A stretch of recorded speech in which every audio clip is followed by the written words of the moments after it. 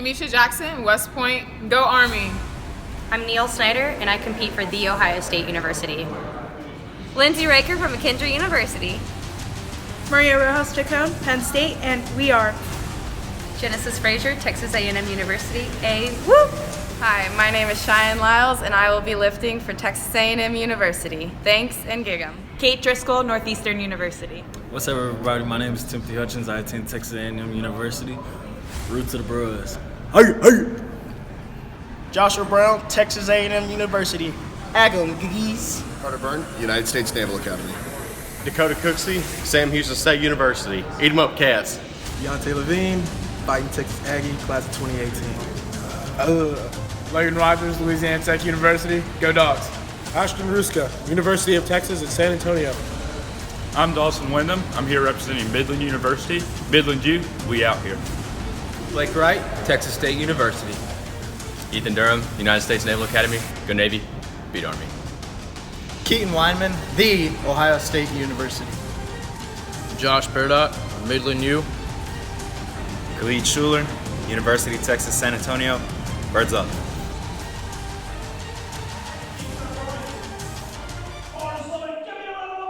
Good evening. Welcome to the 2018 Collegiate Nationals Primetime Day 3. We have the 72-kilogram women, along with the 93-kilogram men, raw and equipped mixed in tonight. I'm Jim Saki. I'm Devin Kumar. And we'll be hosting tonight. First up,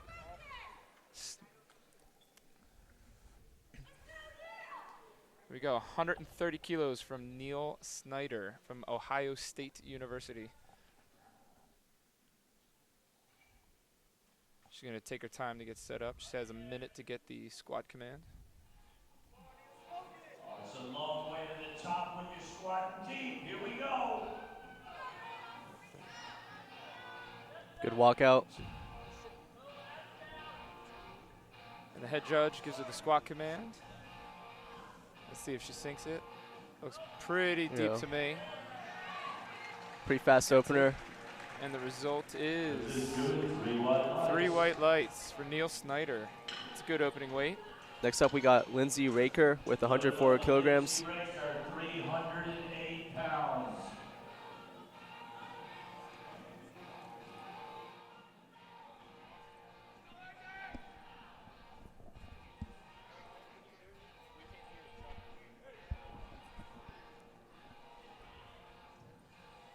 Lindsay Raker, 140 kilos.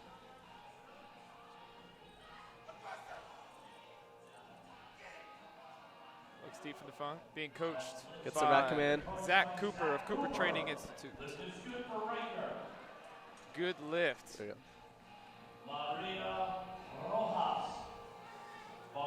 Next up is Maria Rojas from Penn State University, being coached by Connor O'Hanlon.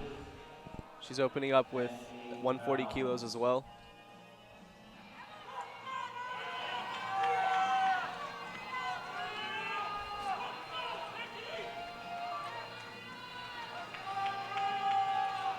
Now, Maria almost did not make it into this competition just because of the fact that her last names are different, slightly different. So on her academic verification, it didn't match up with her USAPL name, so she almost was not allowed to compete. But good thing for her, we got this figured up. A little bit of a grinder, but it's a competitive opening weight for Maria Rojas. 100. Next up we have Cheyenne. She's projected to get first place within her weight class today. She's an equipped lifter out of Texas A&M.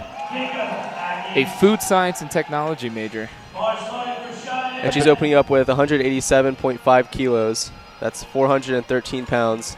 Coached by Ian Bell, also a coach at UT Austin. He won Worlds, 3 years in a row? Oh, he's done a lot. He's won a lot of stuff, yeah. Incredible deadlifter. His last performance was at the World Games over this past summer. Cheyenne's out here using the Inzer TRX squat suit. That's actually my squat suit of choice. How about you? You're an equipped lifter too. Yeah, I like the Super Centurion by Titan and Gold Sigs for my knee wraps. Oh, look at that beautiful depth. Yeah, I think it's a good lift. The judges say good lift. Lift is good.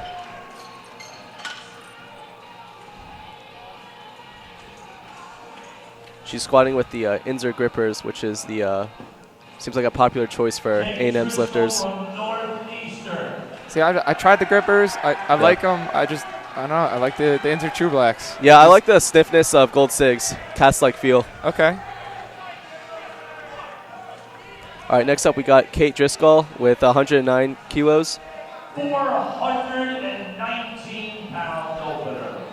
She's taking her time on the walkout. Come on, Kate. 420 pounds on the bar for her. That's some serious weight. Pretty controlled descent. Seems like it's a good lift. These girls doing significantly better. I was looking at the earlier results, and a lot of the girls on, I think it was bench in the 72s equipped, it looked like a minefield. It was so much room. It was lit up like a Christmas tree. Yeah, it was, like 4 or 5 people had bombed. Oh, yeah. I mean, there was I think 2 people that went 3 for 3 on their benches. It was incredible. So we'll see if these girls are a little bit more seasoned. They seem to be off to a pretty good start so far. We have Genesis Fraser. 195 kilos on the bar for Genesis. Coached by Blake LaHue, also a A&M lifter. Nice 3-step walkout. Big air for Genesis. Looked good from the front. And that was no lift. See, and there's exactly why I don't think you should be able to judge height from the front. It's so subjective. You're not at the right angle. If their their feet or their tibias aren't long enough. Next up, we got Cassie Carlton from UT Austin. Getting hype for her opener here. She's opening with 430 pounds on the bar.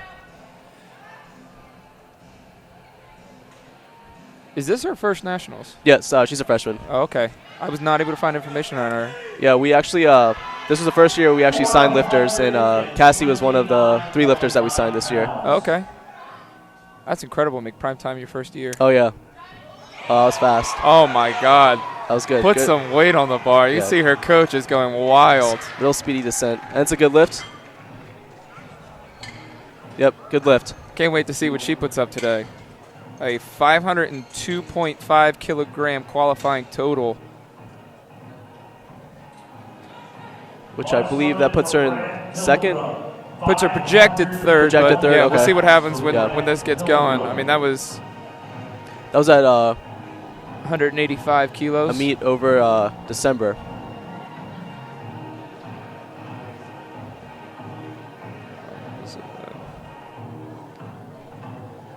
All right, here's our first male out on the platform today. We have Brant Pilgrim squatting 227.5 kilograms, which is 501 pounds.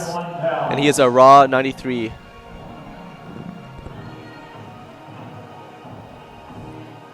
Wonder if we're going to see any 600-pound squats tonight. Oh, we will. We will. We'll see some opening 600-pound squats.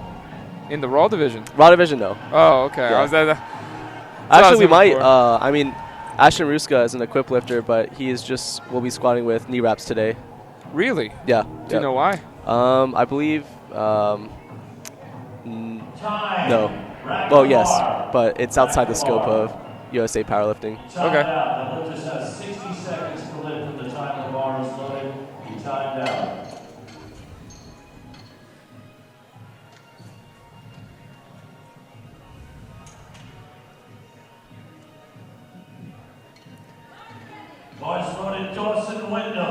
So I believe this is also Dawson Wyndham's first year from Midland University. Oh, okay. Him and his teammate Peerdot will also be seeing, I believe, in Flight B. Midland's, this is, I think, their second year as a program. They actually have a varsity athletics team for powerlifting over at Midland. So they've brought a few guys this year. I think they brought about 20, I think they said. That's pretty good. I think they have 21 here, and they have about 25 on the rosters total. Nice. Looks like a good lift for Midland. Next up, we have. It's a good lift for win-wins. Next up, we have Dante Levine with a 240 kilogram squat. That's 530 pounds. He also did not compete last year's nationals, despite being 24 years old. So I doubt he's new to the sport. Although I have seen him on his feet all weekend here. As TC, I believe he spotted and loaded a couple times. So I'm sure he's a little bit sore, but hopefully he can put up some big numbers today. Yeah, as the Nationals is hosted at A&M, I've seen a lot of A&M guys helping out day and night here. Hip shifted a little to the side, but looks good from my angle. Seemed like a little bit of instability out of the hole, but it still shot up.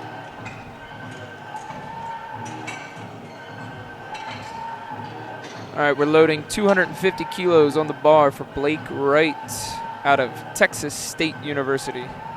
23 years old in the 93 kilo equip class. For Blake Wright, 550 Oh, I'm sorry, the raw class. Our equip lifters are in Fight B today for the men.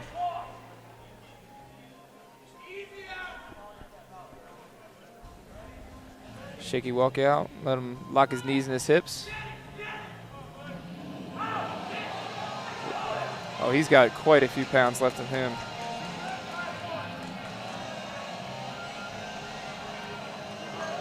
So a good lift for Blake Wright. Let's go back to the top of the flight. Neil Snyder making a 7.5 kilo jump for her second attempt to squat.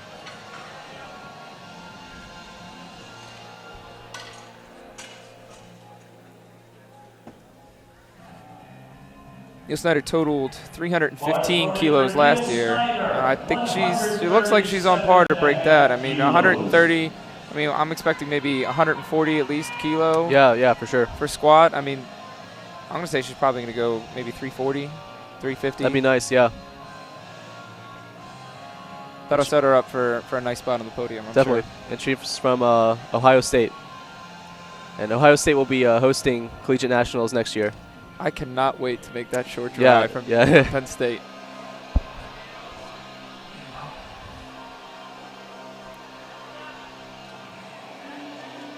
It's nice to see a lot of lifters stay patient when they're walking out. You know, right. I tell my lifters out all the time. I said, hey, you know, from bars loaded to get that commencement, you got 60 seconds. 60 if seconds. you're a raw lifter, I mean, that's a lot of time. Oh, that's a lot of time. Even equip lifting, I mean, if you're wrapped up and ready to go, I mean, Definitely. that's a lot. Usually, I feel like equip lifters usually take a little bit longer to set up.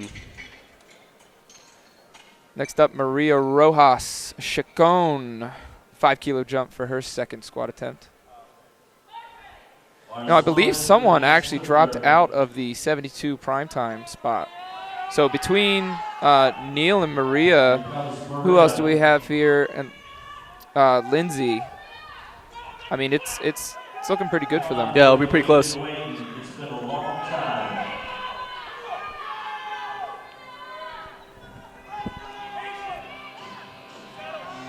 Another big thing with these walkouts, you'll see a lot of lifters making a lot of steps back from the rack, but I mean, really, you just need enough distance to clear those pins. So save a lot of energy, 3-step, 2-step walkout, and executed pretty well by Maria.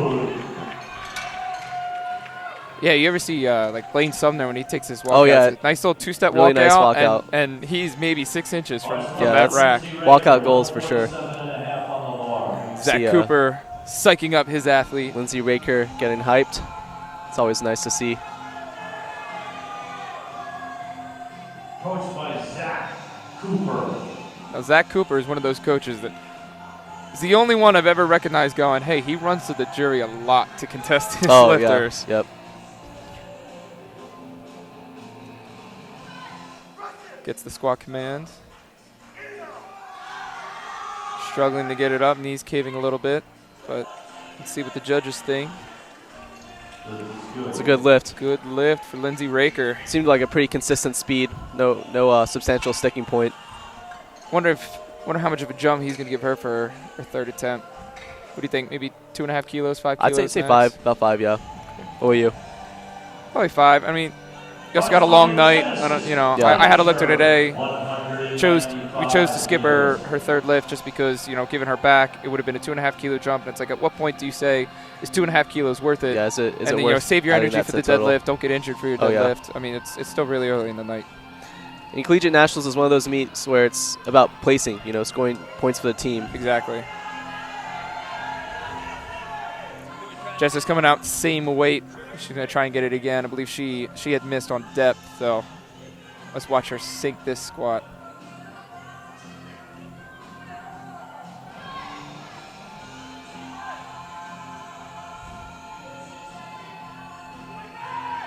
Ooh, a little upward, downward movement. Up and down, yeah. She's still got one more try. Yeah, we'll see what happens on her third. I hate to see that bomb out. Yeah, that's first lift of the night. Although it seems there have been a few bomb outs in the prime times recently. There's at least 2 or 3 last night. Yeah, equip lifting. I mean, you see it. I should say you see it all the time. It's just theoretically it should be way more common equip lifting than than raw lifting. I mean, raw lifting, it's your strength, and equip lifting, it's what did you eat, how bloated, how much do you feel out your suit, how tired are you? I mean, those top end strengths are unbelievable. A lot of different components that can go into it come meet day. She's being coached by Squat Dobbins. And if you see off in the corner there, Scott Dobbins, her coach for this evening, is actually the meet director tonight. He's I believe an electrical engineering master. Yes. So I hope he's graduating soon. And I think he's competing tomorrow night too. Oh, okay. In the 120s. It's a no lift for Kate Driscoll. For Cheyenne. For Cheyenne Lyles, that is. Kate Driscoll's coming up next. 200 kilos. Loaded, Kate Driscoll. Yeah, Scott Dobbins is one of the meet directors, along with Josh Orr, who is, I believe he directed Raw Nets this year. Josh Orr, I'm not sure actually. I know Josh Orr. He handled Collegiate Nationals when it was down in Atlanta about 2 years ago. Okay, yeah.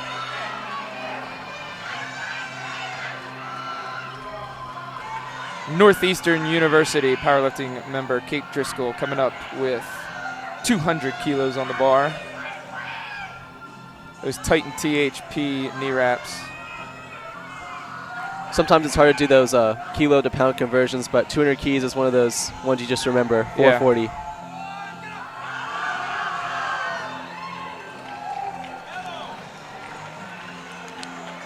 That was a good lift.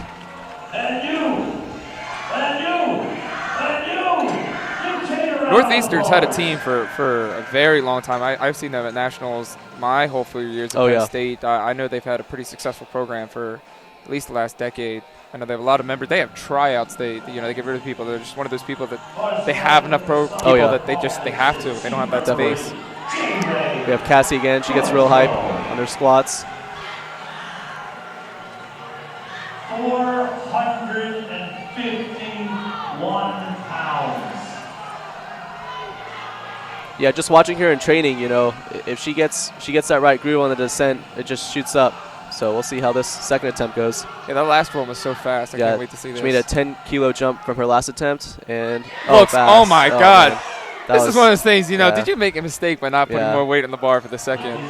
Nice. This is great. She's happy. The coach is happy. She stays real upright, too.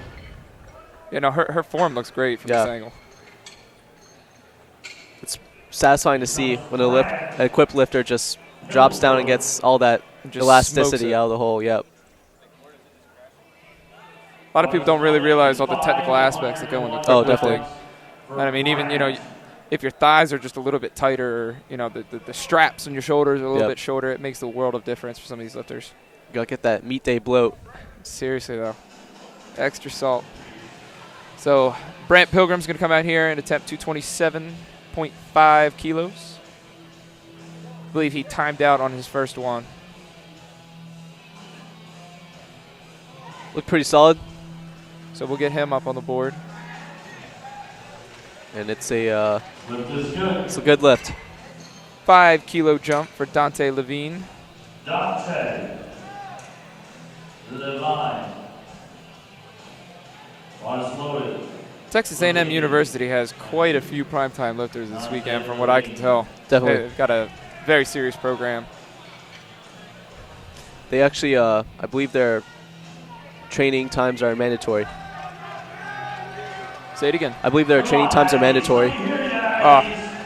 That would definitely set apart some of the better schools from some of the others. Definitely. I mean, at Penn State, we have mandatory times to lift, but the practices themselves aren't necessarily mandatory. We have like one day a week where it is absolutely mandatory that you show up.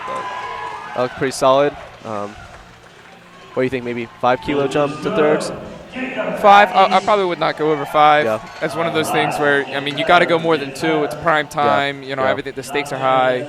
So you want to get more points on the board, but you definitely don't want to, you know, in a spot like this, you gotta almost play it safe. Yeah. Just for now. And it's hard to say when you have some of these lifters have a pretty big sticking point, you know, right out of the hole, but then they will shoot up once they pass that sticking point. So it's hard to tell how much to jump some of those situations.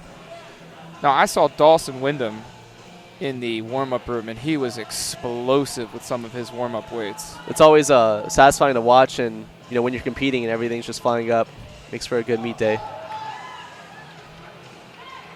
little shaky, but it looks solid. Well, definitely slower on the way up than on the way down, but good lift for him. That was a 15-kilo jump. Let's see what Tim Anderson over at Midland University gives him for his third.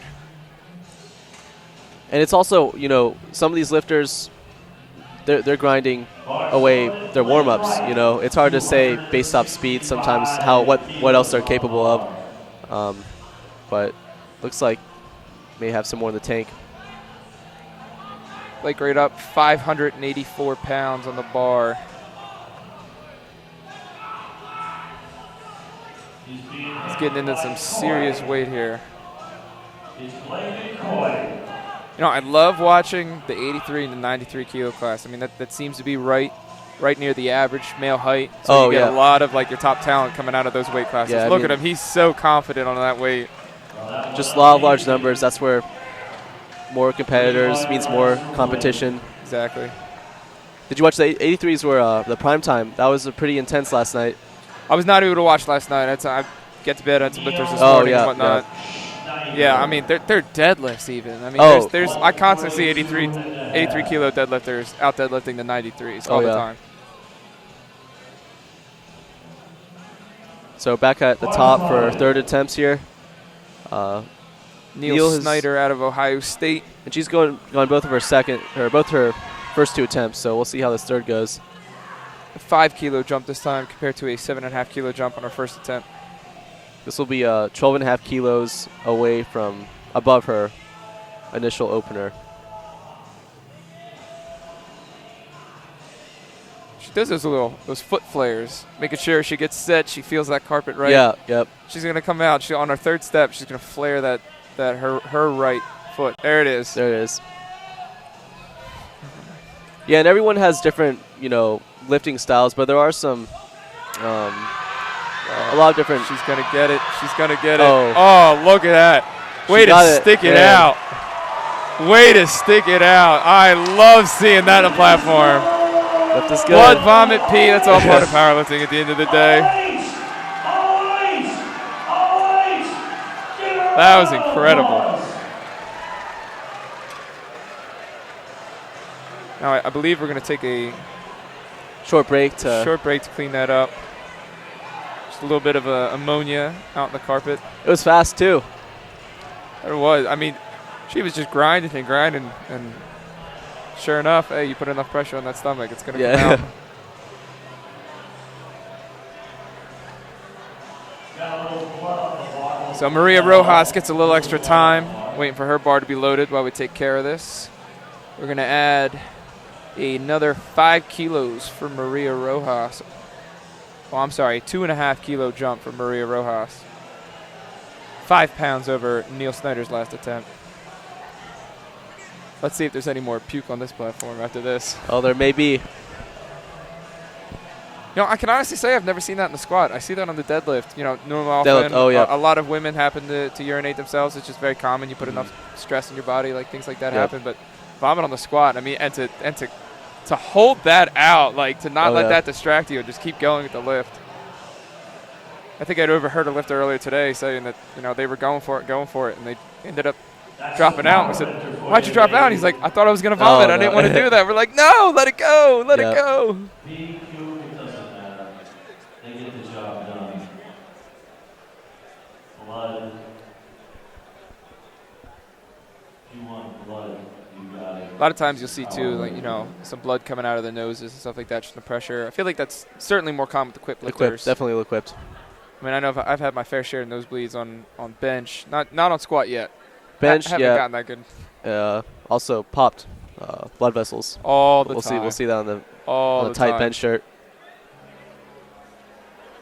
It's almost satisfying, It means my equipment's tight. Right. Yeah. I tried hard today. Yeah. You get to walk away. Yeah. Some people, they come home from work, they got dirt on their boots and dirt on their pants and said, I had a good day at work. They didn't know what they were signing up for.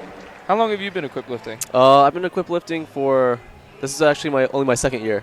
Second year? Okay. Yeah, I'm a sophomore at UT. I powerlifted for about a year and a half prior to coming here. What about you?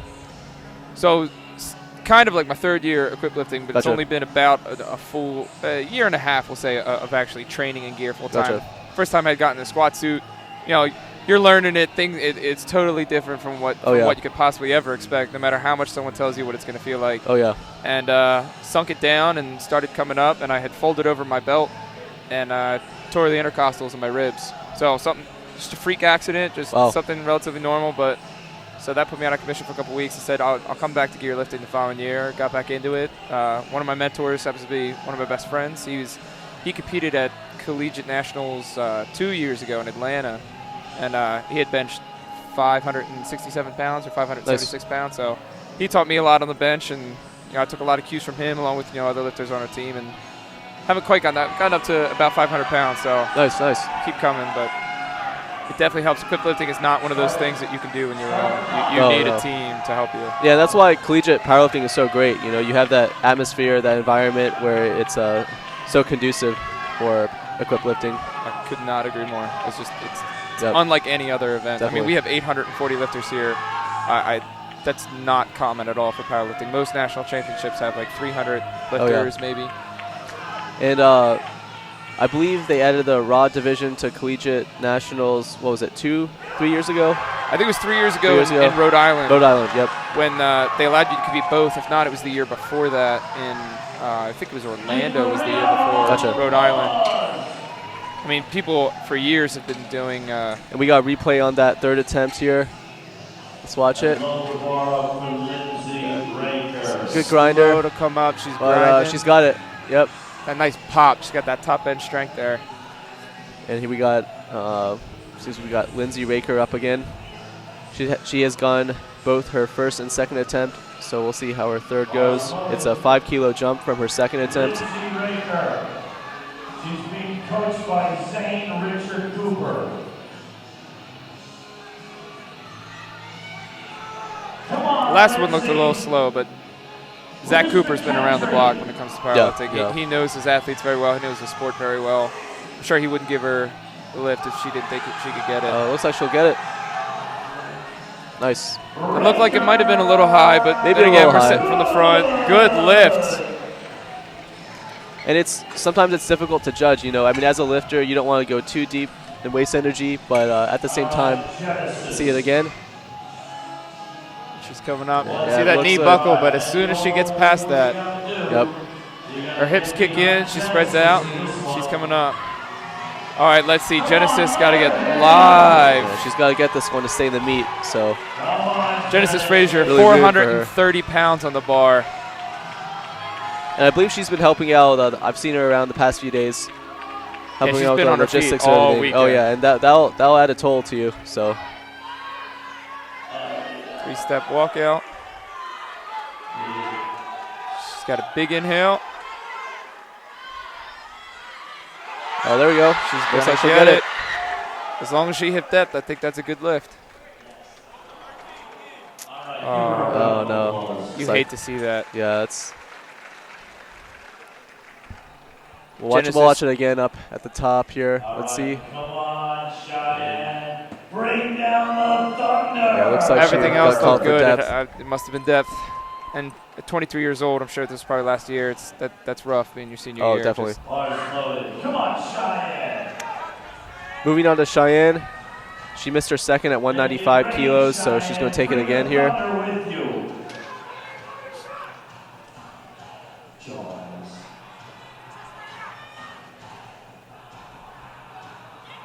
It's funny seeing the manufacturing spread on their equipment. I mean, she's got Nike shoes with Inzer suit and wraps with the Titan wrist wraps. It's like, you know, why did you stay Inzer for everything?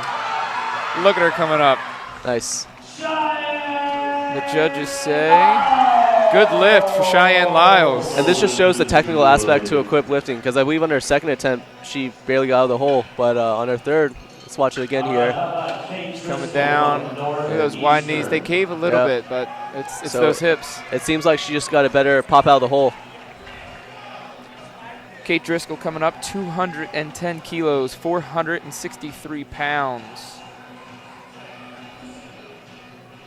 Loaded Driscoll, 210 kilos, 463 pounds. Kate Driscoll so far seems to be dominating the equipped women in the 72. I think it's going to be between her and Cassandra for sure. Definitely. On this one. If she gets this, I mean, it's a 10-kilogram jump. It's not that much. Yeah, it's not uncommon. 3 times her body weight, right on the nose, 70 kilos she weighed it at. Sometimes, you know, with equipped lifting, you know, the weights are so heavy, you know, a 5-pound difference you're not going to feel. Yeah. So 20 pounds, let's see what she does. Particularly with a bench shirt. She's sinking it. Oh, she's not going to get it. Didn't get it. That's one of those things too. You know, what was better, that 10-kilo jump or maybe 5? You know, was that did she misgroove that, or was that a strength thing? With strength, it's like, well, now, hey, I got to make up 10 kilos somewhere. Yep. That's not easy to do. And there's a lot of analyzing back in the back of the platform, you know, comparing against your competitors. What do I need? What kind of jumps do I need to make to get a place, you know? Cassie's up again for her third attempt with 217.5 kilos. This is she is amped. Yeah, she always gets pretty amped. It's a 12.5 kilo jump from her second, and I mean, both the first and second have been so quick. I don't doubt this at all. And she didn't lift in high school? She did. She did she THSPA, so Texas High School Powerlifting. So this is nothing new to her, despite the new school. It's the same sport competing for her. In the USA Powerlifting is new for her. Look at that confidence there. Yeah, she smokes 217 kilos. 480 pounds. Good lift for Cassie Carlton. It looked like she still had some in the tank too. That's always It's a good feeling to keep Watch going with that replay. confidence. Look at her go. Just barely slows down. Yeah, I mean, to go from first to third, I didn't see much of a decrease in speed. So it's be interesting to see what a all-out grinder would be for that. I can't wait to see her bench. She has a good bench. Yep, good squat and bench. So this is a fairly large jump for Brant. I think they're trying to make up for his missed opener. Looks like a 15-kilo jump. But that is only 15 kilos. You know, those first 2 digits, they get changed. Oh, All of a sudden it looks massive. Yep. 435 pounds for Brant Pilgrim.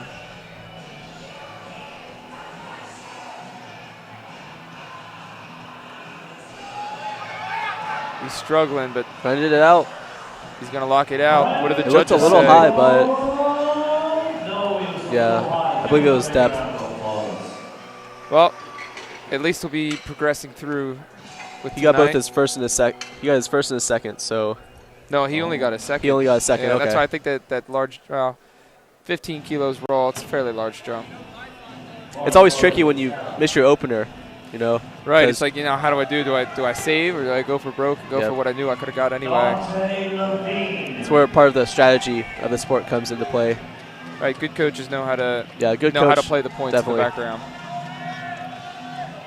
So Dante's making a 5-kilo jump to his third attempt. He started with 240 kilos, so it's just been consistently 5-kilogram jumps. Big air. Looks like solid starting it out. Not bad. Wow, that was fast lockout. I'd love to see him in gear with top end strength definitely. like that. Yeah. Good lift for Dante Levine, 551 pounds. Let's take a look at that again. Just sinks it, Yeah, little sinks it for slow sure. coming out of the hole, and just fires it right up. Next up we have Dawson 267.5 kilos. with 567 pounds. No more changes. Bars loaded. Yeah, in the 93s with a 722 kilo qualifying total, he's 20 kilos ahead on the qualifying totals for the 93s. I mean, that's at what point do you say is he really the favorite, or were some of the other QTs just sunken a little to not look as good? But I mean, if he keeps hitting everything he has been, I think he's surely going to end up one of those top 2 spots on the podium. Definitely. His last one was a bit of a grinder, but we'll see if he can pull through with this one. It seems like he's 567.6. So what happened there was, it seems maybe the side judges didn't see locked out knees, and the head judge could not give the squat command. So he's going to try it again. Seems like he has a bit of time left. Yeah, so he didn't lock out his knees to get the squat command.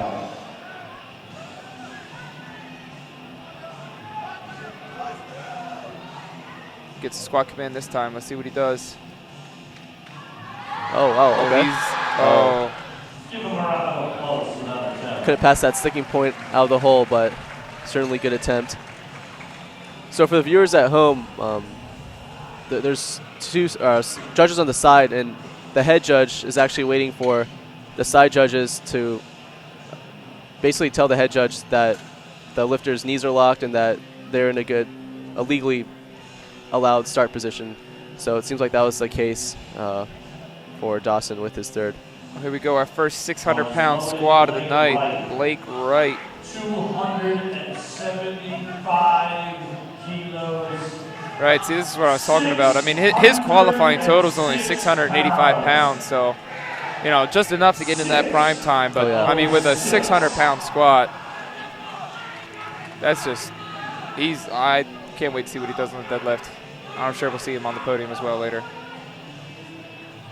He will actually finish out our highest squat for this first flight and for the raw male 93s. And it looked pretty good. Let's see what the judges say. Judges give it to him. 606 pounds for Blake Wright, finishing out our first flight of the evening. We're going to move on to Flight B, consisting of the equipped 93 men, as well as both equipped and raw 105 kilo men. And I see a 900 kilo qualifying total from Ashton Ruska out of Texas A&M. Oh, I'm sorry, out of UT San Antonio. Yeah, so Ashton is a beast. I'm also looking forward to Caleb Lambert's performance today. Another UTSA student. We'll see him go head-to-head today. Keaton Weinman, 540 pounds on the bar. And he is our first 105 kilo lifter to lift today in prime time. Hailing from the Ohio State University. And so this is the start of our second flight today. Prime time tonight will consist of 2 total flights.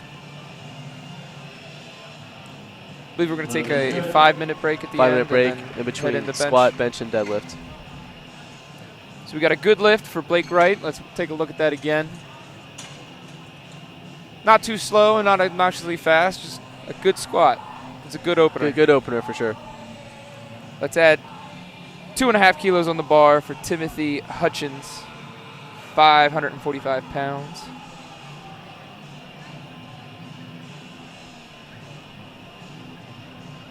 I believe the head judge has called a bars loaded, and we're just waiting on the lifter to show up. They have that 60-second window. And for raw athletes, I mean, you don't really only need 15 seconds to, you got full use of your knees. You're not all tied up. You can just walk out there, take your 3-step walk out, and get going.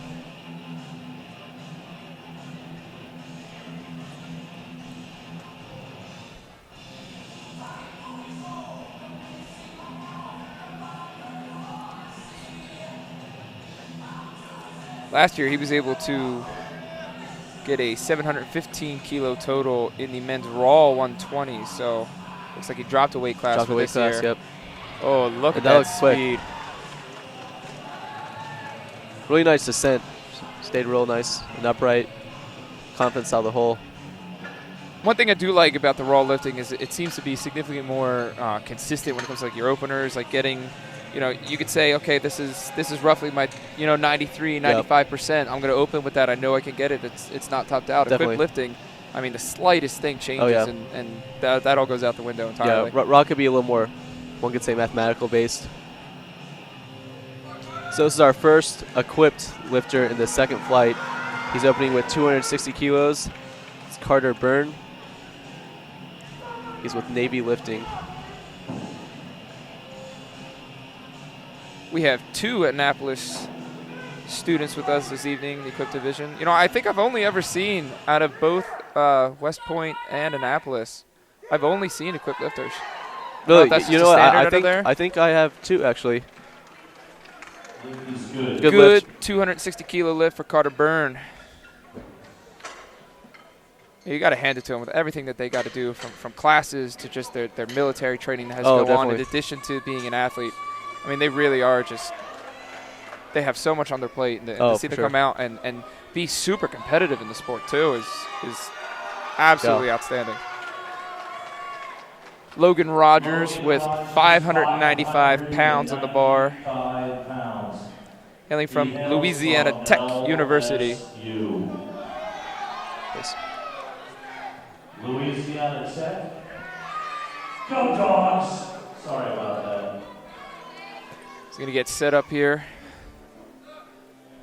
wearing the Titan Centurion squat suit. A little wobbly on the walkout. He's going to settle himself.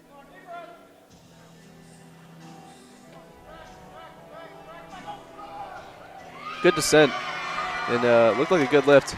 Taking his time on that rack command. He's like, definitely. I want to make sure I heard it before I even attempt to step that foot. You want to make sure sometimes that there's no doubt. Moving up another 5 kilos to AJ Alvarez. So our first 600-pound squat of the day. Bars loaded.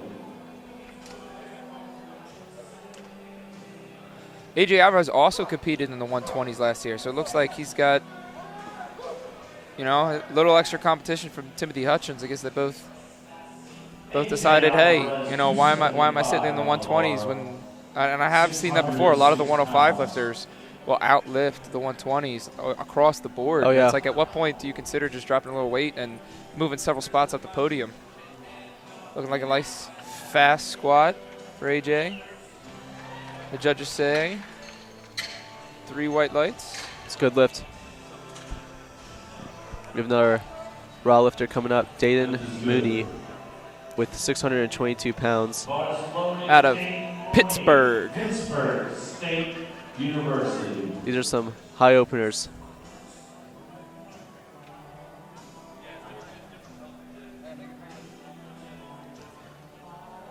He's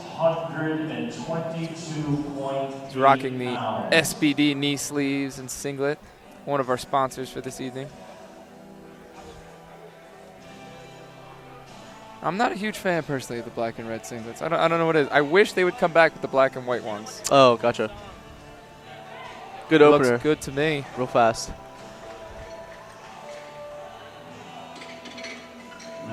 Moving on to Ethan Durham, opening up with 285 kilos, 628 pounds on the bar. And Ethan is an equipped lifter.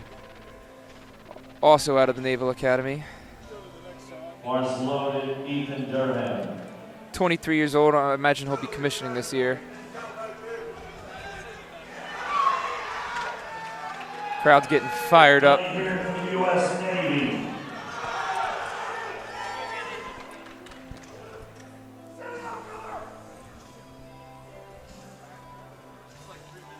He's getting set.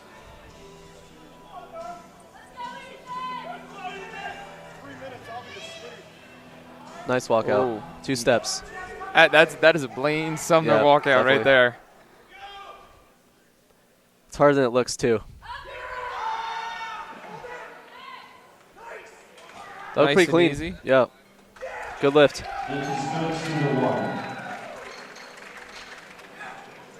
Kevin Cooksey opening up 634 pounds on the bar.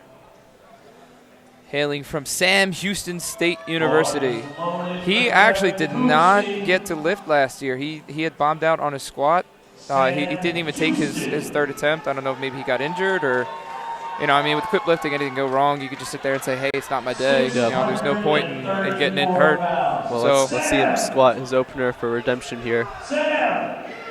Coached by Michael Haffenbrack out of Sam Houston.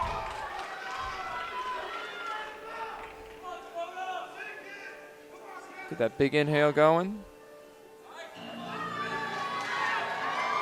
Looks like he'll be in this year's competition for sure. Judges say good lift. Shaking his head there a little bit. I don't know, maybe he felt a little misgrooved, a little heavy.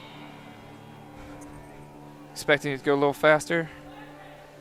Bars loaded 639 Jason Peerdot, Joshua Peerdot. I was talking to his coach, Tim Anderson. He said that this is his first year at Midland. He took a year off, and he is just hungry. He's hungry. He wants his first place for his first year, take his 4 years of eligibility in USAPL. And, I mean, when you're in prime time, your first year, just like we're talking about with Casey, that's just incredible. You think how much farther you're going to go. I mean, you're talking world team. You're talking many more competitions to come. A little sticky. Yeah, but, I mean, good speed out of the hole, but a good lift. Next up, we got Caleb Lamberth out of UTSA. And Caleb's going to chase down first place against Ashton. He's opening with 650 pounds. It's 295 kilos. He got 6th place last year in the 105s equipped. So he cut down a weight class. Yeah, dropped down. That's not easy to do. Again, I know we keep talking about all the things we equip lifting, but I mean, you're talking about a whole new suit, whole new shirt with that much weight change, or at least heavily altered. Definitely.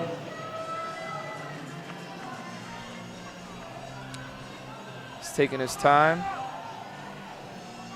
650 pounds in the 93 kilo class. Those at home, 93 kilos roughly equates to 205 pounds.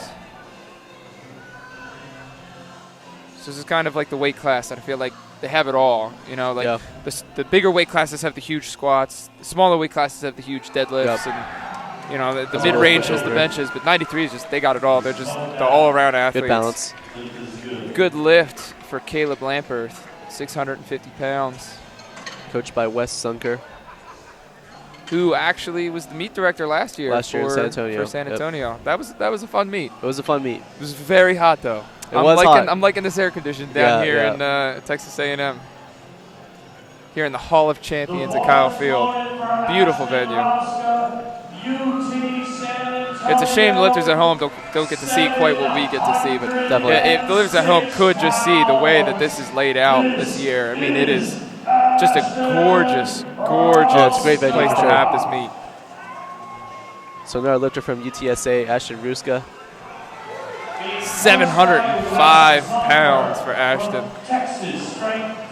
Ashton is just one of those beasts, It's just crazy how strong some of these guys are.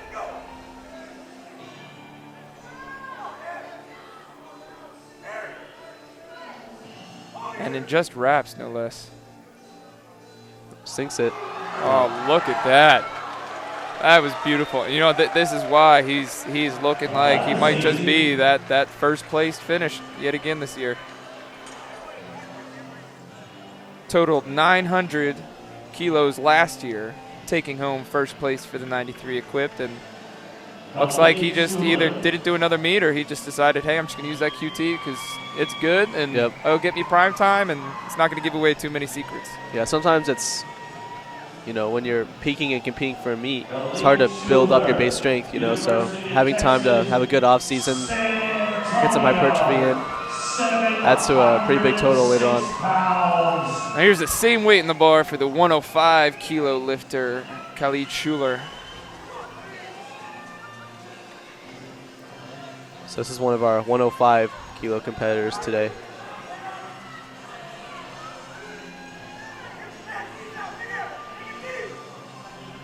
Let's see, sink it a little bit slower on the descent.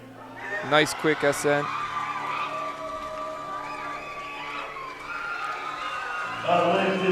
Good lift for Collegiate Schuler.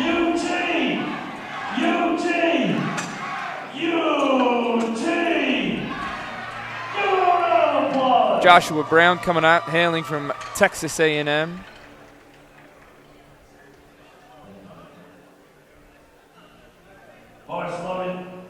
I was talking to him in the back the other day too. He's one of those guys who's just super nice. You know, he just wants to be helpful. It seems like, you know, the rest of his team loves him.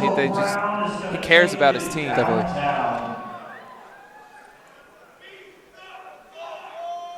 727.5 pounds for Joshua. A little bit of a wide stance. Yeah, pretty wide stance. Wow, that was deep. No question good. on depth there. And it was fast, too. 3 white lights for Joshua Brown.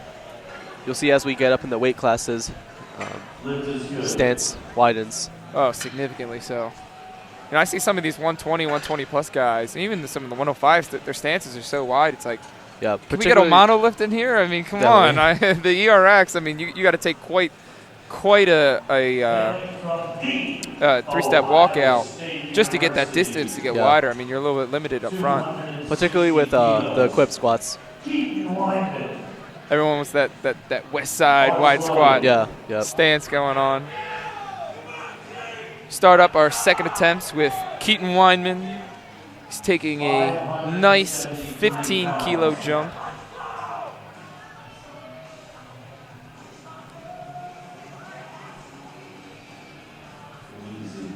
You know, I always wonder how some coaches, their opinions on taking, say, I mean, he might come back and take a 10-kilo jump on the next one. So 15 and 10, it's like, well, you know, what was better, taking the 15 and the 10 or just take 2 12s and just have the weight consistent? Yeah.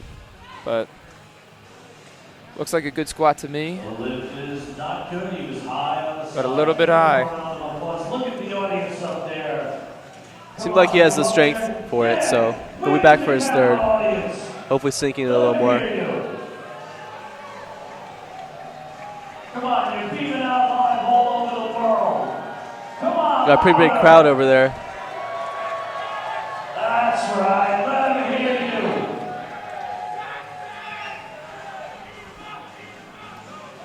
Timothy Hutchins, 573 pounds. Wait till I give you the signal.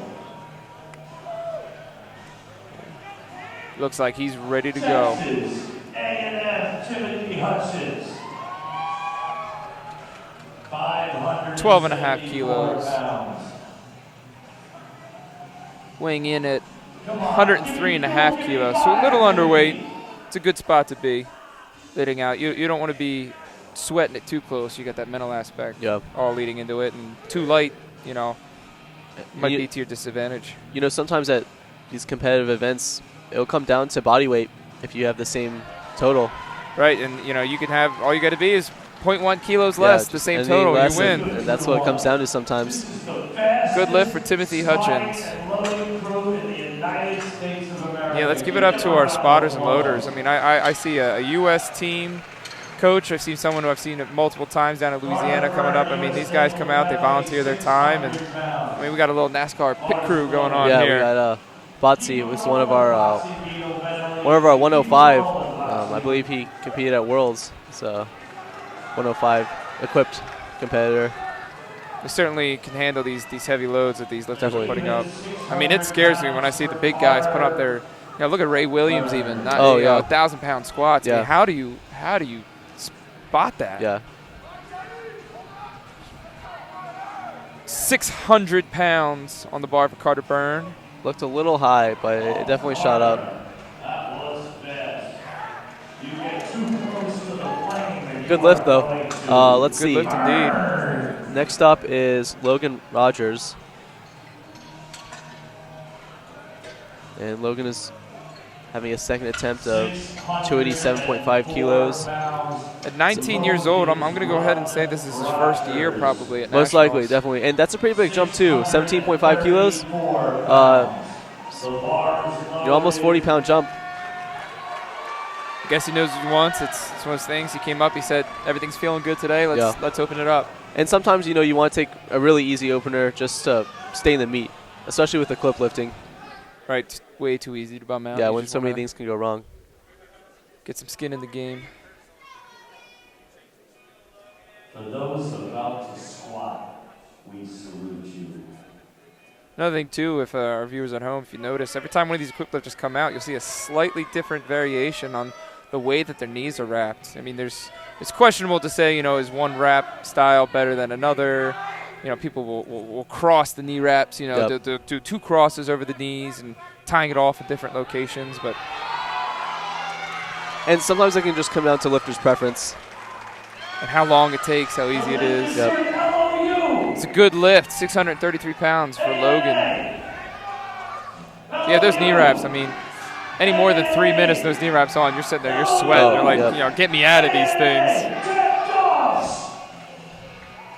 So, I mean, I know I prefer, I'd say, hey, look, my suit will help me out enough. My wraps are there to help me, but get me on that platform as fast as possible. That's what I'm going to do. I don't want to be sitting too long in the knee wraps. Just get it tight, get it going. AJ Alvarez coming up, 633 pounds on the bar. He had a pretty strong opener. 12.5 kilo jump to second.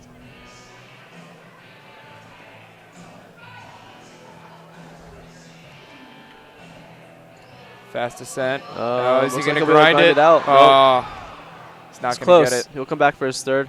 See what happens. So we'll see if he's actually going to take that again. Or, I mean, I see sometimes people say, like, hey, I want those 2 more pounds. I think that was just misgrooved. Yeah. They'll come out, they'll jump it anyway. I think the safe thing to go there is either, I got some skin in the game with 275. I'm going to save my energy for bench and deadlift. But with raw, it's like, you know what? You might as well just try it again. I mean, what do you have to lose aside from your spine? Ethan Dern up, 645 pounds on the bar out of Annapolis, Maryland. And you'll see such a wide spectrum of, how some lifters stay very calm, other lifters get really hype, and it's such a huge variance between the two. I mean, I've seen someone graduated Penn State, Doug. Can't remember his last name, but people at home will know Doug. He's the calmest guy. He just sits back and goes, I don't get hype. He's like, I'll sit here and I'll have a conversation with you, no problem. And and I mean, I don't get that. For me, I like to get hype. It's easy to get in your head with some of this stuff, especially as an equip lifter. So sometimes you just have to get hype and forget it all. You got to get in that zone. Yeah. No lift for Ethan Durham. At the same time, though, when you get too hype, you lose technique cues, and you'll come out and you'll just skip stuff. You forget to cue up on yourself. Yeah, absolutely. So it's about finding a happy middle ground. Everything in moderation for sure. Just another technical component of the sport. Next up, we got Dayton Mooney. Another 645-pound squat. Seems like we might see a. You think we'll see a raw 700-pound squat today? Oh, I would love to see a 700-pound raw squat. And especially, I mean, for here, this is a qualifier for the World Championship. I believe for the equipped lifters, not for the raw. But for those equipped lifters, I mean, here, if they want to get on that world team, they got to go all out here. And what a better place to do it. Looks like a good lift for Dayton Mooney, 645 pounds.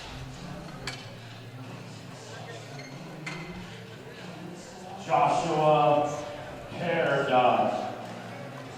Peerdot coming back up for a 10-kilo jump. It's a little slow, a little sticky on that first one. This is our second lifter from Midland we've seen this night, I believe. They do. I mean, when you have a school where it's a varsity program, you get the scholarships, you get the recruiting aspect, you would hope to see a really good team show up, and that's exactly what Midland has done. Tim Anderson's done a lot to get that program together, even trying to create new rules for the collegiate committee to like, for example, we just passed the letter of intent actually holds validity. Most sports or most other sports in the NCAA, good grind. You sign the letter of intent, you're not playing at another school anymore.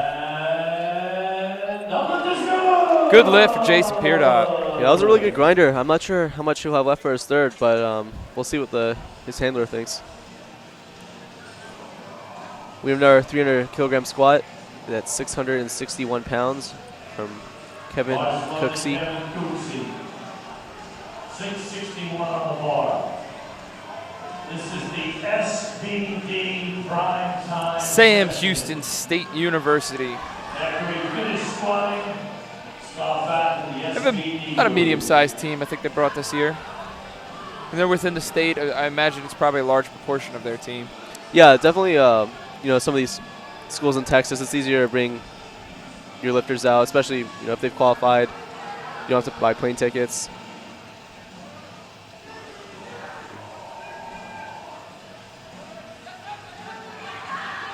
Oh, good look grind. at him go. Yeah, that was good.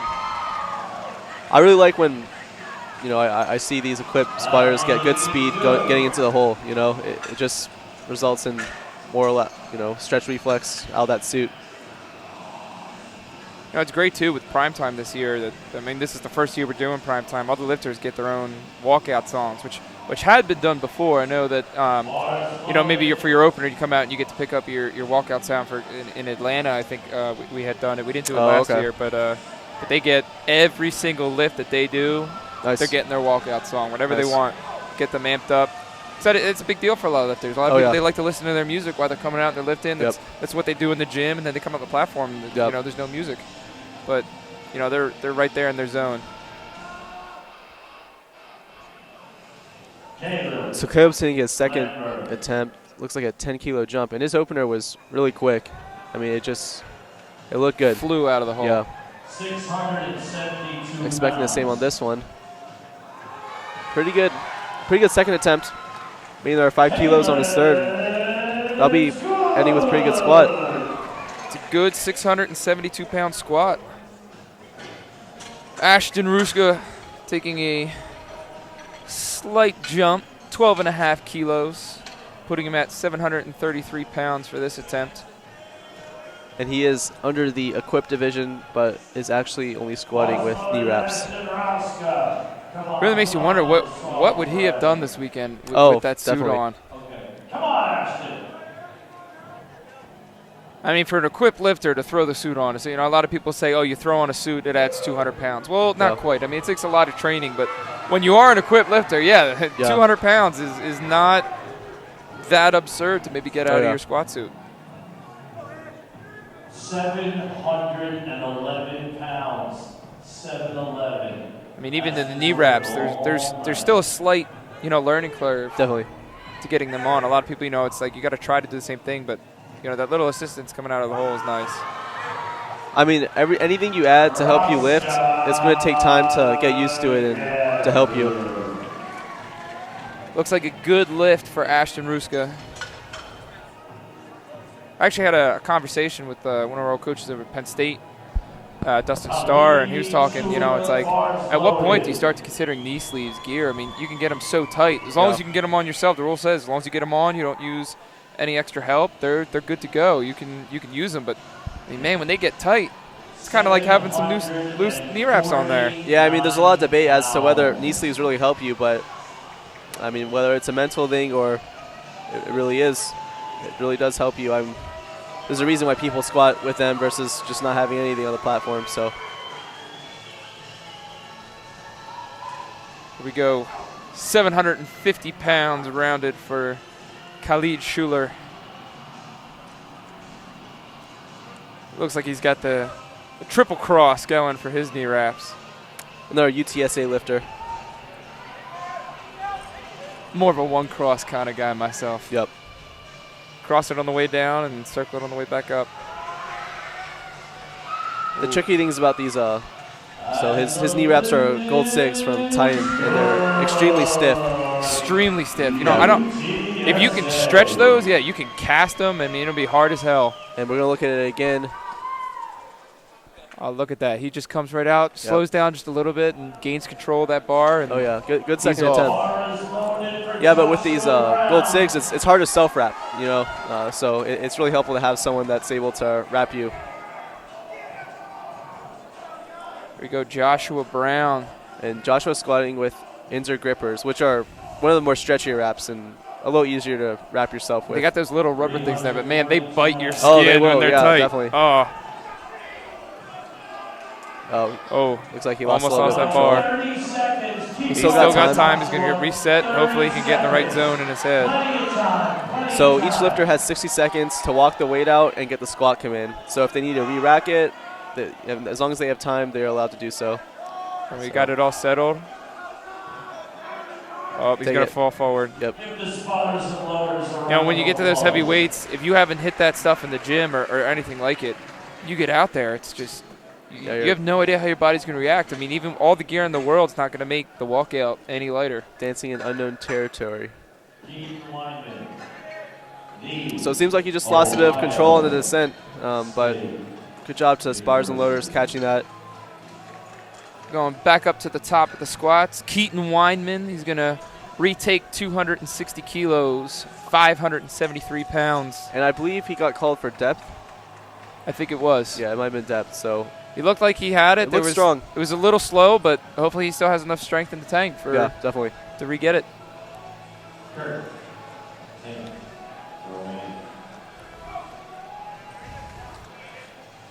Head referee gives a bars loaded command.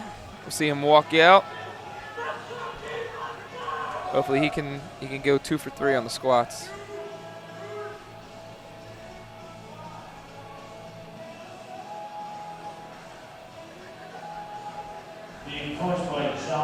I feel like in the last 10 years, the number of people who have bought Nike Romalios for lifting shoes is just, it's got to be 100-fold. I mean, it just seems like every lifter has got them, even a lot of the equipped lifters. And his squat is good. They gave it to him this time, so he'll walk home with a 260-kilo squat.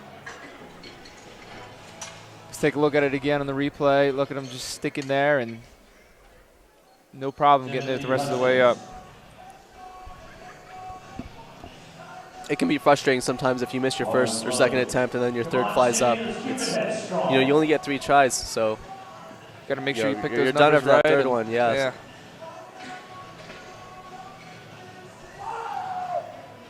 A little bit of a smelling salts. Oh, yeah. Gets the lifters real fired up.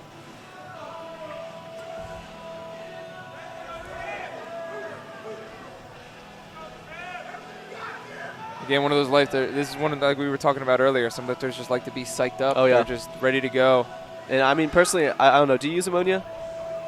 For the third attempt, yeah, a big attempt. Definitely. What needs to go. Helps maybe if clear my mind. Sometimes you get distracted, and it really helps you just regain focus on way. It's just like it's just like nothing else happened.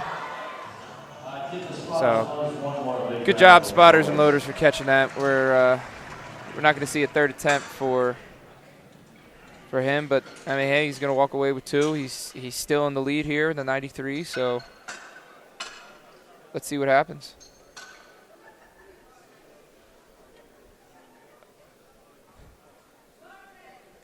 All right, we have Carter Byrne. Let's see if he goes 3 for 3 for squats tonight. It's like a 7.5 kilo jump for him. 630 pounds.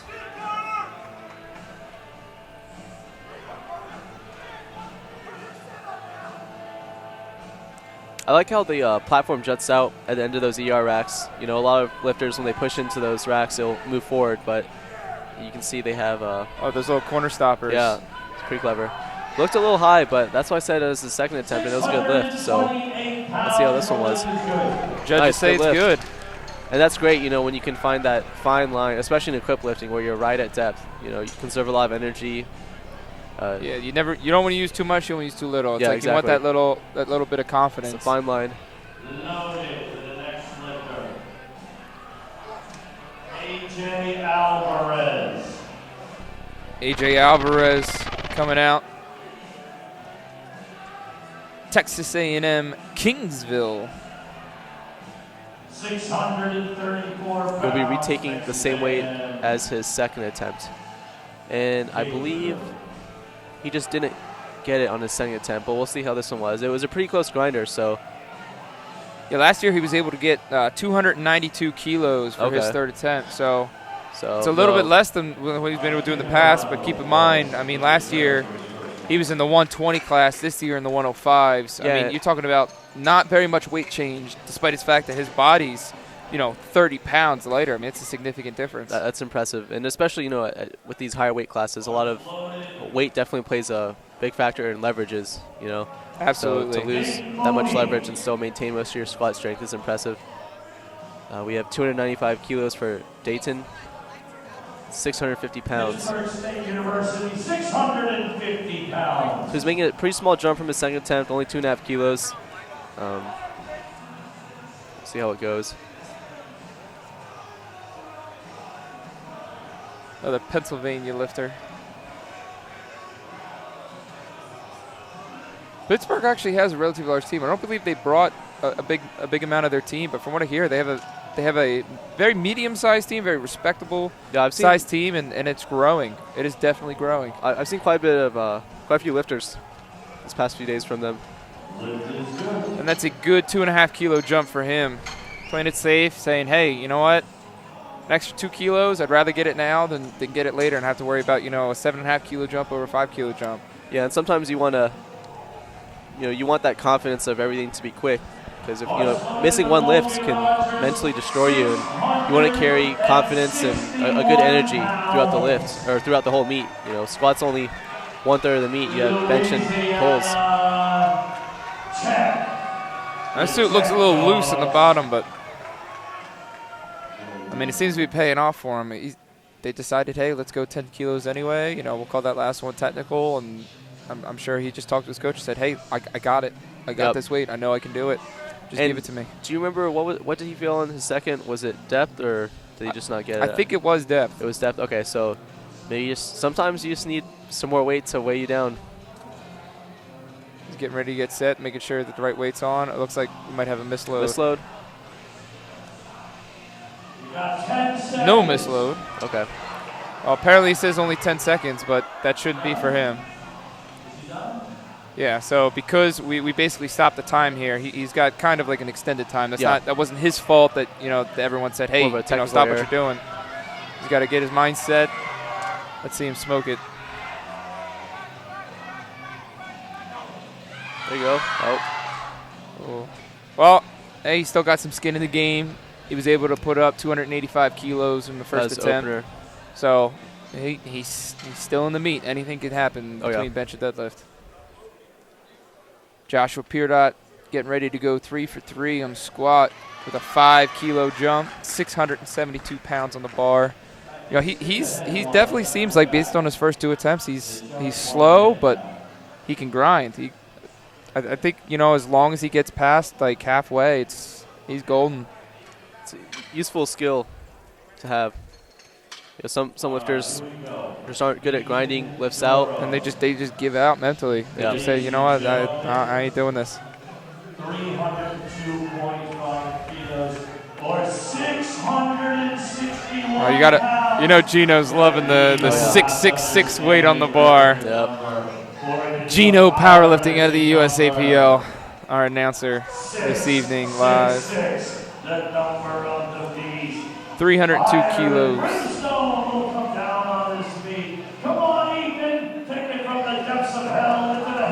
Again, another 10 kilo jump. If he misses it, he'll be right back there with 285 with Logan. Oh, look good. Oh, but looks like he's going to get it. Yeah, it looked deep enough too. So is that successful? 17 kilos over his opener. Good lift. Yep. It's just satisfying to watch, missing. Let's watch that replay again, and just little stickies. Just got to get his, he's got to get control of that bar. And it's funny too as these weights get heavier. I mean, you're a lot of the guy, Ray Williams, Blaine Sumner, Dennis Cornelius. I'll say, like, we're only using a 45-pound bar. This is not a 55-pound bar. When you put that weight on there, it whips. Like, I don't care how stiff the bar really is. I mean, it's just like at some given weight for these bars. You see like in the I think in the USPA they use a slightly different bar. I know in some of the other federations they use a way stiffer bar. Yep.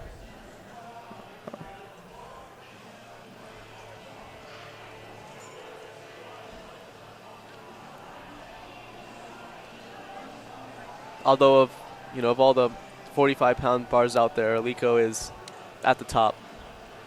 I do love a nice Eleiko bar. Definitely. I've yet to use one of the Rogues. Yep. Texas A&M head coach Chubo Fisher, wherever you are, thank you for letting us use this beautiful facility. Give Chubo Fisher a round of applause.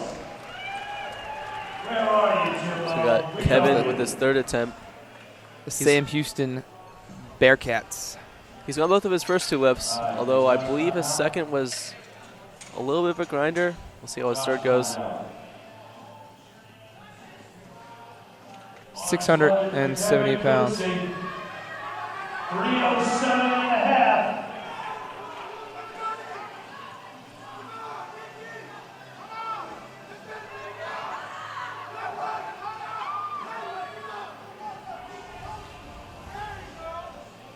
Nice 30 lockout.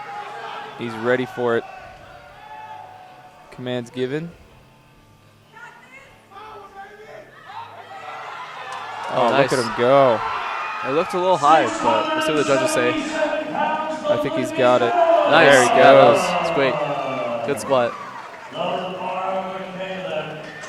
700 pounds for Caleb. Let's go ahead and throw 317.5 kilos on the bar for Caleb Lamberth.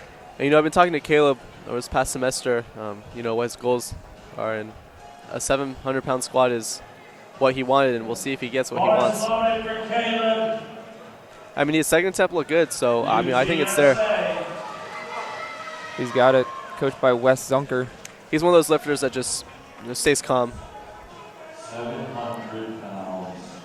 He's also another competitor last year, competed in the higher weight class. He was over in the 105s last year. He was able to secure 6th place. I mean, theoretically, if we're here in prime time, you'd expect him to place among the top 5, depending on some of the other competitors did earlier today. Let's see if he gets this 700 pounds.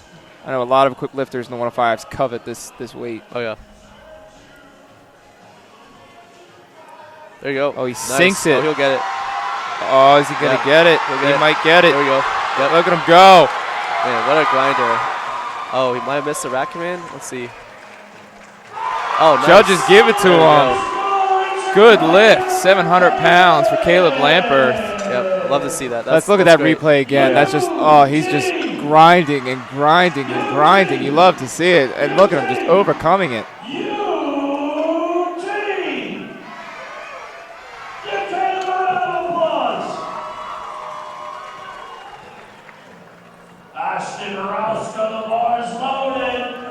Ashton Ruska, 340 kilos, 750 pounds on the bar.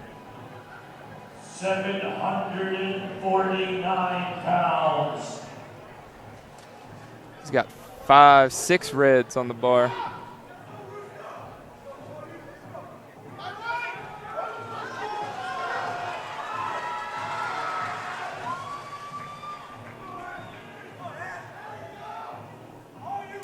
Able to secure his first 2 attempts. Let's see what he does in this third. 7.5 kilo jump. Both of his attempts have looked really good, so I would not be surprised if this was just as fast.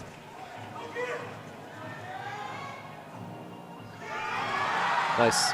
It looks like solid attempt. To me, his elbow might have touched his knee a little bit, which isn't necessarily loud, but he was a little bit high. A little high. They called him on depth anyway. So our last squat of the evening is going to go, or our second to last squat of the evening is going to go to Joshua Brown, 755 pounds on the bar. It's a big squat. Only 7. Seems like he missed his second attempt. 342.5 on the bar for Joshua. I think for him, it was just, it's about that bar control. He's just got to get under it, keep it stiff, and he had bit of trouble with the walkout. Keep his balance on. Let's see if he's able to secure it. It's just hard, you know. I mean, just the sheer amount of weight, you know, and when you have so much support helping you unrack, it's just mentally difficult to. And he's one of these guys too. If you see the racks pitched in for him, just so even though his hands are inside, it keeps the bar from snagging on the way out and getting him off balance. Look at him go. I think he's got it. Yep. They give him the rack command, and the judges say, good lift. Nice shot. Yeah, and sometimes, you know, by putting these racks in, it allows for a shorter walkout because the bar can rotate more. Right, and then you get that with that much weight. I mean, as soon as you start rotating, it takes a lot of it's all those tiny muscles that you got going on trying to bring it back. Everything counts at this level. So we've got our biggest squat of the evening with 350 kilos. That's 771 pounds. 772 pounds. Now this would, you know, this is going to put him in first place for the 105s. Yep. So it seems like we've got Ashton Ruska in the lead for 93s equipped, and we have Khalid in the lead with 105 equipped. I'm not sure who had the highest squat for the raw. It might have been. Let's see, was it Joshua Peardo? I think Josh Peardo does have the highest squat so far for the raw team. Now, if he doesn't get this, he's going to drop to second behind Joshua Brown. If he gets it, he'll be in the lead by 7.5 kilos. Solid lift. Head referee gives him the rack. Look good. Oh, it's a no lift. A little high. So he'll drop to second place for the 105 equipped. As we head into the bench, we're going to take a 5-minute break. And we'll be back with the 72-kilo women and the 93-kilo men raw for the bench press.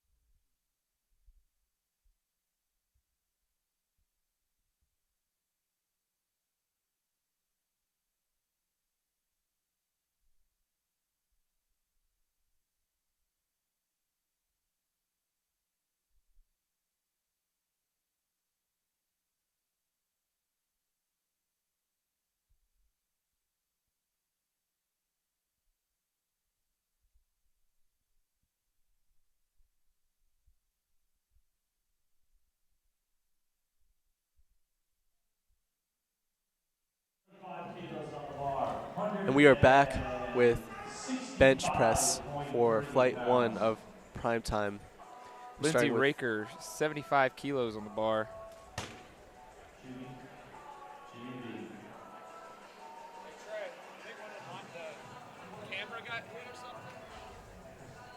Lindsay Raker, coached by Zach. So the commands for the bench press are start, press, and rack.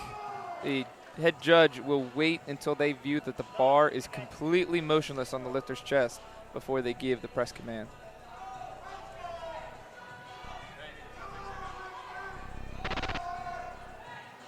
Not a super long press command, just, just enough. Yep. Right there. More of a narrow grip. Max width for USA Powerlifting is index finger on the ring. So you can see there are rings on the outside of those bars. Maria Rojas Chacon, opening up 77.5 kilos, 171 pounds on the bar. Yeah, and similarly to the squat, the head judge in the bench press is waiting for the side judge to kind of notate that the lifter's feet are on the ground, their butt's on the ground, their elbows are locked, and once they've signaled that that's ready, then the head judge will give the start command. And what the head judge is looking for the press command is basically that the bar is motionless on the lifter's chest. So there isn't any kind of time it needs to stay on the chest, just to where it, just like that, just to where it's motionless. And so a lot a good of times opener. You see some of the lifters, they fly it down onto their chest, and then there's an issue because then it's got to sit there, it's going to wobble around. Yep. Yeah, sometimes having a little bit of a slower descent, might yield a faster press time, but at the same time, you're expending more energy with a slower descent. So just another technical aspect of the sport, messing around with what works, what doesn't. Next up, we got Neil Snyder from Ohio State University, 80 kilos on the bar.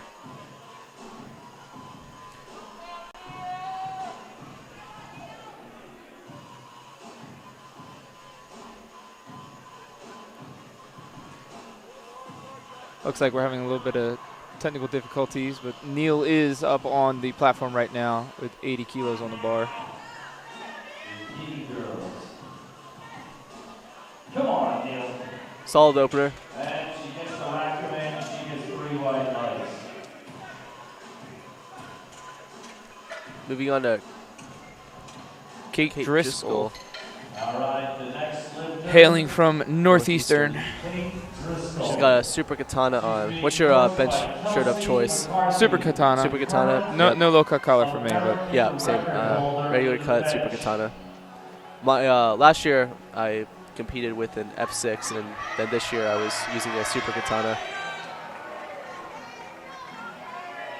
Kate was able to secure 4th place last year down in San Antonio. Her best bench last year was 112.5 kilos, missing 115, and here she is opening 110, so I'm sure she's ready to break that PR. Get a PR for sure.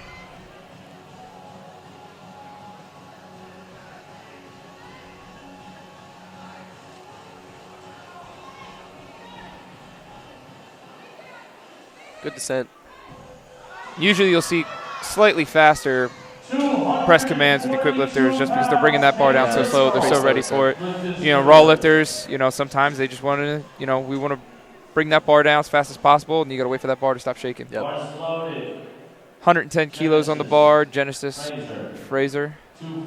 Although, despite her missed lifts, yep. She says, you know what, I'm in prime time, I earned my spot, I'm going to make the best of it. Definitely. At this point, it's just, it's more just about completing the lift, or completing the meet. And go out and get some PRs. Yeah. You spent, 8 to 12 weeks peaking for this meet. You're not going to stop just because you didn't complete your squats. Especially for her, if it is indeed her senior year. Yeah, you want to go out as strong as you can. What a great venue just to lift it all, And ooh. A little bit misgrooved. Yeah, a little bit. Look more of a misgroove than a strength issue. So we'll see what happens on her second attempt. Next up, we got Cassie And Cassie's squats went great, so we'll see how bench goes. Cassie's definitely, she has a good bench, so good bench and squat. Cassie opening so far with the 112.5 kilo bench, significantly higher than her competitor so far. So it seems we're going to have Cheyenne after this with a 2.5 kilo jump. So Cheyenne and Cassie should go head to head with the bench as well.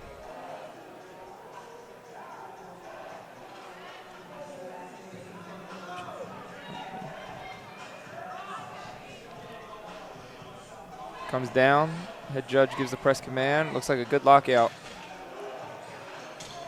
3 white lights. Man, she's quick in the squat. She's quick in the bench. Yeah, she's in for good meet tonight. Next up, we got Cheyenne from A&M. She got 2 of her attempts on squats. She came back under third after missing her second. Great way to get that confidence back going through the rest of the meet.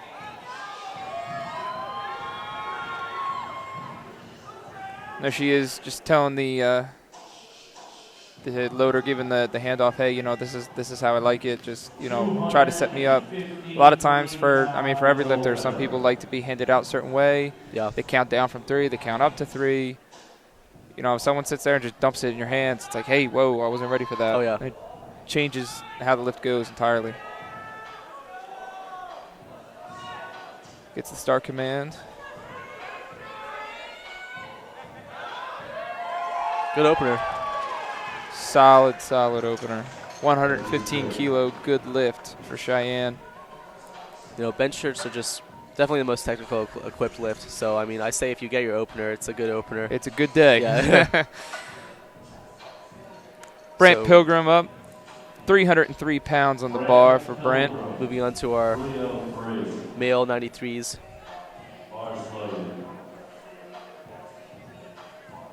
So Brent finished with his second squat attempt, which was also his opener. We'll see how bench goes.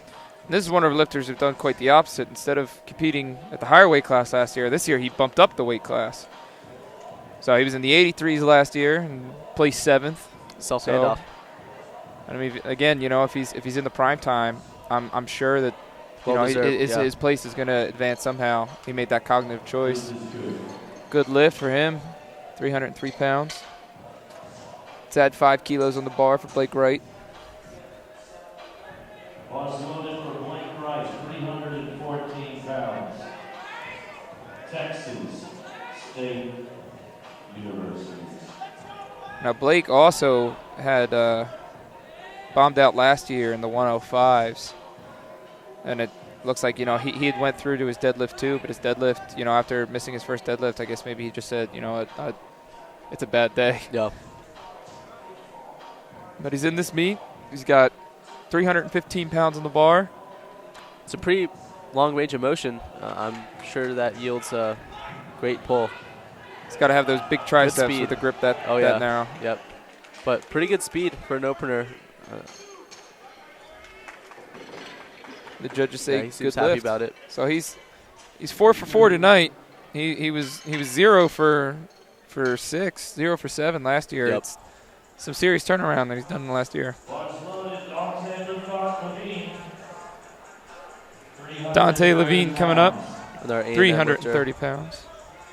And I believe this was his last year, correct?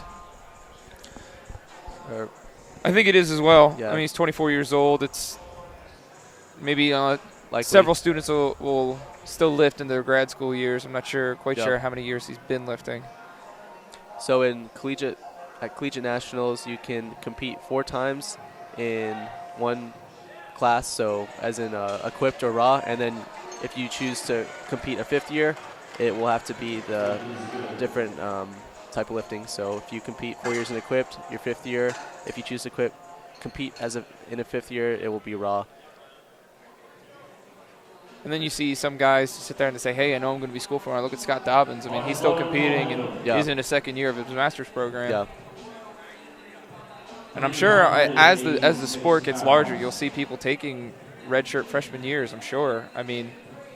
it's when you have people coming out, like you have Dawson Wyndham, you have, or we were talking about Joshua Peerdot earlier. I mean, he took a whole year off. Whether that was for powerlifting now, it's a different story. But yeah, and if you're winning states and then you come to collegiates, you're going to win. I mean, if you know you're going to do grad school, it almost makes sense to maybe take a year off and come back for the highest total you can your last year. So it was a good lift for him. Good opener, yeah. We're going back up to the top of the flight. Second benches, starting off with Lindsay Raker, 176 pounds on the bar. Coach Zach Cooper giving her a few last-second pointers, some cues to go out there on the platform with. Again, plenty of time to get that start command.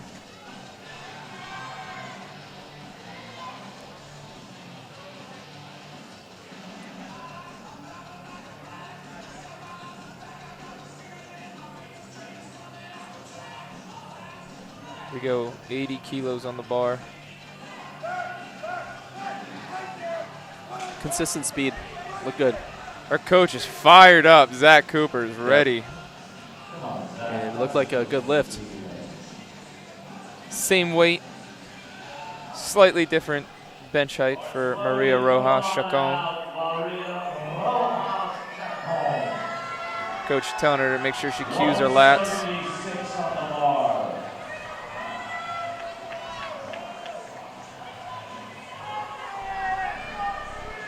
And Maria's just been training so hard for the last couple of years. She came out her first year over Penn State was 2 years ago, and I'm pretty sure she medaled. It was her first year ever lifting. She had lifted equipped. She did great. I think she got third or fourth place. Nice. And then last year she decided, she said, hey, you know what, I want to try raw. Last year she competed in the 84s, and she got fifth raw, if I remember correctly. And this year we're hoping for a gold medal. Nice, nice. Look like a pretty steady second attempt. Much better. 2.5 kilos, making sure, hey, you know, let's get a bench in, and maybe we can add a little bit more weight for the third attempt for her. But Neil Snyder now, 5 kilo jump from her first attempt. You know, one thing you'll see with bigger, when you're talking about bigger weight, the jumps are going to be bigger, but when you're dealing with smaller numbers relative, you're looking at smaller jumps, maybe 2.5 kilos can be a pretty significant jump. It could be, 5% of their opener, especially in like the lighter weight classes. It's crazy just how much of a difference that makes. So as, I mean, where a 5 kilo jump, maybe, you know, what, 5% here, that same percentage jump at a higher weight is significantly more. Right, I mean, last year she was able, a little sticky. Let's see if the judges like call up and down.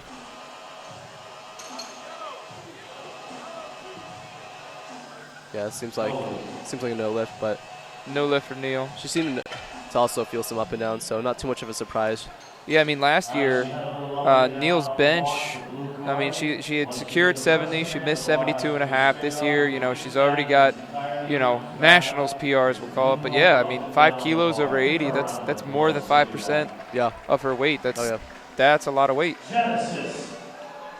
So Genesis has missed her first attempt, but I believe it was more of a misgroup. So we'll see if she can correct her bar path, and we'll see what happens.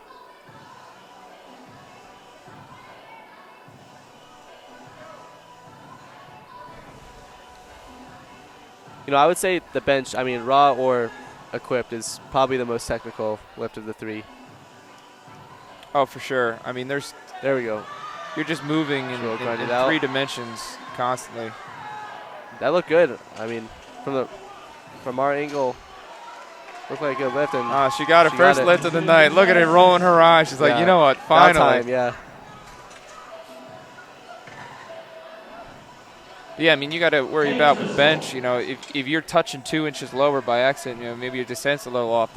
That's totally different motion. I mean, now you're lower. You got to get your shoulders in there more. Now your triceps aren't ready to fire in the same spot. I mean, so many things happen. And you'll see a lot of lifters taking their time to get a nice big arch, and I mean, rightfully so. Less range of motion, less effort, which means more More weight on that bar and a higher spot on the podium. Yeah. Yeah, you see some of these people, there's just complete technical mastery getting that, when you have that 2-inch range of motion, it's like, a lot of people complain, and it's like, hey, it's within the scope of the rules, and I mean, it's why not? I mean, theoretically, everyone should, to some degree, get the biggest arch that they can if it's going to give you a mechanical advantage. 260 pounds on the bar, Kate Driscoll.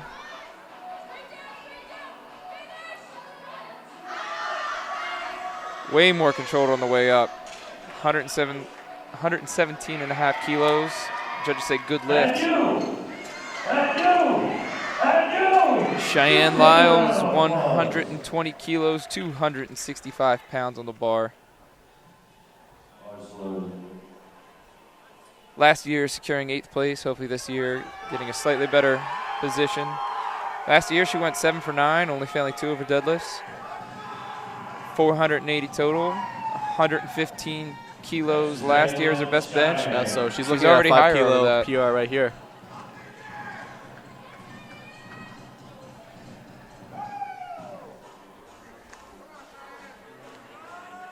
Texas A&M is one of those schools where they have so many lifters, they can field a whole women's equipped team, a whole women's raw team, a whole men's equipped team, a whole men's raw team. Gives you a lot to play with for team standings. But looks good to me, unless her butt popped up, and good lift. It's a 5 kilogram PR for Cheyenne. Next up is Cassie, same weight. See how the speed looks. I mean, her opener looks really quick. I'm blown away with just seeing these freshmen come out as the sport's growing and just killing it. Oh, yeah. I mean, meanwhile, you have, years where it takes you all 4 years of college just to make a top 10 finish. Definitely. She's coached by Sandra Sebastian, a Louisiana Tech alum. Who also sits on the Collegiate committee. Right. Her, Zach Cooper also sits there for Cooper Training Institute. You've seen Wes Dunkel. He's on the committee. Nice. Look at that speedy. Beautiful. Oh, nice. Man, she is fast in everything she does. Yeah. 120 kilos. Look at her. She's flared up. I'm here to win this. That's what that face says. Very controlled descent too. So, I mean, it's nice. It's like one of those things where, again, comparing it to other sports, it's like, football and basketball, you start playing at the age of 4 and 5. Powerlifting, a lot of people they're like, you get to college, they're like, wait, what's powerlifting? Yeah. What's that sport? Now when you take these athletes and they're doing it in middle school and high school, the way the high school programs have been coming up with high school nationals and USAPL, you introduce the sport earlier, they get stronger faster, and you get to come to college in your freshman year and show up to nationals on Primetime. Yeah, and powerlifting is one of those sports where it's a big portion of it is just strength, and that takes time to develop, whereas maybe other sports, it's technical mastery or technical growth can happen in a shorter period of time. So when you're seeing big totals here, it's usually a result of hours, days, years of intense dedication. Brant Pilgrim securing his 145 kilo bench. Blake Wright coming out on the platform, hoping to get 147 kilos on his second attempt. I believe Blake finished with the highest squat of the raw 93s. I think so too. It was that 666. Yep. Or no, he hit the 666 squat. Yep. No, it wasn't. I believe it was 600. Around 600 pounds. But yeah, the highest squat of the raw 93s. Yep. It's pretty narrow grip. Little grindy, but that looked good to me. I don't know. I'd be hard pressed to see him get another 2.5 kilos. Honestly, yep. That was just very slow right there at the lockout. Yeah, you gotta have a lot of tricep strength to be able to, just get those last couple out inches. real good. Yep. Yeah. Dante Levine, 7.5 kilo jump for his second attempt. And it looks like Dawson Wyndham will be taking a record attempt. That is a non-standard weight coming up next for 183 pounds. 183 kilos, It looks like it. Yeah, we've seen a fair share of attempts and successful record breaks. Now, for those at home, every weight has to be in some denomination of either, 0 kilos, 2.5 kilos, 5, 7.5, or the next 10 up. All increments of 2.5. But when you go for a national record or an international record, or even a collegiate record, you can go for, you say, hey, I want to beat it by a quarter kilo. I want to beat it by a half kilo, and they'll bring out the chips, slap them on, and yeah. So you can chip an attempt by half a kilo, and it looks like that's being done with 183 kilos by Dawson Wyndham. And that's 403 pounds. So the American record attempt for the Raw 83s, Dawson Wyndham out of Midland University. This is a collegiate American record attempt. Give me a round of applause for Dawson Wyndham. And he's doing this on his second attempt, not even a third attempt. So he could be breaking it again. Oh, that was fast. I think he's going to break that again, too. Yeah, I think so. Maybe go for 185 and have that round number anyway. Really good speed off the chest, too. Really good utilization of leg drive. And I mean, look at that. He's 20 years old. This is his first nationals, and he broke a collegiate American record. Here comes Lindsay Raker. We're starting third attempt for Flight A. Lindsay Raker coming up 188 pounds on the bar. 187 pounds. Coach Zach Cooper's cues helped her out last time. Let's see how they do this time.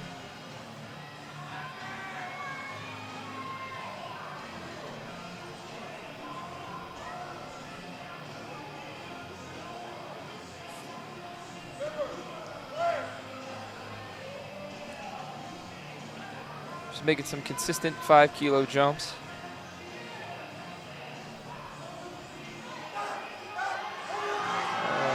Is she gonna get it? Looks like she just stopped at that sticking point.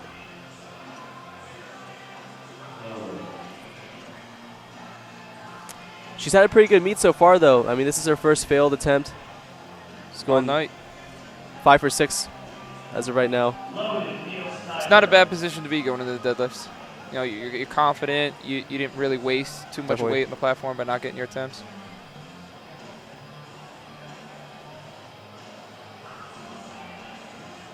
Seems to be some slight confusion of the ordering. Neil Snyder's up next with 85 kilos on the bar. But given her lot number, she will take the weight first before Maria Rojas. Which really makes it interesting with lot numbers when it comes to record attempts, because then you get into the spot where, say 85 kilos was the record. If Neil gets it here, and even if Maria could come out and get it next, and Neil still gets that record because she did it first. Yep. But then at the end of the meet, it all comes down to who weighed less at the same total. And that was really quick third attempt. She definitely had more in the tank, but I guess since she missed her second, sometimes you want to play it safe. And just get those kilos while you can. Yep. 5 kilo jump for Maria Rojas Chacon.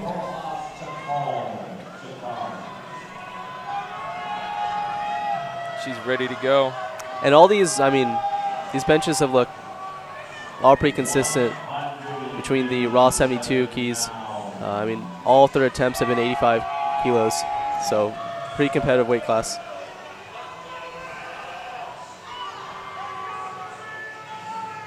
It's nice to see too is all these lifters have they have these habits of getting set up that you'll never see change. Exactly what you see in the weight room is what they do out here, because it's one thing that's out, exactly. Yep. And if you feel one thing out of place, it's going to change everything. So some people have these long elaborate setups, and hey, if that's what you got to do, then by all means take your time. You got 60 seconds on the clock. Yep. Little up and down motion. Up and down, and she's gonna tell him to take it. Yep. So we still have 80 kilos for Maria Rojas on bench. Moving on to the equipped 72s, we have Kate Driscoll with 122.5 kilos.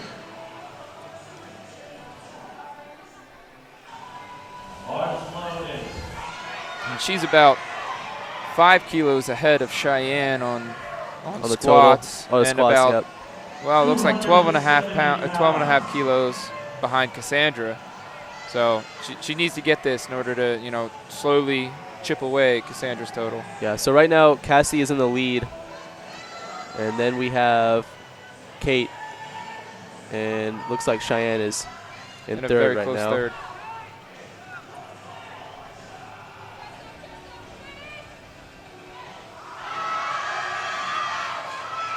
Good third attempt. Look good to me. Judges say good lift. She's excited. She's happy. She says, hey, let's get this shirt off and get that deadlift suit on. She's having pretty good meet too, only missing 1 attempt so far. And now we're going to see Cassie with 125 kilos. It's a 5 kilogram jump from, or it looks like we have Cheyenne coming up now with a 2.5 kilo jump.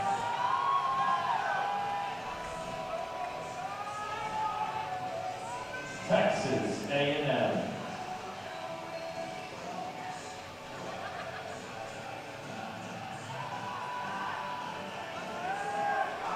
Let's see how she takes it compared to Kate.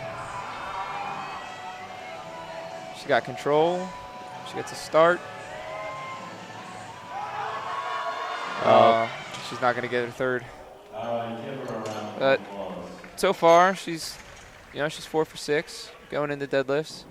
She has a very respectable opener, 315 kilos going into the deadlift. And, you know, when you make a jump of only 2.5 kilograms to your third attempt, if you miss it, it's not a huge deal. It's not like you left too much out on the platform for your total.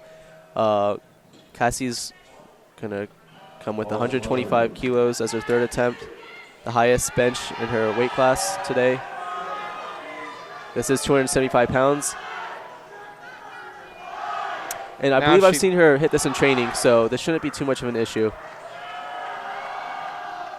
It's always nice to come out and be like, you know, I've got this weight before. I know I can do it. Yeah, it can be a confidence booster.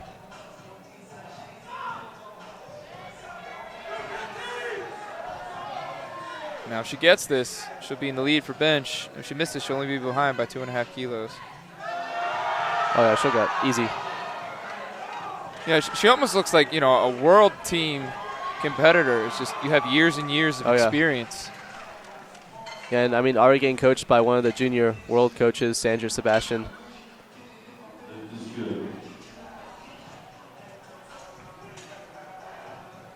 Next up, Brant Pilgrim with a 330-pound attempt on the bench.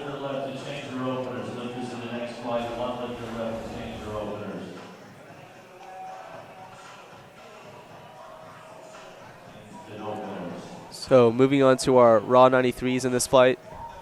Got Brant. Come on, Brant, get out here. 330 pounds, Brant Pilgrim.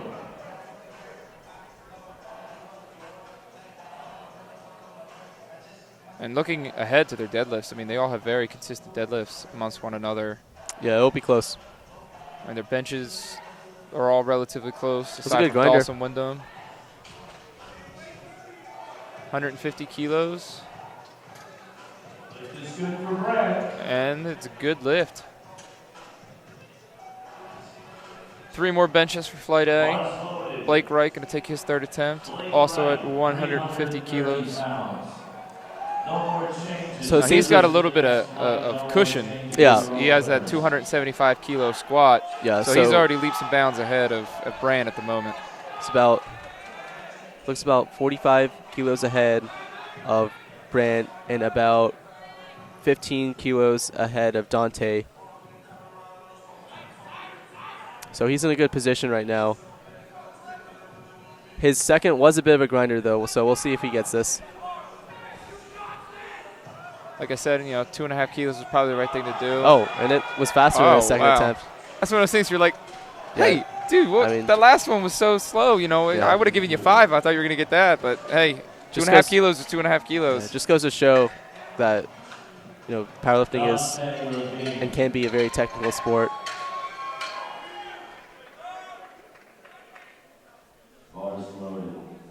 So we've got Dante with a 5 kilo jump from his last attempt. And his last attempt looked pretty quick, so I feel like he'll get this. Texas A&M.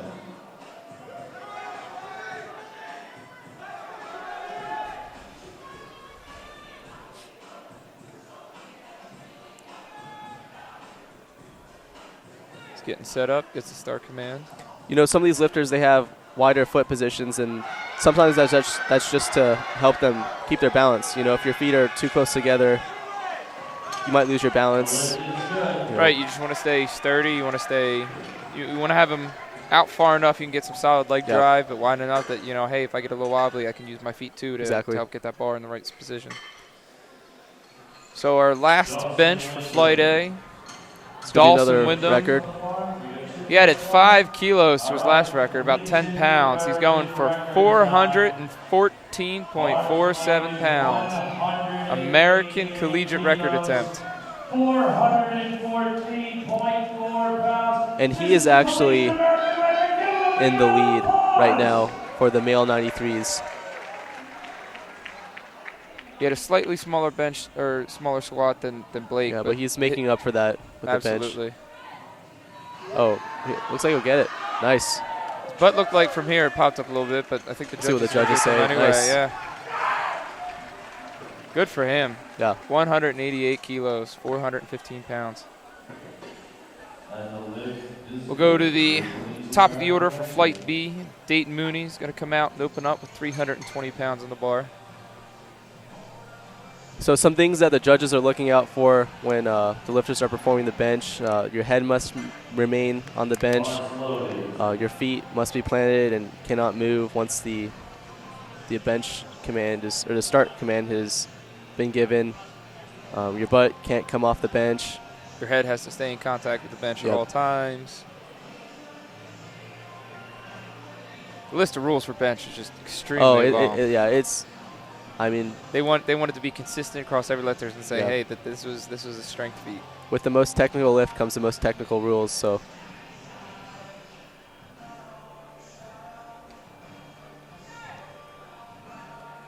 Also, pretty narrow grip.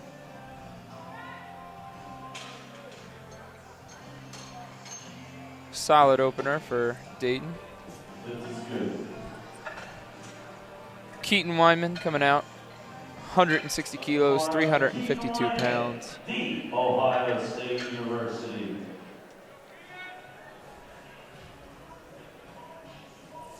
$160 kilos. So 105s also, keeping it tight amongst the ranks. Nothing too far out. I mean, Dayton seemed to have the highest squad among them thus far, but I mean, with 160 bench from here, he'll pull a little bit in the lead in front of Dayton, along with Tim Hutchins. Yep. 352.7 pounds. It's impressive too to see, say Dayton, he's 4 for 4 so far. I mean, the amount of lifters that actually go 9 for 9 in their lifts is. I mean, I'd say if I had to put it on, it's definitely less than 10%. Oh, definitely. Yeah.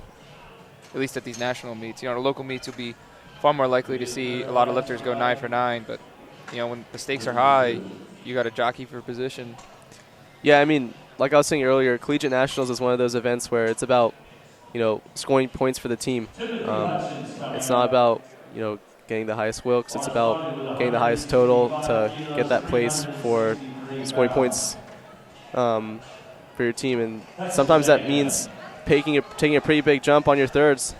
Sometimes you get it, sometimes you don't, but it's just how it goes. And then sometimes it also means, hey, we only want to give you 2.5 kilos because that's what we need. That's it's about being conservative. Yeah. On the flip side, it's like I know you have a lot more in the tank, but this is all you need to win, and we're not going to risk anything. Right, championships have been lost on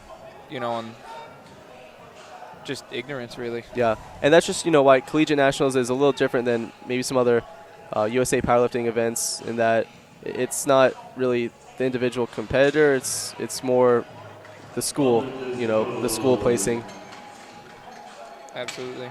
And so last year, our UT Austin. So my school actually won nationals last year. This year it looks like the competition's pretty stiff. UTSA looks like they've got a pretty good team.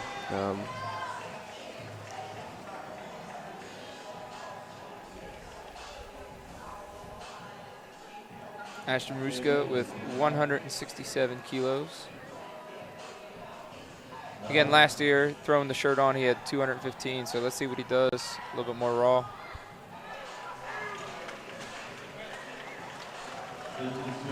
Good lift. 370 pounds. Let's go same weight for Logan Rogers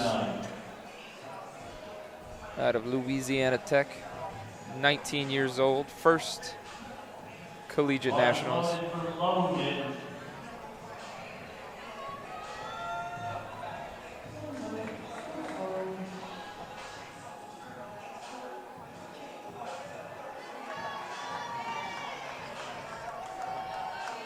So with a bench shirt, the lower the collar is, the harder it is to touch the bar to your chest, but the more pop you're going to get out of the shirt. So it's that little trade-off going on there. Exactly, and sometimes you'll see as lifters go through from their first to third attempt, the collar will be put down a little more as the weight increases.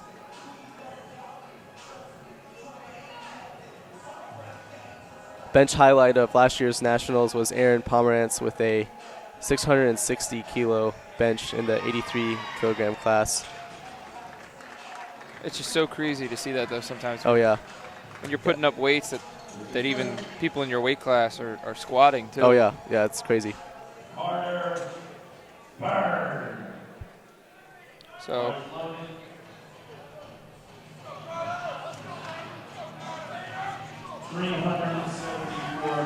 Carter Byrne coming out, 375 pounds.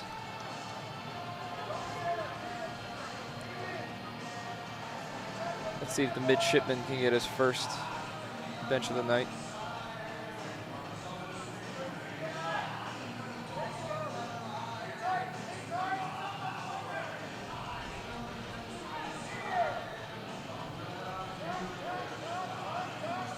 Nice and controlled. Yeah, you'll see with these lifters with such large range of motion, they got touched kind of low on their chest with those shirts on. But that looked like a good lift for Carter. Moving on to Ethan with 180 kilos. Ethan Durham, 180 kilos, 397 pounds. Bar is loaded for Ethan.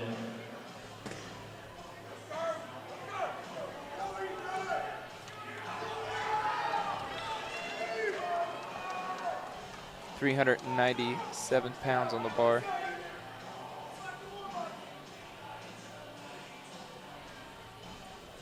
Wonder what it's like to sit there and be, your teammates, one of your best competitors out on the platform with you. At what point do you, it's great, you're both scoring team points, but at what point do you sit there and go, hey, I want the gold? Or yeah, a little bit of friendly competition never hurt. Oh. So good job on the spotters. Yeah, good job of spotters. That actually happened to me before too. That is yeah, scary when it that can bar's be scary, coming at your definitely. face. Yeah, it's in training that happened to me once, and my spotter caught it just in the nick of time. But yeah, their shirts are just so unpredictable sometimes. Oh yeah, I mean, I had a video of it and I watched it and I cringed. It can be scary. We've also got those safety racks that worst case scenario should catch the bar. So here's our raw competitor in the 105s. We have Joshua Peerdot, 396 pounds. That's a very impressive. Very short range of motion. Yeah, really technical. Really nice bench.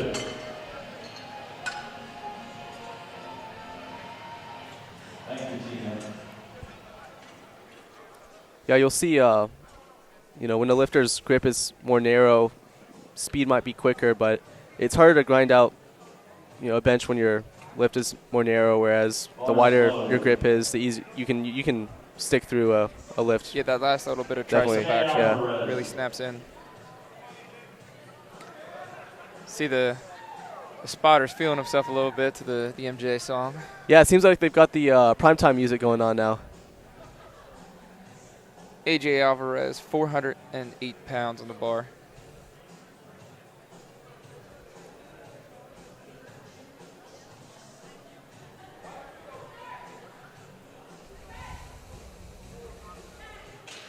Looks like a good lift to me.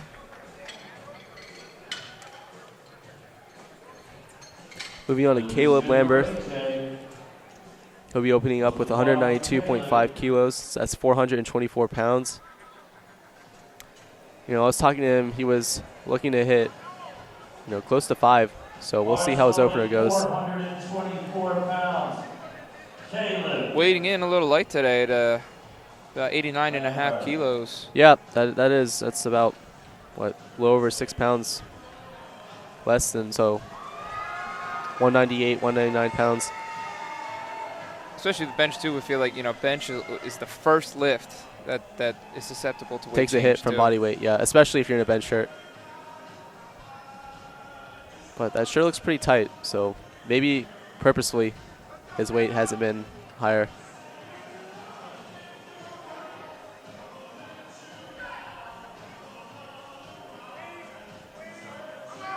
Oh yeah, that looks like a tight shirt. He's gonna lock it out. Oh, it didn't look locked out, but we'll see what the judges say. The left elbow looked a little soft. Got it, but nice. The judges gave it to him. Yeah, the judges definitely have the premium seats and the best view. Absolutely. To make the best calls. And you're just hoping that the jury's watching there off to the side too. Yeah, so we actually have 3 judges on the platform as well as a jury. So coach can, if they disagree with what the judges have given, they can go to the jury who are also watching the lifts and talk to them about what happened. But it also has to be, in order to contest the lift, it has to be 2 reds. If the lifter gets 3 reds, yeah, cannot it's a contest the no-go. lift. That was a fast ascent. 425 pounds. The lift is good. Collegiate Schuler, 220 pounds, 220 kilograms, 485 pounds. Bars loaded, Collegiate Schuler, 485 pounds.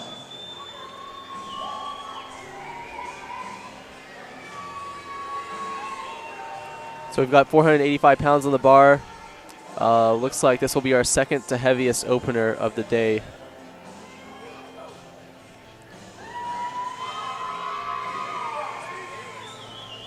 I was actually blessed enough to hit this weight for the PA state record. Nice. But it's definitely funny how sometimes with equipped lifting, some people just they're good in the shirt, they have that technical mastery of it, and the difference is hundreds of pounds. Oh yeah, yeah. I mean, a bench shirt is definitely a place where you get the most variance of carryover from raw strength.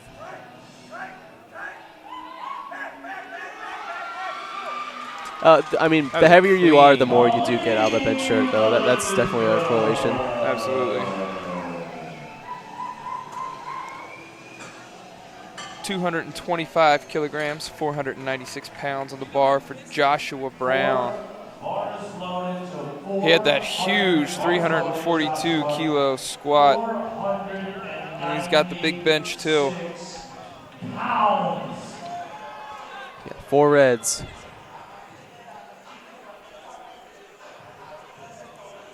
I don't know about you, but when I have goals for powerlifting, I think of how many reds I can put Round on the plates. bar. That's exactly why I got a 485 pound bench, because I thought that was 4 reds. I forgot about the collars. Yeah.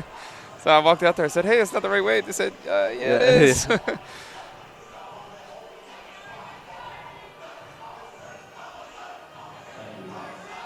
Nice controlled descent. A little wobbly at the bottom, but Oh, that was super quick. so fast Man, on the way up. That took me off guard how quick that was. Lift is good. So we're starting back up at the top, I believe, with second attempts. Yep. So we've got, let's see here.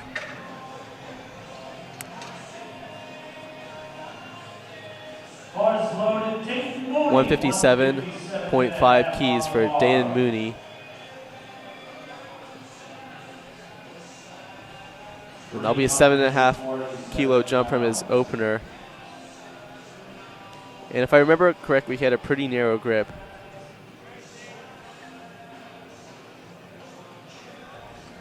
You know, it doesn't look that narrow. I think he's just so massive that it looks Yeah, narrow yep. almost. Because his middle finger's right there on the ring, or maybe his ring finger. So it's not too narrow, but yeah, he's just got those broad shoulders that just looks like, you know, he's got to take up the whole bar. Yeah, definitely. It's funny we see that too when you see some of these guys squatting. Their arms are almost all the way out by the plates, Oh, especially yeah. in like the 120 kilos and the, Yeah. and the 120 plus. Their arms get all the way out. They're touching the plates. Yeah, they and in some can the cases, squat. like Blaine Sumner, where you have to put the Yeah, racks in. I'm sure to he grab the wishes bar. he had a couple more inches on the Oh, bar definitely. too to spread out. At the same time, though, you know, sometimes you want to bring your hands in closer, you know, to get more of that upper back tightness.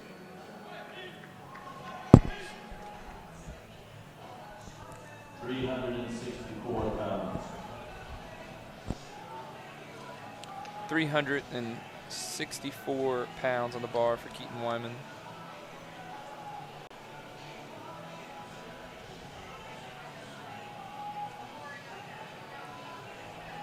Last year he benched 157.5 kilos, so he's arms don't already look blown locked past out, that so- on his first attempt. Yeah, so I don't think his arms are locked out. So the side judges weren't giving the head judge the okay, so he's going to give it another try here. Looks like he has time.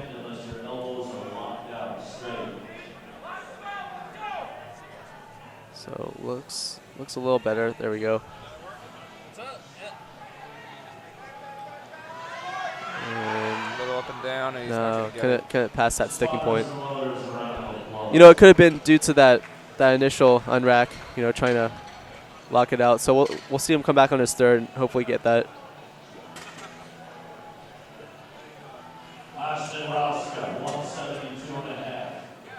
So Ashton's coming back with a 5 kilo jump. Hopefully we'll be able to see him hit 400 pounds today. So he is under the equipped division, but he is currently lifting raw for the bench. I mean, hey, if you're strong enough to do it, why not?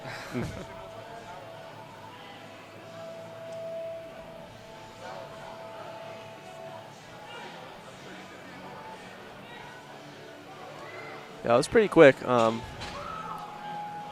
has a lot in the tank. We'll see what his planned third is. Logan going with 175 kilos. It's 385 pounds.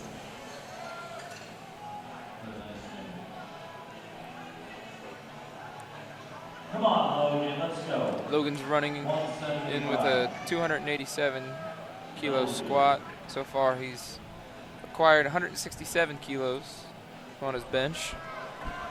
Here's a nice little 7.5 kilo bump for his second attempt.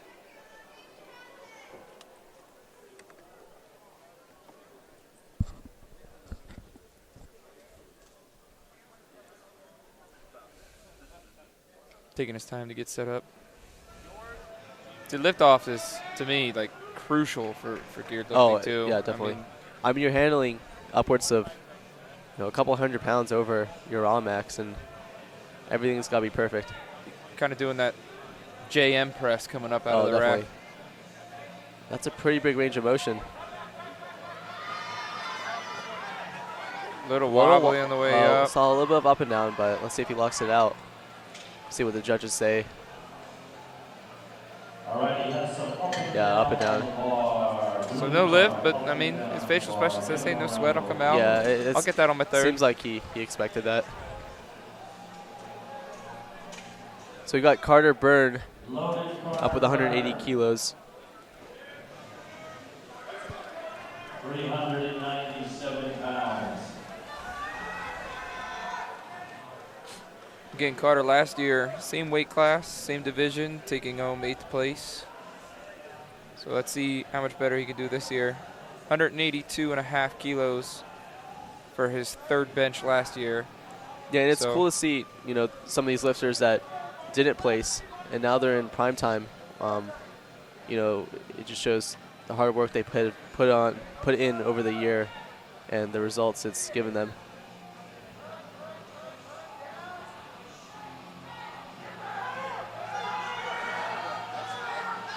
Looks like he's gonna lock it out. Yeah, I didn't see any up and down. Let's see what the judges say. Up and down movement, it looks like. Very slight, but just enough for the judges to see. They're a little confused by that, but he still has one more attempt, so we'll see what happens.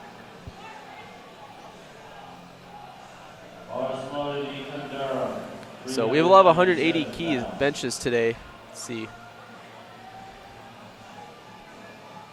Have 180 keys for Ethan, and then for Timothy after this.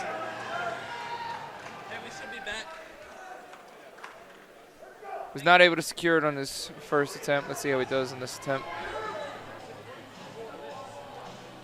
And if I remember correctly, I think it was a misgroove. He just threw it right over his face. Yeah. You know, the most common cue it feels like when it comes to clipped is, you know, over your face, over your face. And that can be tough mentally. I mean, oh, there we go. Yep. There he goes. Yeah, it was 100% just a misgroove. That looked good. Good lift. So staying at 180 keys again for Timothy. Bars loaded for Timothy Hutchins.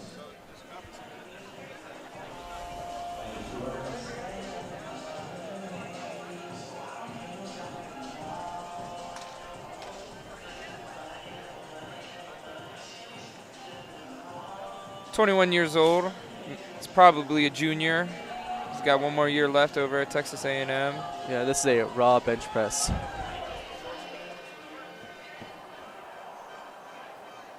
Again, he competed in the 120s last year, coming down to the 105s. You know, bench is just one of those stubborn lifts. It's just really hard to increase.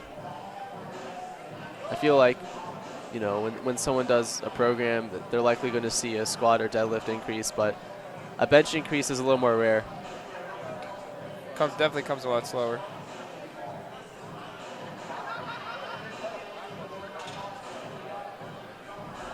Heels have to be flat on the floor. Your heels cannot be. Yeah, so once again, the judges are looking for heels on the ground, butt on the ground, head on the ground. So it looks like he just timed out. His heels weren't on the ground. He'll be back for his third. And you have 60 seconds to get the start command.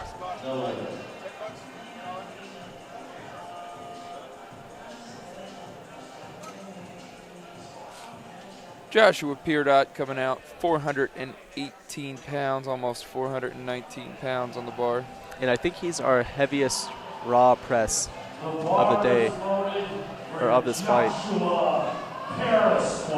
Very technical bench. Come on, Terra Squat.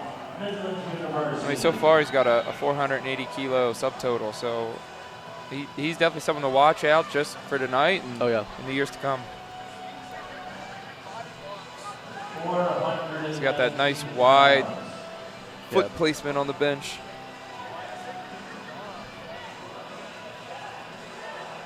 Man, it's like satisfying to watch that bench.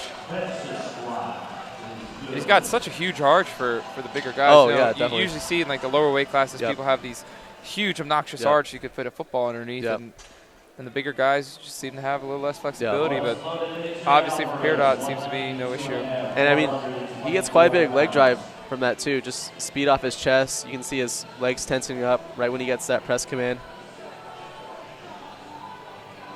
You know, the more muscles you can utilize, the more weight you can lift. You know, each of these lifts, you want to maximize, you know, how many muscles you can incorporate in them, and bench is not an exception.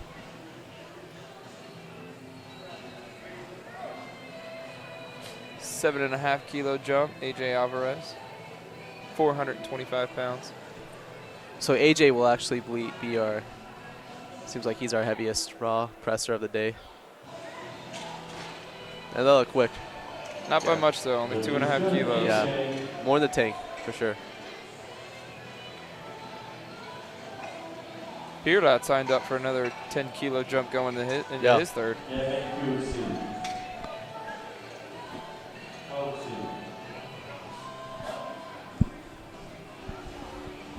Kevin Cooksey coming up, 197.5 kilos on the bar.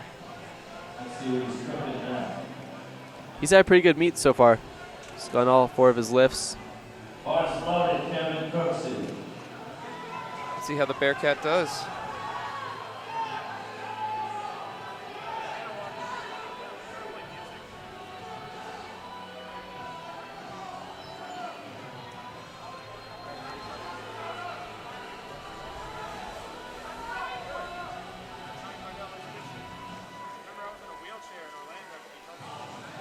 And one thing I definitely have never liked about powerlifting, though, is just being the spotter and the loader. I mean, look at how much weight that they're lifting all day long. It just gets so tiring. And then you look at some of these lifts that they might fail, and it's like, hey, you know, now I got to help out with this huge weight.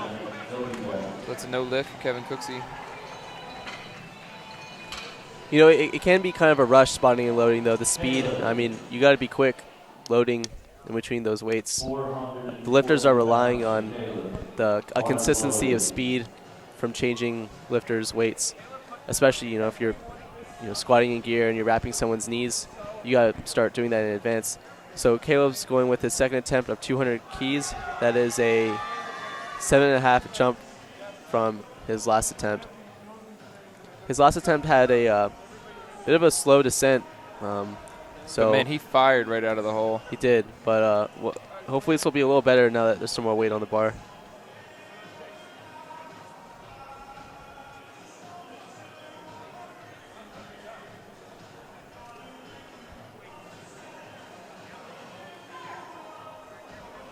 Looks like he asked for a better visual cue too. Yeah.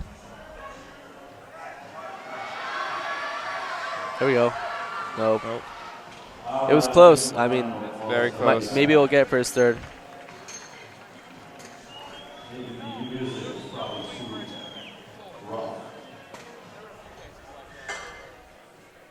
He requested that. 501 pounds on the bar for Khalid Schuler.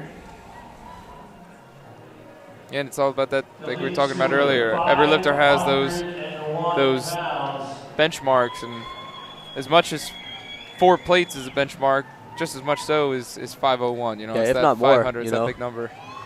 I mean, the higher you go, the more of a milestone.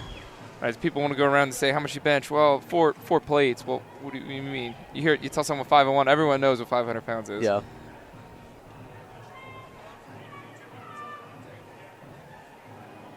Lifting over twice his body weight in the equipped category. Twice his body weight.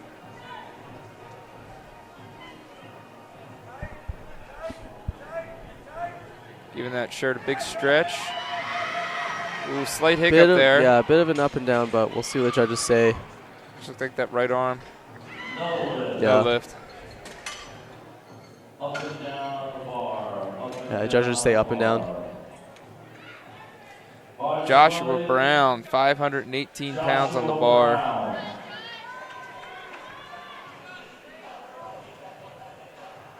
That is it. That is a big man. He's just solid. So like I had said, I saw him in the back, and he's just full of muscle. Oh yeah, full of muscle. You know, some of these 105s, they might be 6'2", 6'3", and it's, you know, a lot of it's like their lean body mass from non-muscle weight, but he's just thick. Yeah.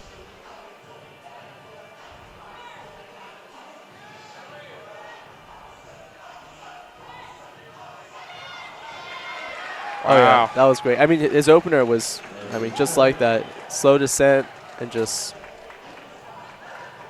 really quick on that press. I'm calling another 10-kilo jump for him. Oh, at least, yeah, definitely.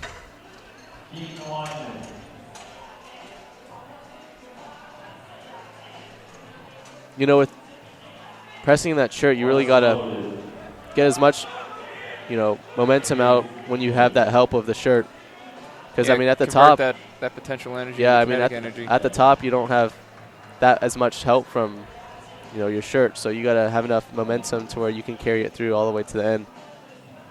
And Joshua did a great job with that. Let's see.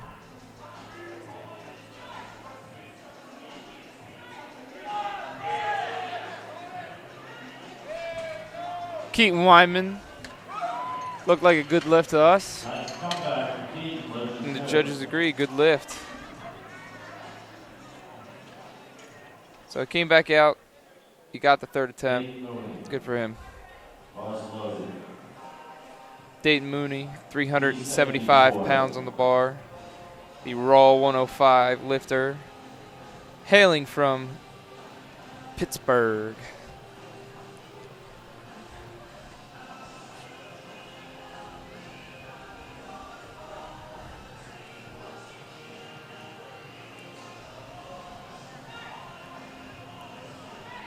Real nice descent. Yeah. Looked like his head popped up a little too.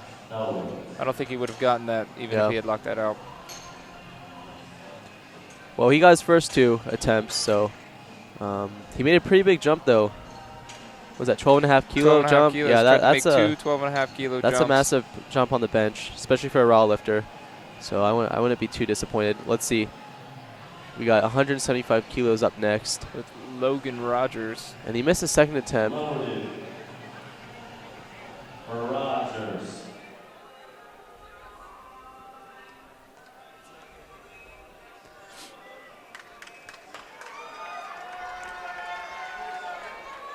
Crowd's getting pumped up for him. It's another thing I like about collegiates over some of the other things. It's like when you have that team there, it's more than just your parents or maybe your best friend or your coach that's out there. It's you got a whole team out there cheering for you. It really just changes the sport as a whole.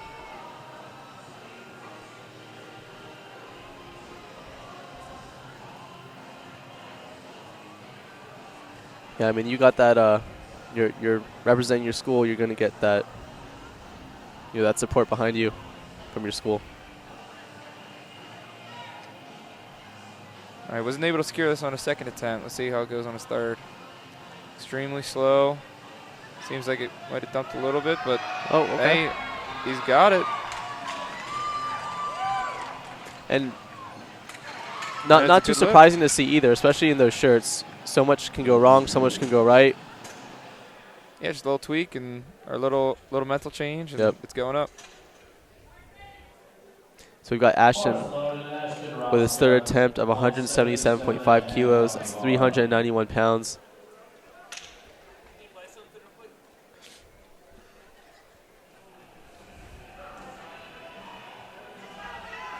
Again, Ashton is in the equipped division, but lifting raw.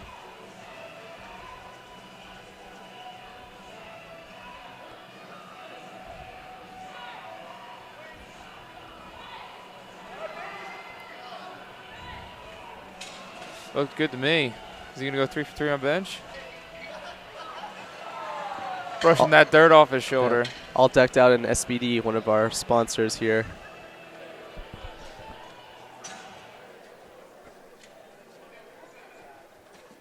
Carter Byrne coming up next, 180 kilos. Loaded for Byrne, 180. I think this entire time,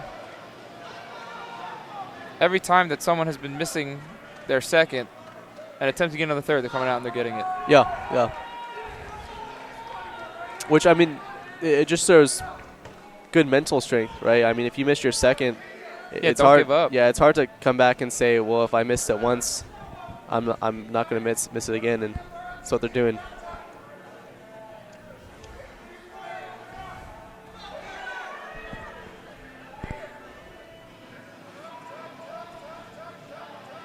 Just chugging it on down. Nice and explosive. Wow. Great third attempt. As long as everything else went good. There it is. Yep. Good lift. Good lift. For Carter Byrne, 180 kilos. Let's see if Timothy Hutchins can do the same thing. Also missed 180 on his second attempt and also taking it on his third.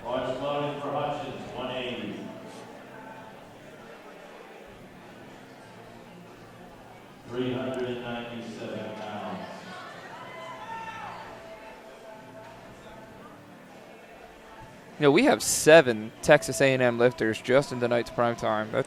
That's crazy. Yeah. That the program is that advanced.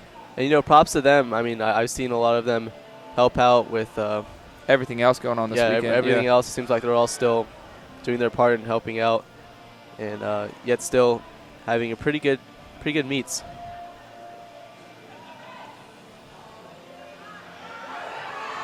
Yeah, I saw Lev up and down, so no lift. Sometimes too, I wonder, when you're in the lifter and you feel that up and down. I mean, I know I have at least sometimes where as soon as I feel it, I'm just like, well, I know it was up and down. Yeah, do you waste energy finishing the lift, or do you just complete for your own sake and individual preference, I guess? But I mean, he had a pretty big jump from his first to second. Looks like a 15-kilo jump. Moving on to Ethan with another 15-kilo jump.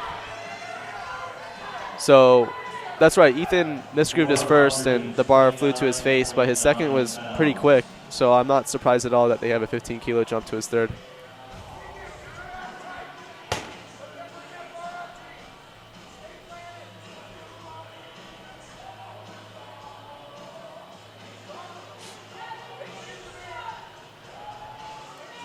Nice and easy handoff.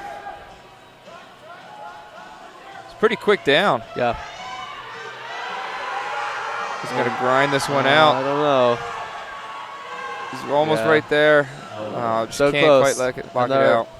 Take off 2.5 kilos and probably would have had that. So it looks like AJ is going for a record we've got Kevin first with 197.5 kilos. And AJ says, I want another half a kilo more than that, please. Yeah. And I believe AJ is raw. So Kevin's making sticking with the same weight as his second attempt.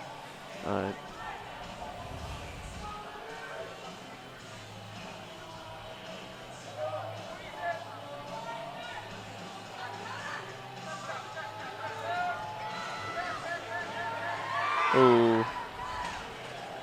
Couldn't quite get that one up. Yeah, it just looked like maybe a little too much weight.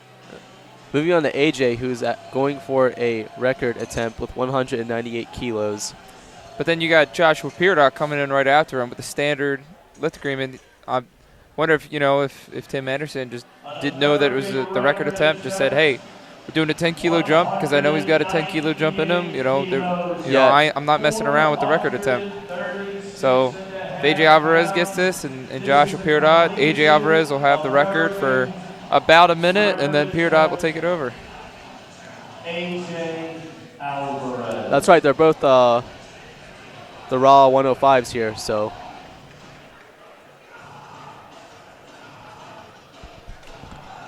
Come on, give AJ a round of applause.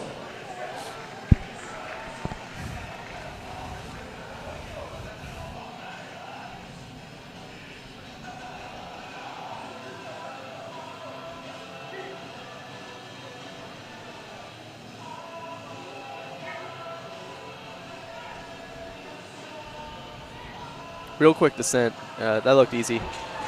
It's a good record attempt. Yeah, it looked like he just wanted to get the minimum to snatch that record.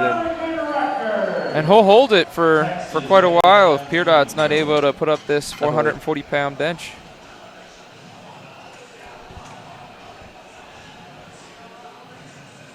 Bar is loaded.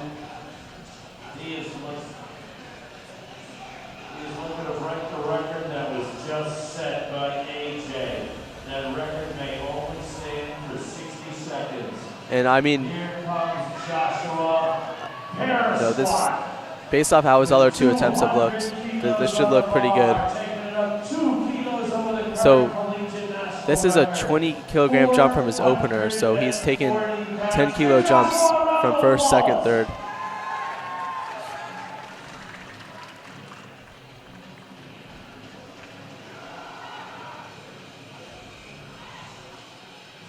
Oh, not quite. Not quite, yeah, not there. So it looks like AJ Alvarez will hold on to that Collegiate American record. Yeah. Looks like he might snag that next time. So moving on to some equip benches here, we've got Khalid with 227.5 kilos. That 501 bench. Same, yep. He says, I want it. I'm hungry. 501 pounds. And this is, he attempted this for a second. Can't recall if it was up and down or just a misscrew, but we'll see what happens here.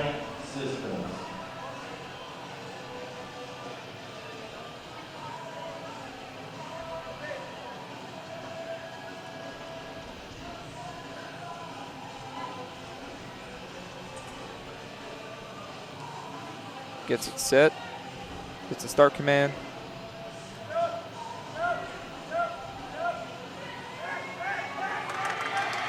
Look at him go. Yeah. Nice lockout. That was way to press through. You know, for a second, the bar literally just looked motionless. Good lift for him. That was a great third attempt. Yeah. Joshua Brown, 242.5 kilos, 535 pounds on the bar. Bars loaded, 242.5 kilos. It goes the last bench of the night. 534 pounds. If he gets this, man, it is really going to just solidify his position on the podium. I mean, with a 342 kilo squat, a 242 kilo bench, and I have no doubt this is going to be quick. Oh, just perfect execution. I mean, real technical. That looked really good. Yeah.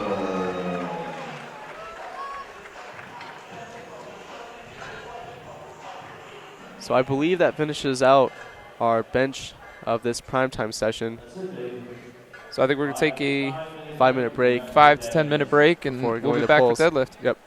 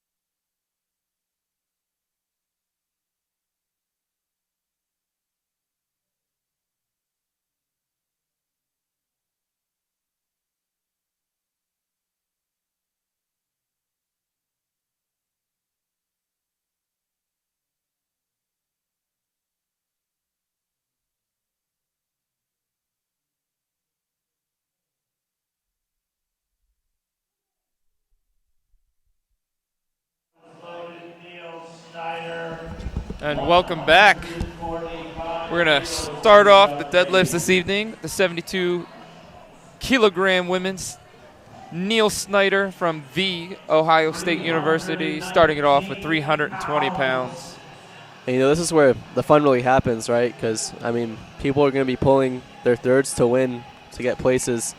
Right, I was just talking to Maria Rojas and her coach Connor O'Hanlon, and they were talking about, the placing in the 72s. And right now it looks like, Maria's going to have to hit her second and her third, taking a 10 kilo and a 7 kilo jump in order to secure that second place because,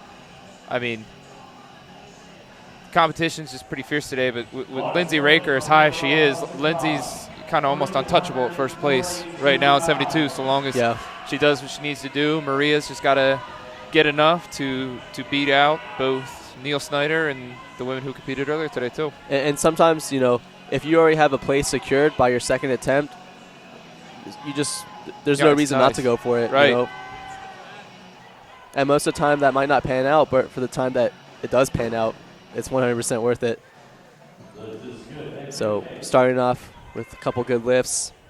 Moving on to Rojas Cassie. Finishing her 155-pound deadlift. It was a good lift. And, one thing, a trend you're going to start seeing now is that some of the people with the higher benches might, have some of the lower pulls and vice versa. So Cassie had a really good squat, one of the highest benches, but she's going to start us off with one of the lower pulls relative to her competitors.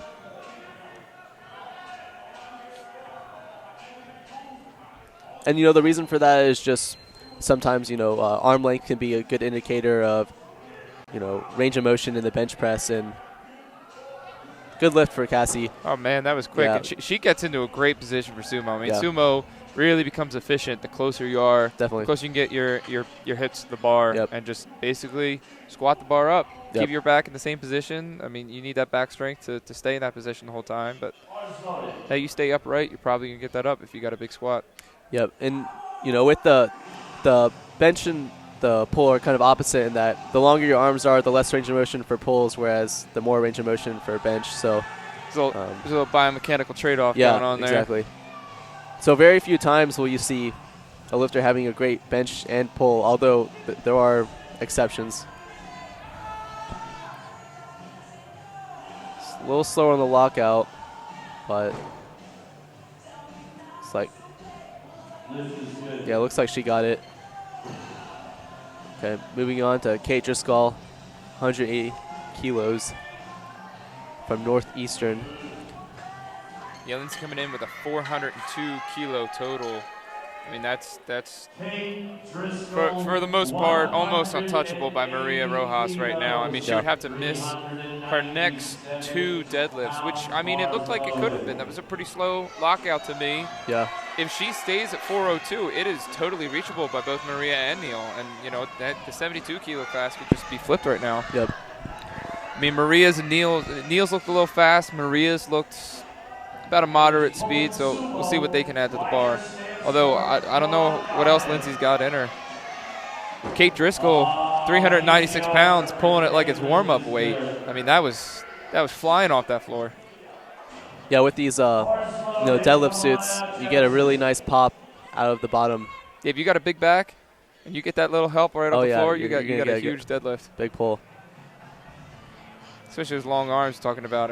Look at so we got Ian Genesis. Bell years ago. Oh, yeah. So we got Genesis going here to finish the meet with 180 kilogram opener. Hasn't had the best day so far, but looks like she's got her opener pretty easily.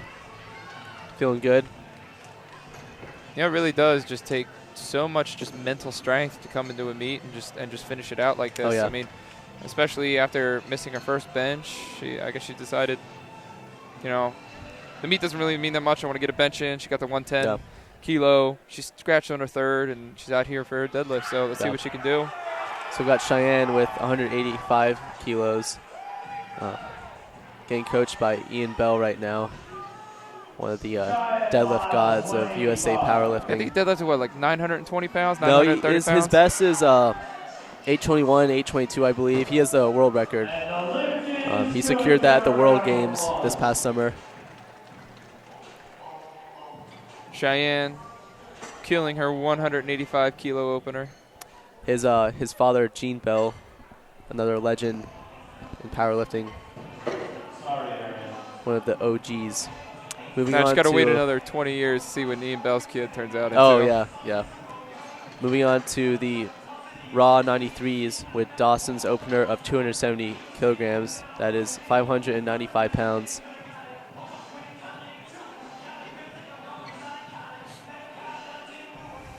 Bars loaded, Dawson Wyndham, 270 kilos.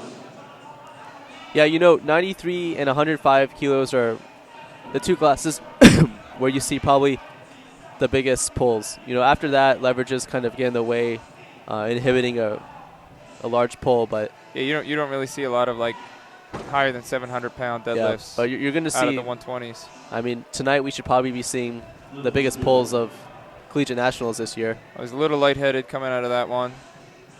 Yeah. Well, he secured an opener, so he secured a total in a. It's looking good for the rest of the meet. So we've got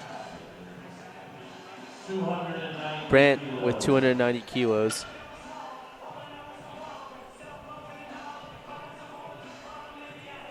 And these are raw openers. This is some pretty high numbers right now.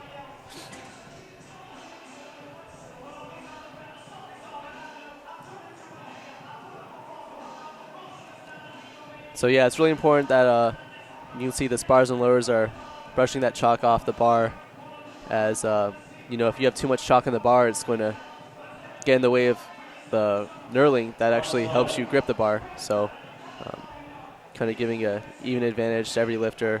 Yeah, you'll see a brush, on the first 2 attempts. You'll see it maybe every 5 or 6 lifters. And the third attempt, they'll go out there and they'll brush every bar down, which, it serves 2 great purposes. Now every lifter has the same advantage, and plus you get a little extra time there waiting for your bars loaded call. Yeah. And, deadlifts they go the quickest. There's less, you don't have to change rack heights. It's just changing the weight on the bar. So every second counts. Yeah, so Brandt Pilgrim able to secure his 290 kilo deadlift. We'll add another 2.5 kilos in the bar for Dante Levine. Bars loaded, Dante Levine. Yeah, so it looks like Brandt was called. I believe they said up and down, but I couldn't hear correctly. Moving on to Dante with 292.5 kilos.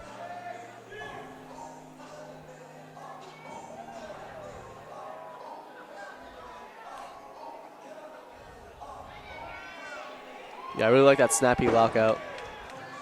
Just a quick snap of the knees and then hips through. He's got that nice.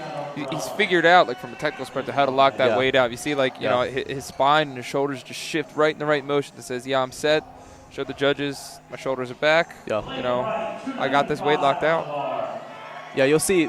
Some of these lifters, they snap their knees really quick to get that momentum to drive them through the lockout, and that's exactly what you just saw with Dante. So we've got Blake Wright with 295 kilo opener, 650 pounds. This is a 93 raw.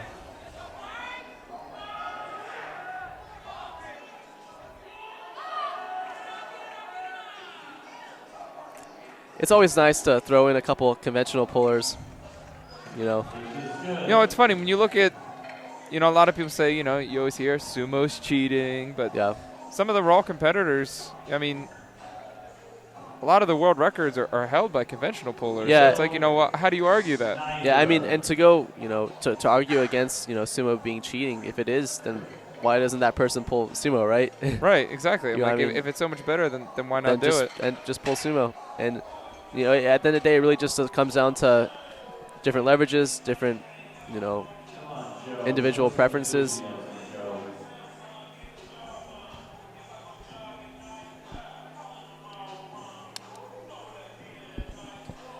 Neil Snyder coming up with a nice little 12.5 kilo jump for her deadlift. 336 pounds, the bar is loaded.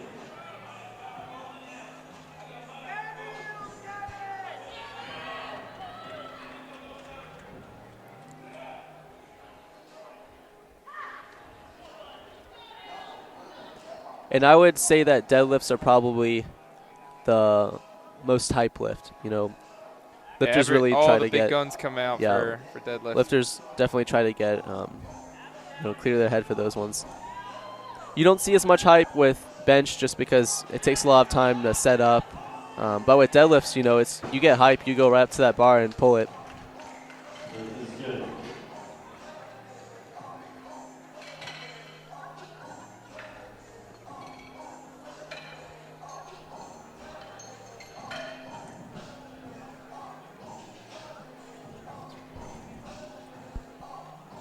Maria Rojas coming up with a 5-kilo jump. Right now she's a 382.5 kilo total, putting her ahead of all of our competitors earlier today.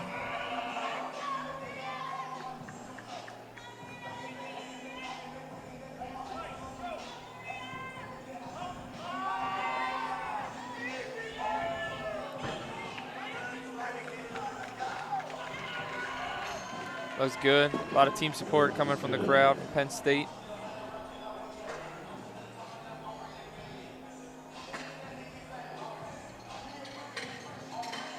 And so we're looking at some of the totals from the previous session, the 72 girls. I don't know if it doesn't look like anyone's really come close to the totals being put up right now.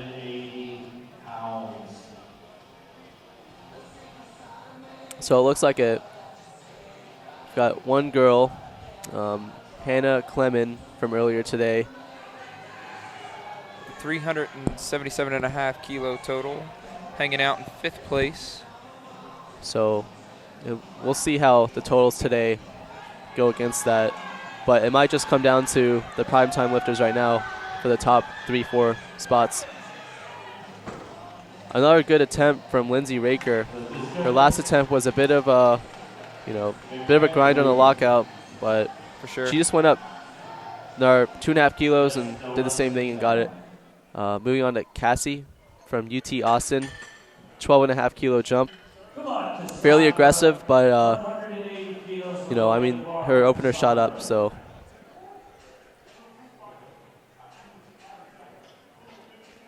Yeah, and Cassie definitely shot a lead with her squat and bench, but right now it's just about maintaining that lead with pulls.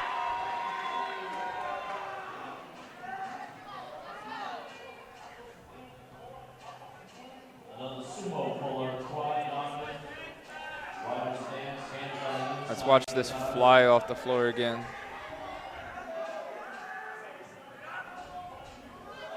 Nice.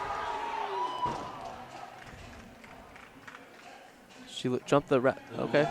Oh, yeah, it looks like she was surprised a little. Yeah, barely got the down command. And you saw her kind of like falling forward with that weight there too. And if there's any bit of doubt, the benefit of the doubt does go to the lifter. So that may have been the case in this time. So typically from training, I've seen Cassie have a bit of trouble with her lockouts, but it seems like she's fixed that today. So looking for a relatively big pull from her. Up now we have Kate Driscoll with a 418-pound deadlift.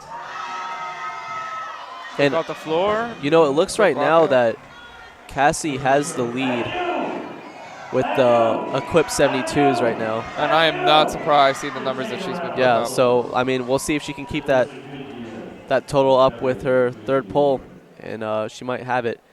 Moving on to Genesis. Her opener was fairly quick. 10 kilo jump to her seconds. Ultra wide stance.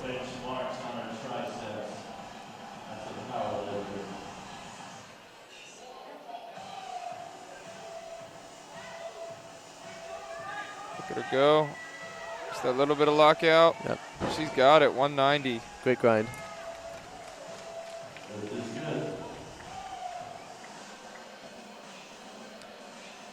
Ian Bell getting ready. Cheyenne Lyles for a 419-pound deadlift. Getting some tips from the King of Beef. Where did the King of Beef start?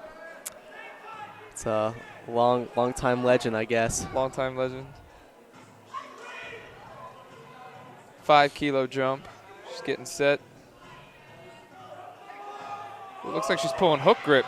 Yep. There we go. Gonna have trouble locking it out, but we'll see. Nope. Looks like the bar got a little far out in front of her. Yeah, she seems pretty frustrated, but we'll see what happens on her third.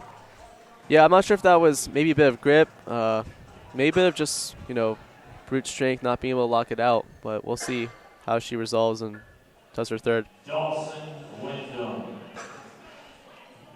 With these pulling in these deadlift suits, if you're going to fail, it's either you're not going to get off the floor or probably going to be at your lockout.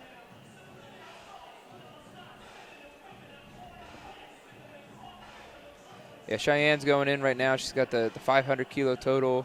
She's 10 kilos behind Cassandra and 12.5 kilos behind Kate. So it looks like between Cassandra and Kate, it's going to be a close match. Yeah. But with Cassandra's jump coming up. Cassie and Kate are going to go head-to-head for the third attempt. Here's Dawson wobbly again, about ready to pass out after his deadlift. Wonder if that's a casual thing for him. I know some people, they just every time they deadlift over 90% of their 1 rep max, they're going to get lightheaded. That the vision goes out, and who knows what's going to happen. But I mean, let's see. He's made both his first and second attempt. Just got one more to go. So Brant missed his opener. I believe it was up and down, but it was quick, so he shouldn't have an issue getting this again.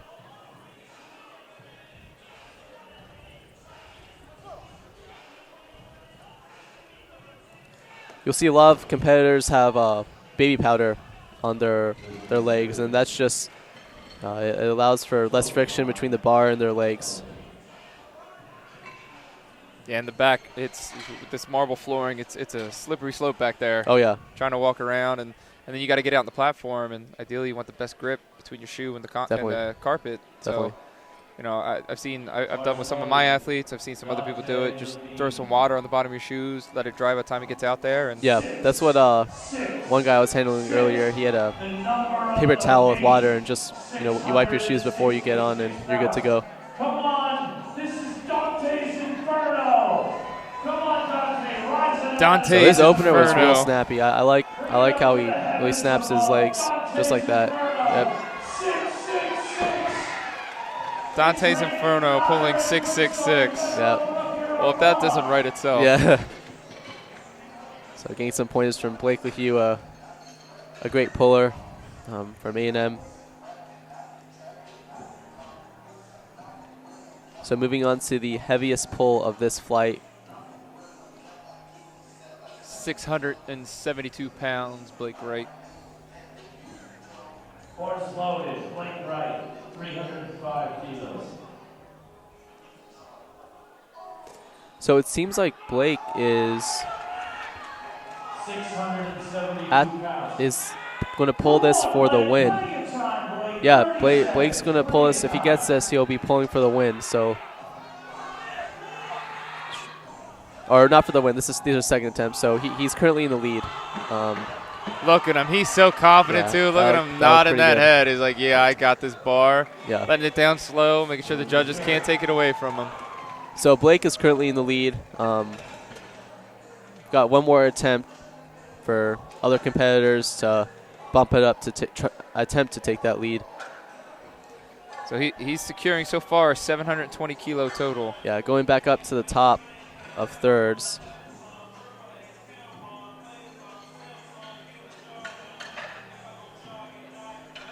Got Neil Snyder with 160 kilos.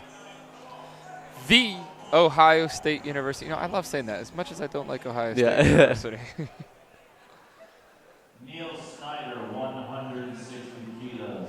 Slight biased opinion coming from Penn State, but it's a friendly rivalry. We all get along back here in powerlifting. That's funny. You don't really have that in powerlifting for what I see from college to college. It's not like, those rivalries exist because the other sports have come through, but as far as powerlifting, it's not quite as there. Yeah, powerlifting is one of those sports where everyone, is at the end of the day, everyone wants. We all respect each other, being the same breed. There's a lot of respect and a lot of care for each other's progress and performance on the platform.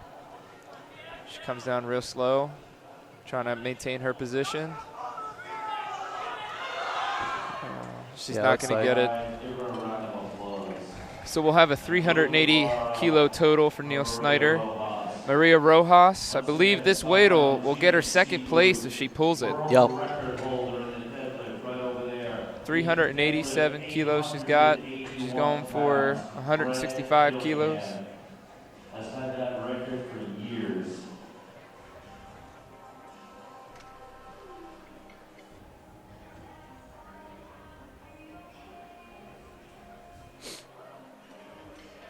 So Maria trying to get hype for her final attempt of the night.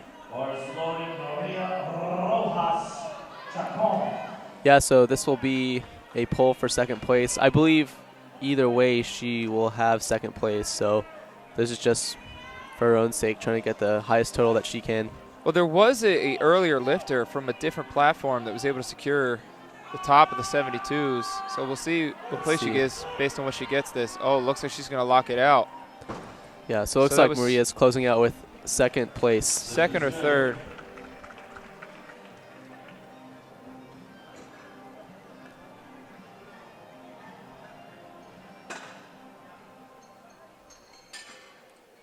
Moving on to Lindsay Raker. We got a change. Chief referee. Chief referee, we got a change.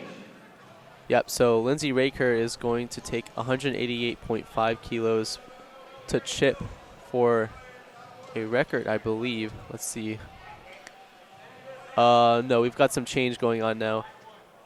So yeah, this is where it gets really interesting. I mean, coaches and handlers behind the platform are doing everything they can to change attempts to get the highest place that they can. So there's going to be a lot of rearranging going on as thirds are going through. But it looks like Cassie has bumped up her third attempt to 187.5 kilos. And she's already in first place. If she pulls this, she's still going to get in first place. Ideally, this would be to secure first place. This is for a collegiate record in total. Yeah, so she's going for a couple records here. So she will go, if she gets this, look at her go. Nice. She went 9 for 9. Did she get it? It looks like she missed a rack command. Oh, she got it. Oh, okay. She got it. Look at that. Nice. A freshman comes out. She gets 9 for 9. She secures first place in her first appearance in the national championship. Cassie. Nice. That's just something that I feel like she's probably dreamt about that moment right there. For sure. For the last 12 months, I'm sure. And as a member of UT's powerlifting team, this is good to see right now.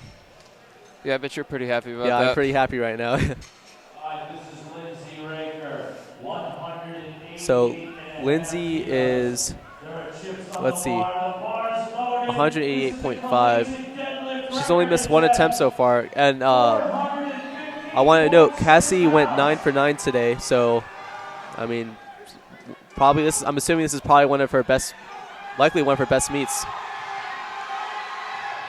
Lindsay Raker, a little slow. Is she going to pull past it? A little bit of trouble locking it out. No. Yeah, I just didn't have it in her. But that was a huge jump, 12.5 kilos from second to third. Considering, how difficult that lockout was on second. That was 16 kilos almost. Oh, 16 kilos. Okay. Oh, so she was going for a record too. So she'll finish with a 405 kilo total.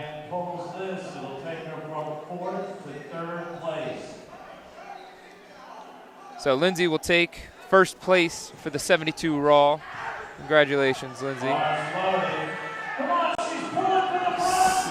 72 kilo lifter, Cheyenne Lyles. Pulling for third place. It all comes down to these last pulls. They say deadlifts win meets, and that's definitely true right here. Just didn't have it. Give her a round of applause.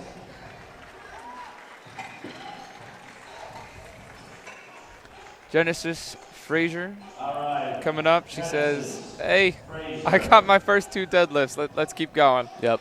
5 kilo jump for her up to 430 pounds. 5 kilos, bars loaded.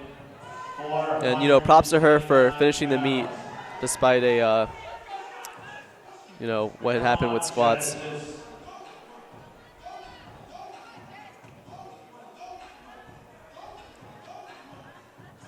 goes. 5, 4, 3, 2, and 1. Look at her go. Just gonna just a little bit of trouble barely. locking up. Hey, you know what? Props to her. Like yeah, I've been saying all meet. Yeah, finishing the meet, completing the meet despite. Moving on to Kate Driscoll with 200 keys. Kate Driscoll. 441 pounds on the bar for Kate. And so, yeah, I think Cassie did secure first place. Kate will be pulling to secure 512.5 kilo total, which is about 18 kilos behind Cassie.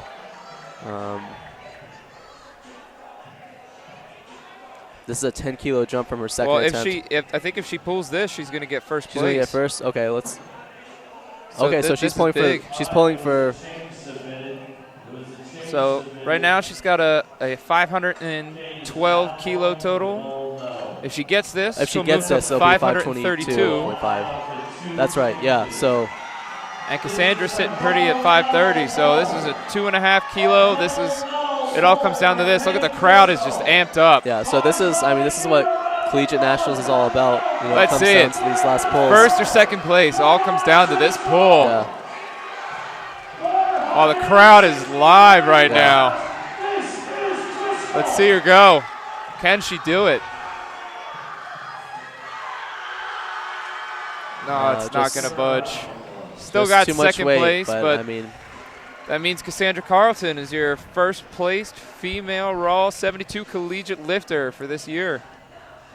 What a great experience, though, pulling, for a potential first place after, it's got to be a cool feeling. It's one of those things, too, where it's like, exactly, like she was guaranteed second. Yeah, and so there's no reason not to go for the first even place. if it's absurd. I've seen people take 50, 60-pound jumps over their own PR, and they'll sit there and say, hey, I tried. So moving on to Dawson with 655 pounds. Dawson's sitting in second place right now. If he gets this, he'll move to first.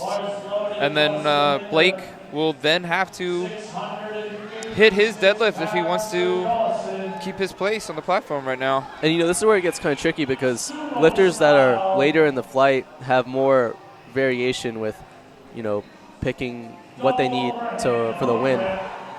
Right, and not to mention the fact that in the USAPL, we get 2 deadlift changes right at the end there. He is actually passed out this time. That was an all-and-out deadlift. It might have been his belt was just too tight, but it's going to get up. Good lift for him. Yeah, I think his belt was just a little too tight. He seems to be good now. Yeah, great job to Dawson. So he gets that. He moves to first place. If Blake Wright doesn't change his weight, he's going to stay in second. I mean, you have that.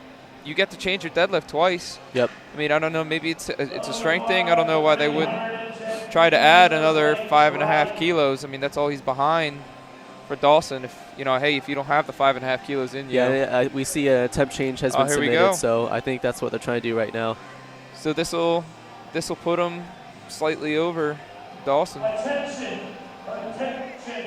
Yeah, so it looks like he's changed his attempt to secure first place now. Just 2 kilos over because, I mean, Dawson did have that American record, so it's slightly off, but he had to get it, so it was over. It's 2 kilos over, so he gets this, first place. And that's a nice coaching strategy sometimes, too, when your deadlift's a little higher because he was able to put it in the position he knew he would be after Dawson, so he knew what he had to hit. And if Dawson missed it, hey, go for the easy one. Yeah, I mean, sometimes you want to make your pulls lower than what you can do because, the competitors might think they're safe, and then, you do something look like at him. this. Look at him go. First. Let's see if he locks his knees. Oh, that looks good to me. He might be our first place winner. He got it. He did it. Yeah. Blake Wright pulling through, the 93 Raw collegiate lifter. First place, beating out Dawson Wyndham by only 2 kilograms. What a battle, though. You love to see that. A little nice competition. Yeah, great grinder. Yeah, I mean, just way to stick with the pull. And with no injury either. Yeah. It's almost comical, his slow descent. The bar is loaded, thank you. 320 kilos, 706 So I think pounds. Brant is going to go. All right. No, he was a little lower. So I think our opener. I think Blake did pull for the win. Brant is just here to pull 320, which will be the. Which will secure him. Right now, he's sitting in 12th. Okay, yeah. So this will bring up to it'll fourth pull place. him all the way up to 4. So yeah, so but that's a it massive. means a lot. Okay, that's a 30-kilogram jump from his second to third. So it's pretty big. Oh wow. Okay. Just didn't have it. So Good try though. 12th place. Go up to tonight. his knees. Yeah, really big jump. 30 keys. That's over 60 pounds. Dante sitting here in 3rd place. Yeah, and looks like he's trying to pull for 2nd place unless. Right, and if he can he might be able to beat out Dawson Wyndham. Yeah.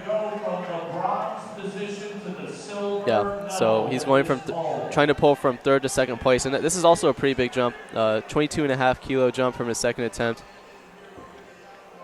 But I mean, the way his 2nd attempt looked, wouldn't be surprising if he was able to hit this. So if he hits this, he will match Blake for sure. But because Blake weighs less, Blake gets the total. That's what it comes down to. So it seems like someone might have torn a callus or something, got some blood in the bar. But spars are cleaned that up. Gives Dante a little more time before he look pulls at for this. Blake Wright weighs in attempt. this morning at 91.36 kilos. Dante weighs in at 92.57. Who would have known that less than a kilo difference or slightly more than a kilo difference is the difference between gold and silver. Yeah. It's the same weight being pulled if he can secure this. Yeah. There's the crowd waving pretty. You can see it's pretty packed here tonight for the 72 women's and the 93 and 105 men's. Yeah, so this is kind of what we were talking about earlier where, same total, but it all comes down to body weight.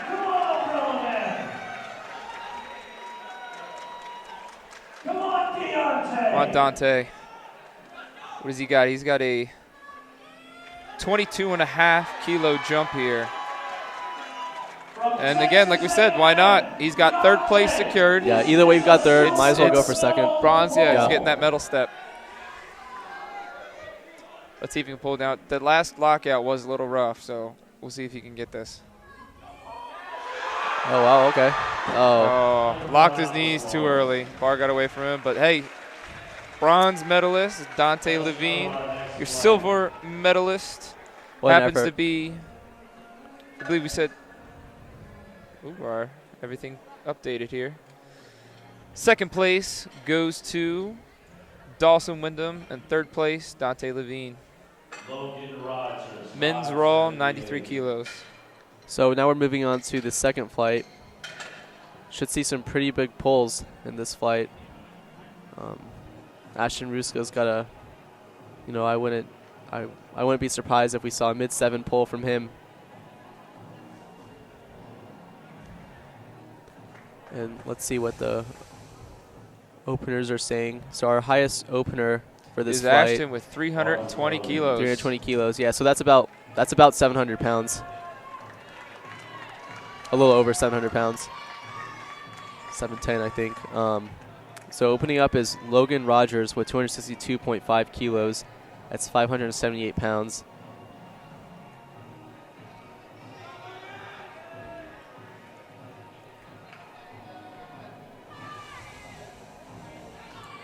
Logan right now projected to pretty good opener. 5th place finish. And you'll see a lot of these, a lot of these guys when they're pulling equipped, they try to get their hips nice and low to get that pop from the suit.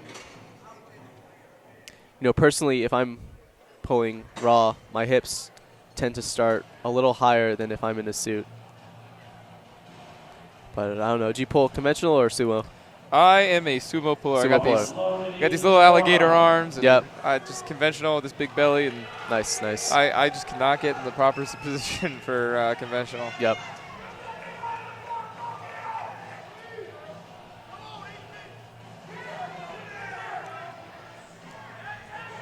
Oh, that was a super quick opener. It's always nice to see a really quick opener. It gives you, I mean, if you're on their end and your opener is that quick, you're feeling pretty good. And it's really easy to get in your head with pulls, you know. So having that confidence boost of your opener being so quick really does make a difference going into second and third attempts. Yeah, I always kind of judge how well the day's going, not by how light it necessarily feels, but, you know, if that waist is moving fast. It's moving quick, yep. Yep. It's going to be a good day. Yeah, that was pretty quick, too.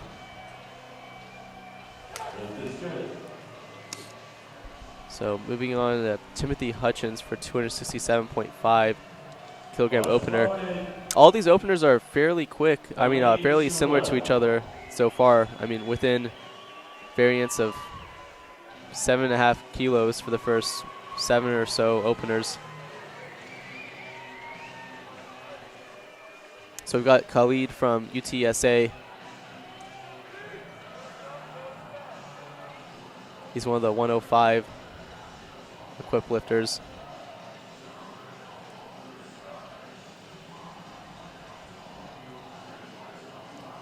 Look at that. Just really quick, yeah. Right off the Nice. floor. And it's like a last warm-up. Yeah, and he's looking for second place right now. But, you know, anything can happen with these next 2 attempts. Bars loaded.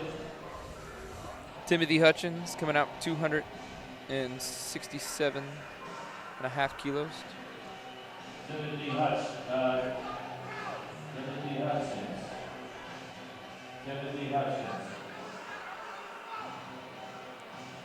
Right now projected 6th with this opening pull.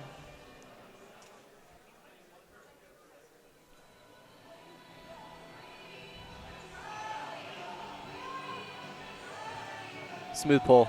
The lift is good.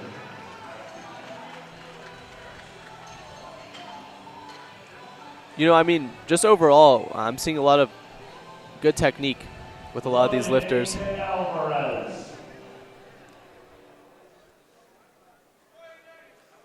So AJ Alvarez right now projected 2nd. He got 2nd last year in the men's raw 120s. But we also have currently a 3-way tie heading in for 2nd between AJ Alvarez, Joshua Brown, and Caleb Lampert, all with their That was a opening super deadlifts. quick opener. So, let's see, we have 275 kilos for Joshua Brown. And 280 for Caleb. Both just happen to line up, so they're sitting in the same forecast totals, give or take. Yeah, so Joshua Brown is a equipped 105, and then Caleb is a 93 equipped.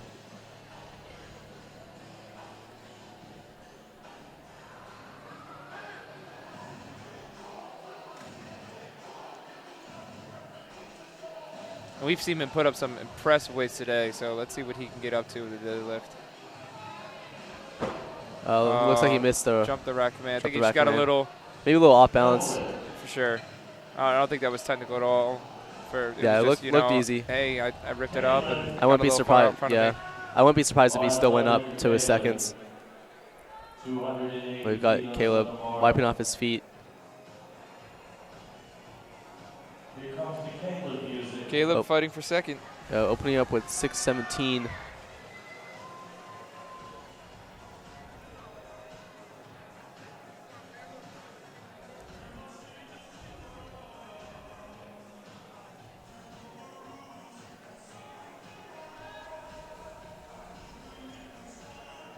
He's getting set. Hips rise a little bit, but hey, he's able to lock it out. Good lockout, a little slow off the floor, but overall pretty good. We've got a couple more openers here. Coming up is Joshua with 280 keys.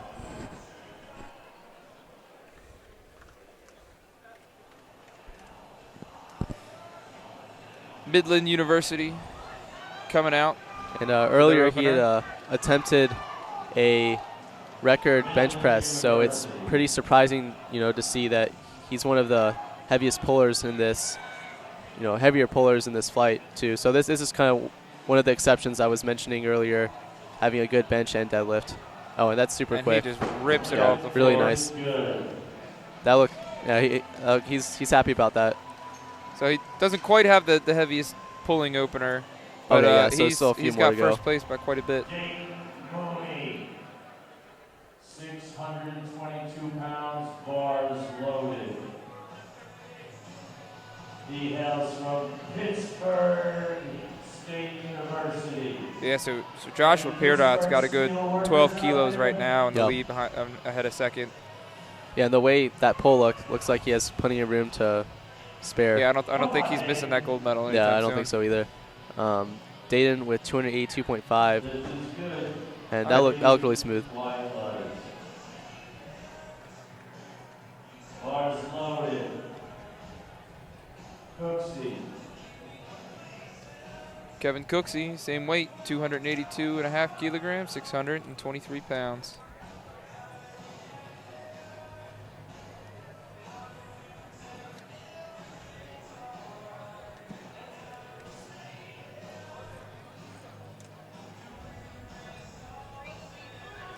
So Kevin pulling 282.5 as well. And again, he had bombed out last year, so I'm sure he's pretty happy where he's sitting. I mean, forecasted 5th place with this pull, so as long as he gets this, he's in the meet.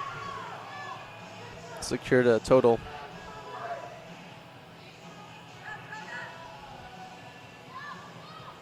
His hips got super low, but lost his balance a little. He's lucky that did not land on his foot. I've seen that happen a couple times, and it is ugly. Yeah, that would have. Takes months to come back from would have been bad. But I don't. That didn't look like a strength issue at all. So I'm sure he'll get his second. But balance can be quite a bit of an issue with sumo. I've experienced that in the past, so it's definitely an issue to overcome with sumo. Carter Byrne, Annapolis, United States Military Academy, United States Naval Academy. Nice opener. Looks like tonight Navy is beating Army. Yep. And then we've got a bit of an outlier here. Ashton Ruska with a 22.5 kilo jump from Carter. It looks like he lowered his opener. It was 320 kilos, so 310. It was. You're right. Yeah, it was. I guess maybe he wants to play it a little bit safer, make sure he gets his total. His warm-ups may not have been feeling as hot as normal.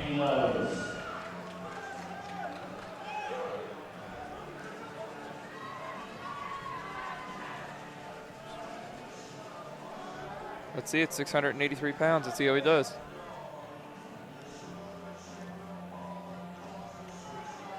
Yeah, super quick.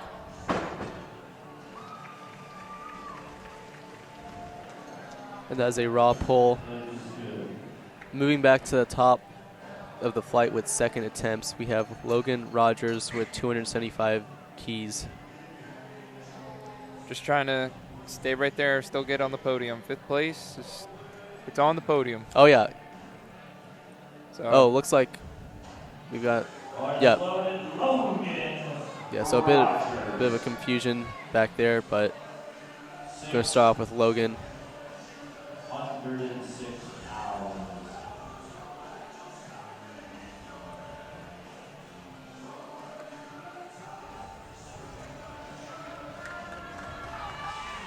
Logan Rogers looking to keep his 5th place.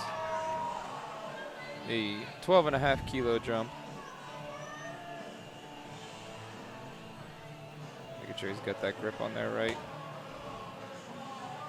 His first attempt looked pretty solid. A little slow off the floor, but solid lockout, so let's see how this one looks.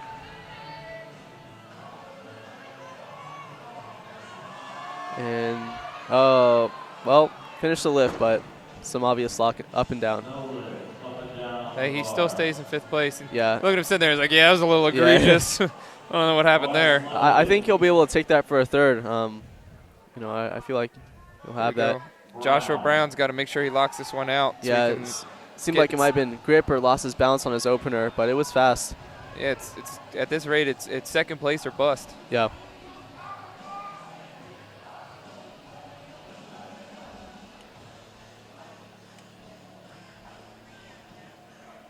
And I'm fairly confident that he'll get this. Look good. Yep, look good. Good lift. All right, he's in the meet. He's going to finish out. Yeah, he's probably feeling pretty relieved. Currently in first place, but you know, as the rest of the second attempts go through, he'll bump back down to second. Assuming that Khalid gets his next attempt at 292.5 kilos.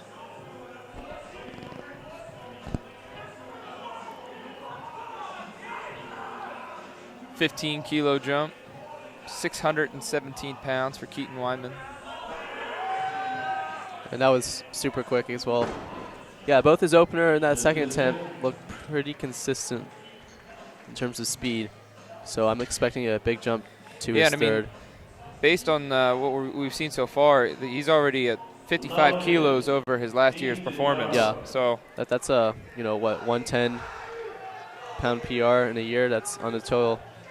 It's pretty good. Especially at this level, I mean, as a primetime lifter. Yeah, obviously the stronger you get, the harder it is to get stronger. Yep. Ethan Durham, 623 pounds. Nice. And the midshipman knocks it out. Yep. The judges say, good lift.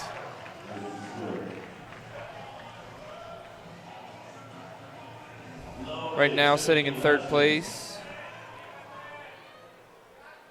Jockeying for position with his teammate Carter Byrne, believe it or not. A little friendly rivalry. That's significantly closer than I thought that would have been. Who would have thought that they'd be jockeying for the same place? Between third and fourth right now. Timothy Hutchins, 282.5 kilos. Yeah, his opener looked real clean.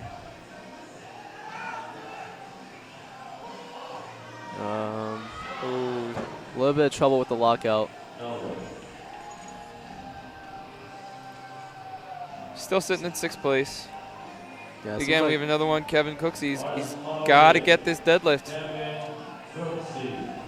And I believe with Kevin, was it grip? Oh, he fell over. He lost his balance. Yeah, so it wasn't a that weight strength. on his foot. Yeah. Yeah, it wasn't a strength issue. So I mean, he's got it. He's got in the tank for sure. He's just got to successfully maintain his balance. Again, it's kind of it's podium finish or bust.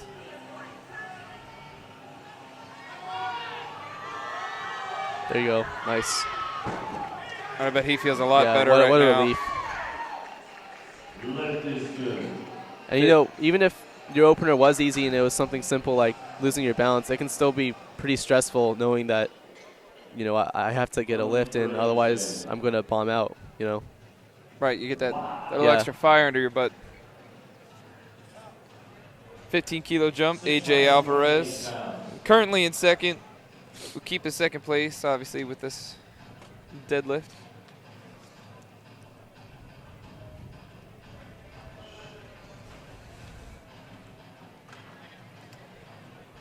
But he is sitting right now about, what looks like a little less than 30 kilos behind first place. Yeah, I mean, his second looked pretty quick. He might go for, it would make sense just to go for that jump if he's already secured in second place. Yeah, it kind of depends on what Joshua Peerdot can do. Yeah. Joshua Peerdot can hit his next two attempts. It's very unlikely that AJ Alvarez will dominate the 105 Rawls, but hey, second place is still second place. Definitely. It's definitely nothing to gawk at. Here we go, Joshua Peerdot, second attempt. 640 pounds. And his opener was real snappy. I wonder what they're feeding these kids out in Nebraska. Oh, He's just such a massive guy.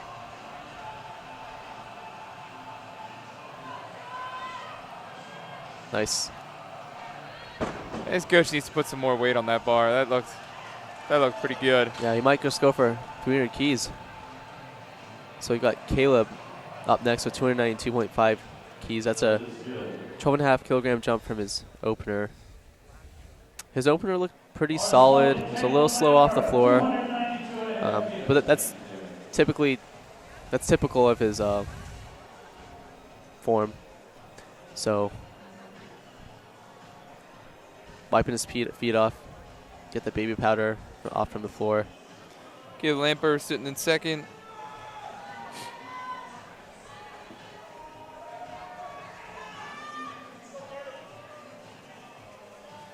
So he's not going to touch Ashton up at first, but he could stay ahead of Ethan. Ethan has a 765 kilo total. Caleb Nice. 790. Looks like That's a nice room. Yeah, I mean that looked nice margin. Yeah, pretty big margin, but that looked close. That looked better than his opener.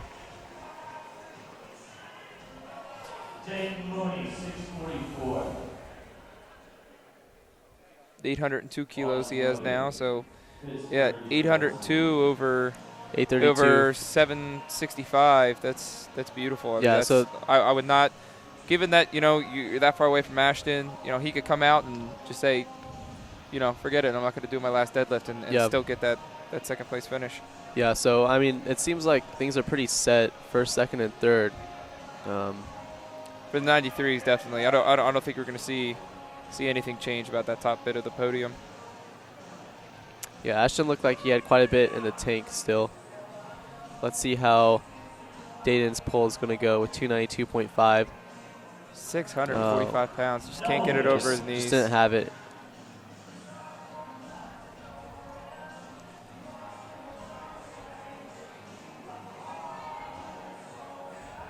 The current silver medalist, Collegiate Schuler, coming out with a 292.5 kilo pull, 645 pounds.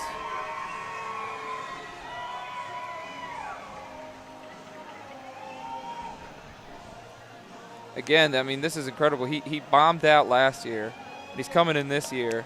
Right now, sitting pretty with the silver medal around his neck, an 832.5 kilo total.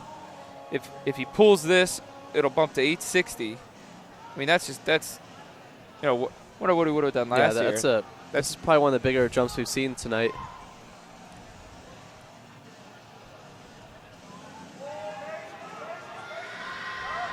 Oh man, that was close too. Well, he's got another try to get that, and he might have it.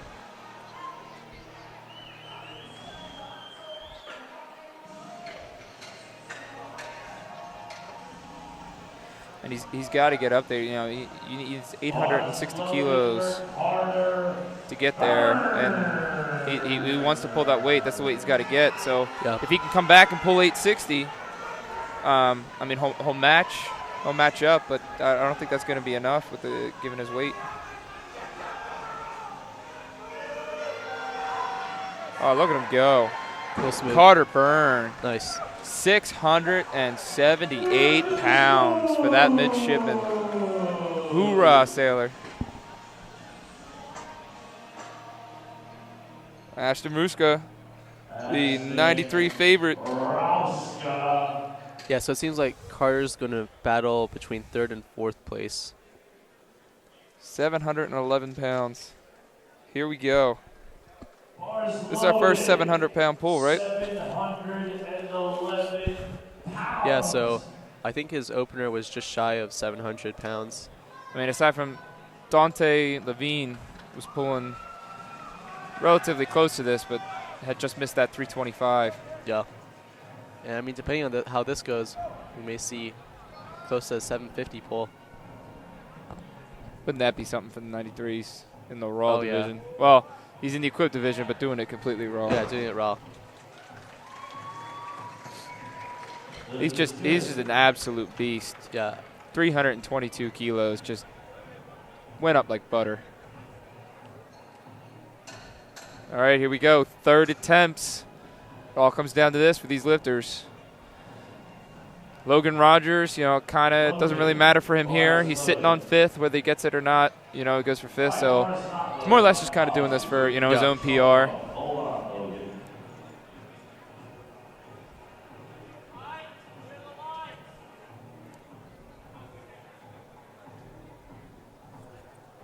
Yeah, so like you were saying, he's pretty set in his place now.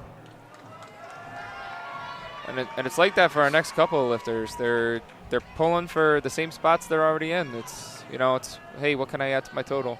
Yeah, we've been stressing the placing, point scoring component of collegiate nationals, but there is also just a component of beating your previous records. And right, you want to say, hey, where am I at right now? Yeah, I did better than last time. It's not just a matter of how much work did I really put in, but they also most of these lifters in the next 4 weeks are starting their next training cycle, so they got to know where they're at too.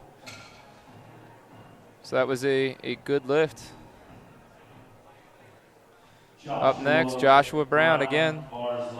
Joshua Brown's hanging out in first place, and it's not going anywhere whether he gets this lift or not.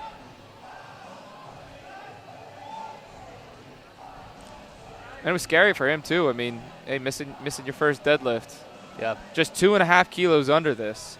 I mean, for going 2.5 kilos, this must have been pretty high for him to be consistent on his second and say, I'm only going to go for 2.5 kilos on my third. Yeah, definitely. Either that or he just said, hey, why not? And it looks like he pretty much has first place locked down, so he might just be going to get I mean, if this moves fast, it's almost like one of those things where it's like, I see as slow as that went, it seems like, I don't know, maybe 725 was about where his top end would have been anyway. Yeah. So that was really risky doing there, but hey, paid off. You got first place. Congratulations. Yeah, I mean, it was quick off the floor, but it was pretty shaky at that lockout, so it seemed like the right call. Timothy Hutchins currently sitting in 6th place, and he's going to keep 6th place. So you'll see the spotters and loaders kind of wiping down the floor. Just like I was saying earlier, a lot of these lifters have baby powder on their legs to reduce the friction between the bar and their legs, so just trying to clear some of that baby powder off the floor.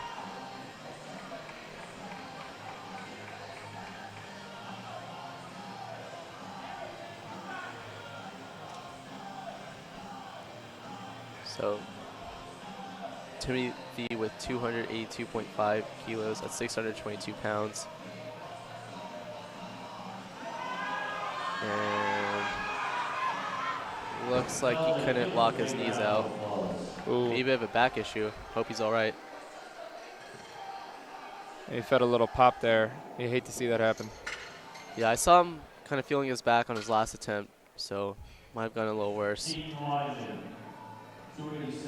Keaton Wyman, he's going to try and get that 4th place. I mean, the 105 Rawls, there must have been a lifter in the earlier session that's currently sitting in the 4th place position that he says, hey, I want it. Yeah. He wants to move up. He's going to get that 4th. Yeah, and it'll leave Timothy Hutchins still in 6th, but his first and second have been so quick. I don't doubt this will be just as quick. Yep. Look at it. Nice. And that wasn't too big of a jump, just 7.5 kilos for deadlifts at this level. That's look at him securing 4th place. Look at that, just that nice little bit. Yeah, so 4th place right there. Moving on to Dayton Mooney, who's going to stay in 3rd place. Same with Ethan Durhams, who's going to stay in 4th place. But I'm sure he just wants that. I mean, it's a 10-kilo jump, but ultimately, it's like we said. Yep. It's all about, hey, what can I do today?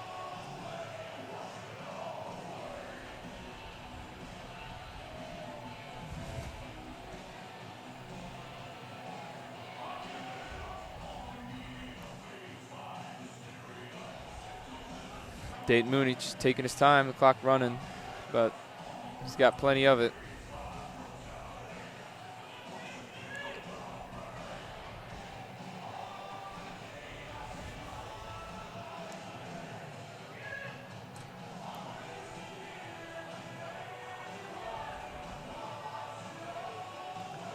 Dayton Mooney did not compete last year either, so, I mean, he came in, got 3rd place anyway. Good for him. Yeah, so it seems like he only got his opener, but he has secured 3rd place. Seems like Ethan going with a 12.5 kilo jump to 295. Pittsburgh, I'm sure, will be happy with that. Yeah, for sure. So we've got 650 pounds on the bar right now for our 3rd attempt.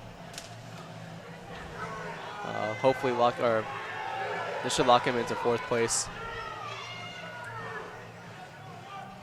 but Kevin may try to pull for 4th place after this.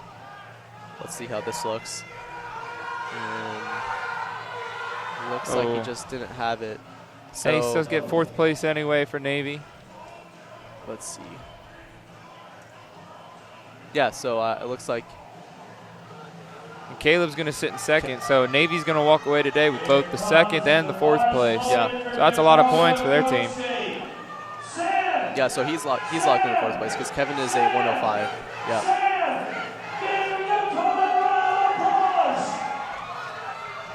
If he pulls this, he'll get 4th place. 295 kilos, 650 pounds. Sam Houston State University. Oh, that's. I'll still go home with the podium finish at 5th. Shaking the judges' hands, saying, "Hey, thanks for not bombing me out today." Yeah, and thanks for being here.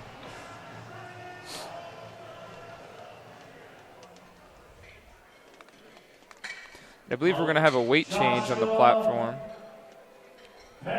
So what kind of battle is going on right now? We've got Joshua. Well, Josh has already secured the first. I think there might have just been a technical glitch. Yeah, Joshua's already got the secured. He wants another 10-kilo jump in the 105 Rawls. You know, it's either 780 kilo or 790 kilo total, but that gold medal's his no matter what happens today. Yep. Coach Tim Anderson waiting for him to roll out.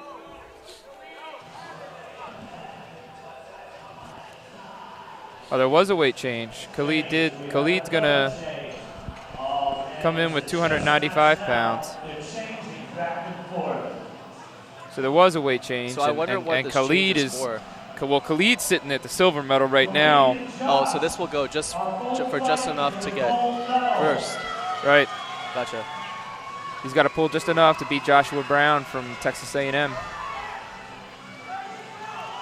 Yeah, so this, and it looks like they're going to win off body weight. Looks like they're going for the same total. Just going for Khalid might looks like he weighed in a little lighter. So let's see, it's either University of Texas San Antonio or Texas A&M walking away at first. Oh, but that was fast. Yeah, he's got San Antonio going home with the gold. Well done. So there's some Texas rivalry for you. Texas A&M, San Antonio. So Joshua with 300 keys. Joshua Peerdot, 790 kilo total. He's got 661 pounds on the bar. Yeah, this pretty much, I mean, he's already locked in the first place, so this is just for him right here. Joshua Peerdot is definitely a name you're going to have to listen for in the years to come for powerlifting. Real clean lift. Oh, grip. Didn't totally look like he was going to hold that lockout, but hey, he's going home with the gold anyway. Yeah, I mean, strength was there, you know. Sometimes that grip will get you. Maybe he cramped up or something, actually.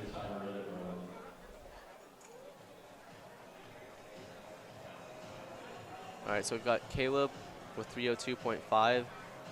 That's 666 pounds. Caleb's got that silver medal too locked up. And I mean, if he can.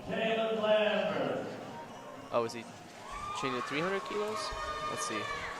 Should be 302.5. Ooh, we got a big change coming up though after Caleb. Yeah. I think AJ Alvarez is going to go for the Hail Mary and try and beat out Peerdot. Yep. Especially after missing that deadlift. I mean, that could be huge. Caleb pulling 666. Oh, Sergino's all amped up. Oh, there we go. Wow. Nice. That was a fast recovery from that sticking point. I mean, great follow-through technique there. Good lift, yeah. Way stick with the pull. Now AJ Alvarez, I mean, this is 22.5 kilos. Yeah. But you know, like I said, it's the Hail Mary. You got to do it, especially with Joshua Peerdot missing that 300 kilo. Yeah, it gives him a little less jump. It literally just opened up this opportunity. Yeah. So this will be pulling for the win right here against Joshua. Give him a big round of applause as he's pulling for the gold medal. Come on, give AJ a round of applause. AJ Alvarez took second place this year. Let's see if he can secure first place this year. He's got to dig deep. There we go. Oh my God, he might do it. Just gotta lock it out. Lock his hips out. Hold it. Oh, was there hitching there? All comes down to this. Oh, that little bit of hitching. Oh, that's one of those things that 2.5 kilos just made that difference. So but close. It looks like Midland's going to take home the gold tonight for the 105 rolls. Looks like you got a couple different calls there. And our next two, Carter Byrne from the Naval Academy, Minneapolis. He's locked up third anyway. Yeah, so this one again is just for him here. Yep. Trying to bake. And here you go, both the two highest deadlifts coming out of the 93 class. Yep. Both raw and equipped.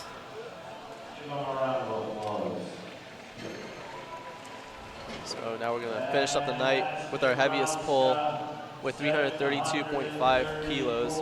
That's 733 pounds. And the gold medal. Ashton is in the gold medal position. And that's just crazy, you know. I mean, he's competing under the equipped division, yet the only equipment he used was knee wraps. And that's a good call by Wes Zunker, because look at the 93 equipped now is going to get the gold. We just saw UTSA get the gold from Caleb Schuler in the 105. So they're both competing equipped in the equipped division, and they're both going to go home with the gold. So Ashton and Caleb are both 93s, and they placed first and second. And then Kali is also UTSA, I believe, and he finished up with first as well. So yeah, it looks like 3-point scores right there for UTSA. And nice pull. Oh, look at Wes smiling in the background. The limit is good. UT. So we're gonna finish the night off with Ashton scoring gold.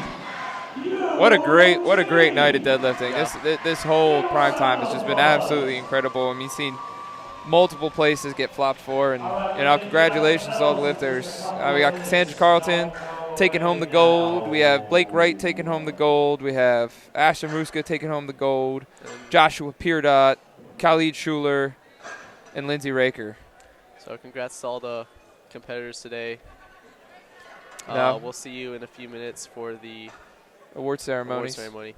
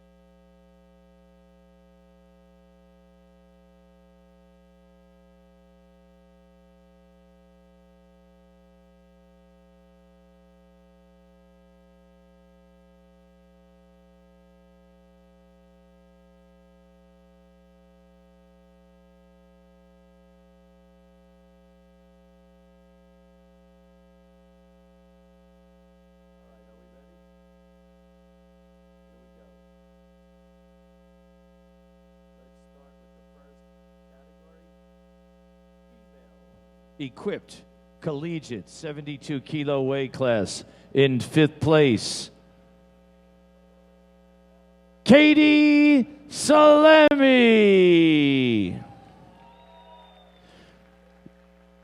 Katie, where are you, Kate? Katie Salemi? Isn't she United States Navy? She was just here. Katie. Katie. All right, in 4th place, Texas A&M, Cheyenne Lyles. Cheyenne, are you here either? Get up there, Cheyenne.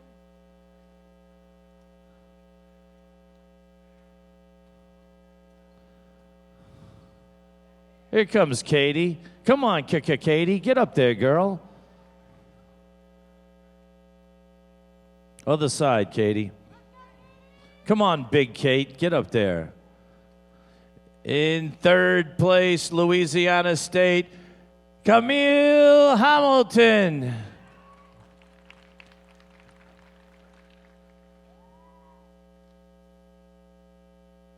LSU.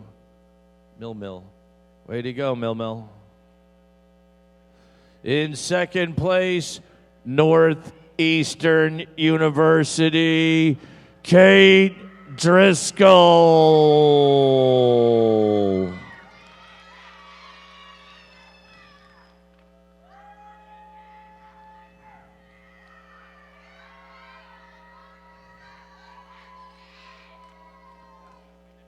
Where's Cassandra from? And from University of Texas, the 1st place winner, Cassandra Carlton.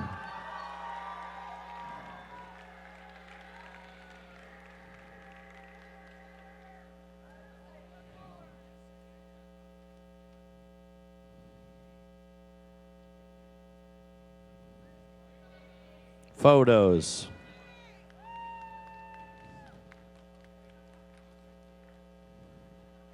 Nice pose down, Kate.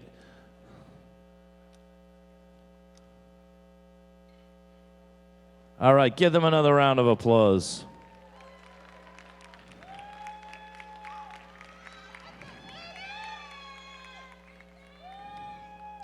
And the 1st place winner receives a gift bag from GNC Live Well.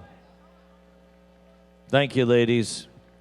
By the way, handing out the medals for this session, Pennsylvania State Chair, USA Powerlifting, International Category Referee, International Category 1 International Referee. Give me a big round of applause for Elliot Feldman. All right, let's go to the next category. Female Raw Collegiate 72 kilo weight class in 5th place, Hannah Clemen. What university? Where's she from?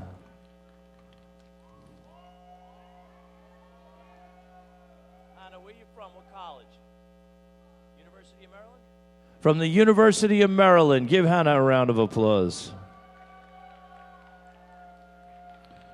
In 4th place, from the Ohio State University, Neil Schneider.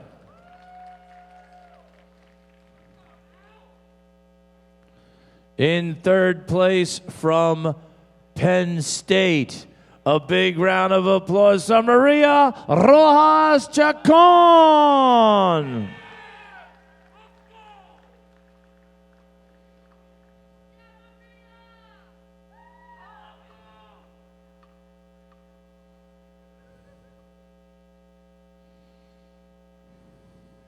And in 2nd place, from Purdue University, Anne-Marie Bremer.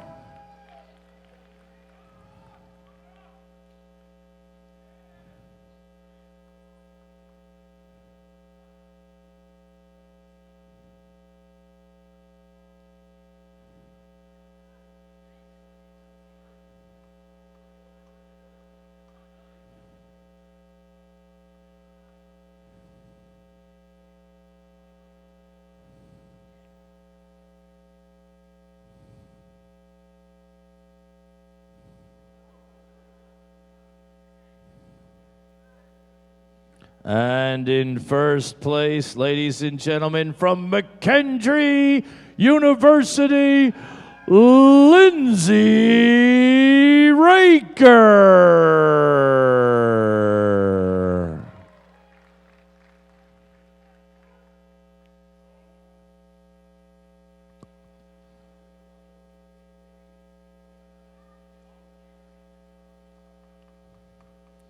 Photos. And the first place winner receives a gift bag from GNC. GNC, live well.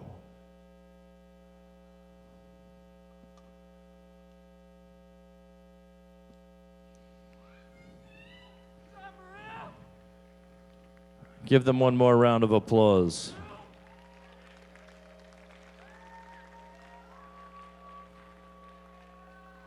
Thank you, ladies. Male equipped collegiate 93 kilo weight class in fifth place from Louisiana Tech, Logan Rogers.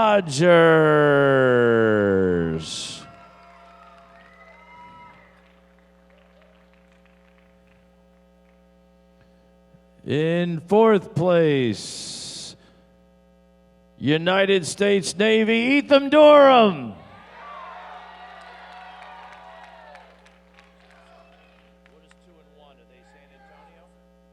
Okay. In third place, United States Navy, Carter Byrne.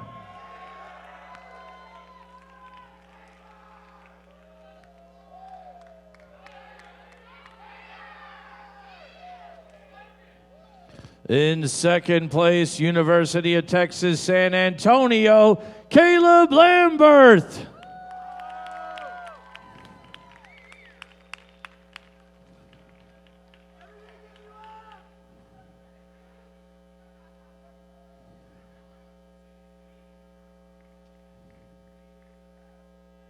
And in first place, University of Texas, San Antonio, Ashton Rauska.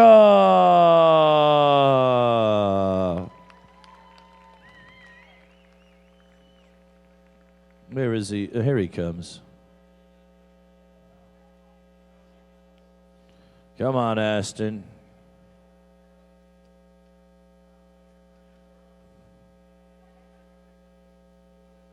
Ashton Rauska. Whoa, took that in one giant leap. Give them all a round of applause as we get some photos. Ashton receives a gift bag from GNC Live Well.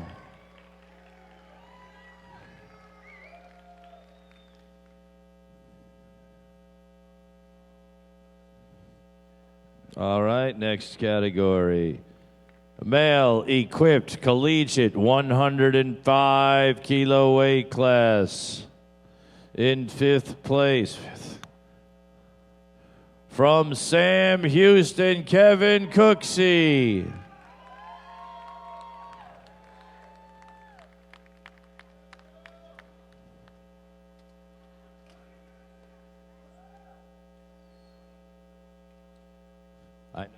I know that one. And in fourth place, University of Louisiana Lafayette, Tevin Goulot.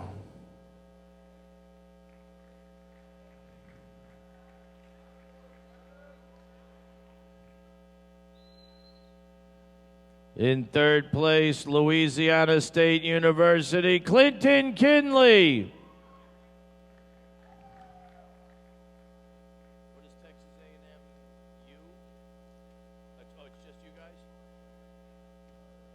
And in second place, from Texas A&M, Joshua Brown. What about Khalid? Where's he from? San Antonio? And in first place, University of Texas, San Antonio, Khalid Schuler.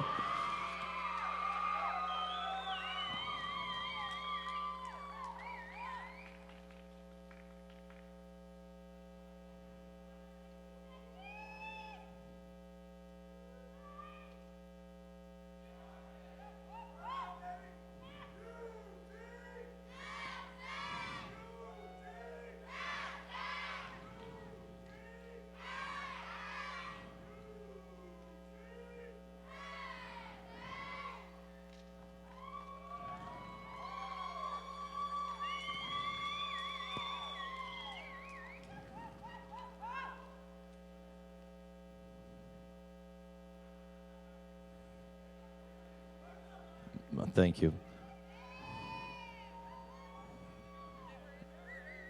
Thank you, gentlemen. You may step down now. Male Raw Collegiate 93 kilo weight class. 5th place, Matthew Hentz.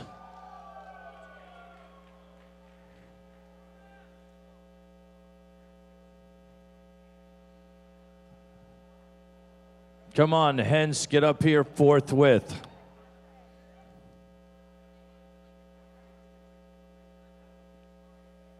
UMass. In 4th place from Midland University, Garrett Parkhill.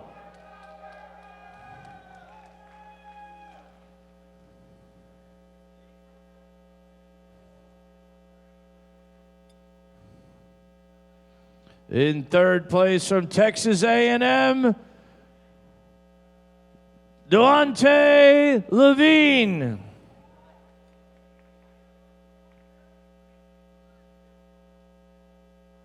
Hey, D.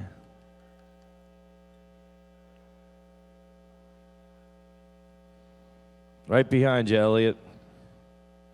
In 2nd place from Midland University, Dawson Wyndham.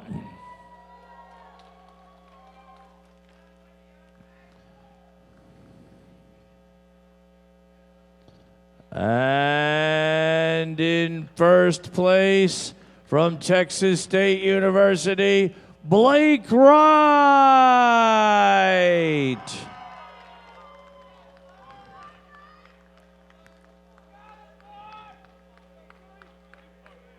Gonna put you down.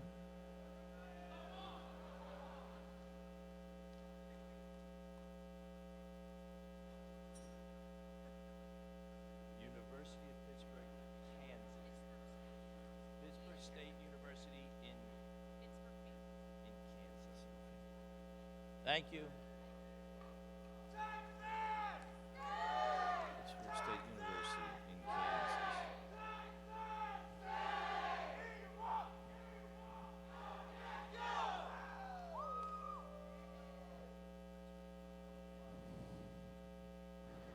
Thank you.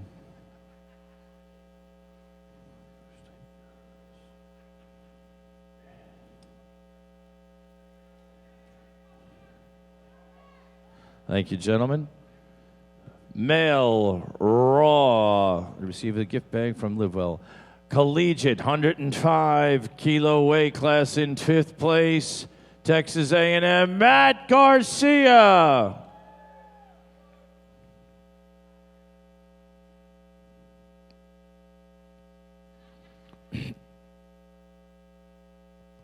In 4th place, from the Ohio State, Keaton Weinman.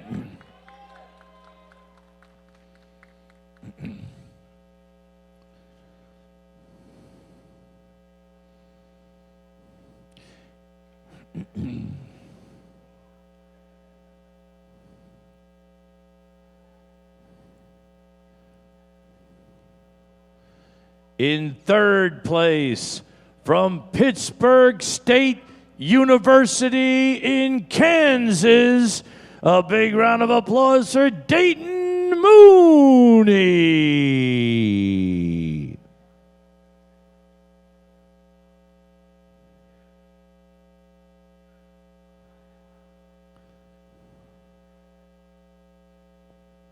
Elliot, 3rd place, Elliot. 3rd place, Elliot. You're welcome. And in 2nd place from Texas A&M, A.J. Alvarez.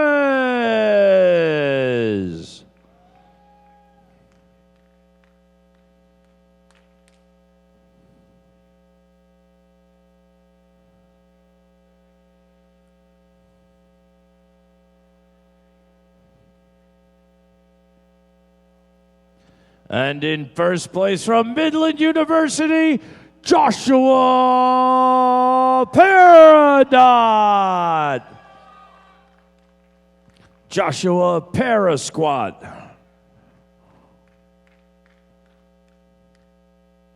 He receives a gift bag from GNC Live Well.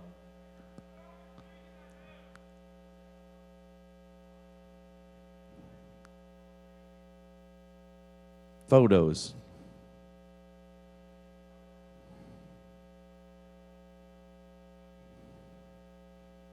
Give them all a big round of applause.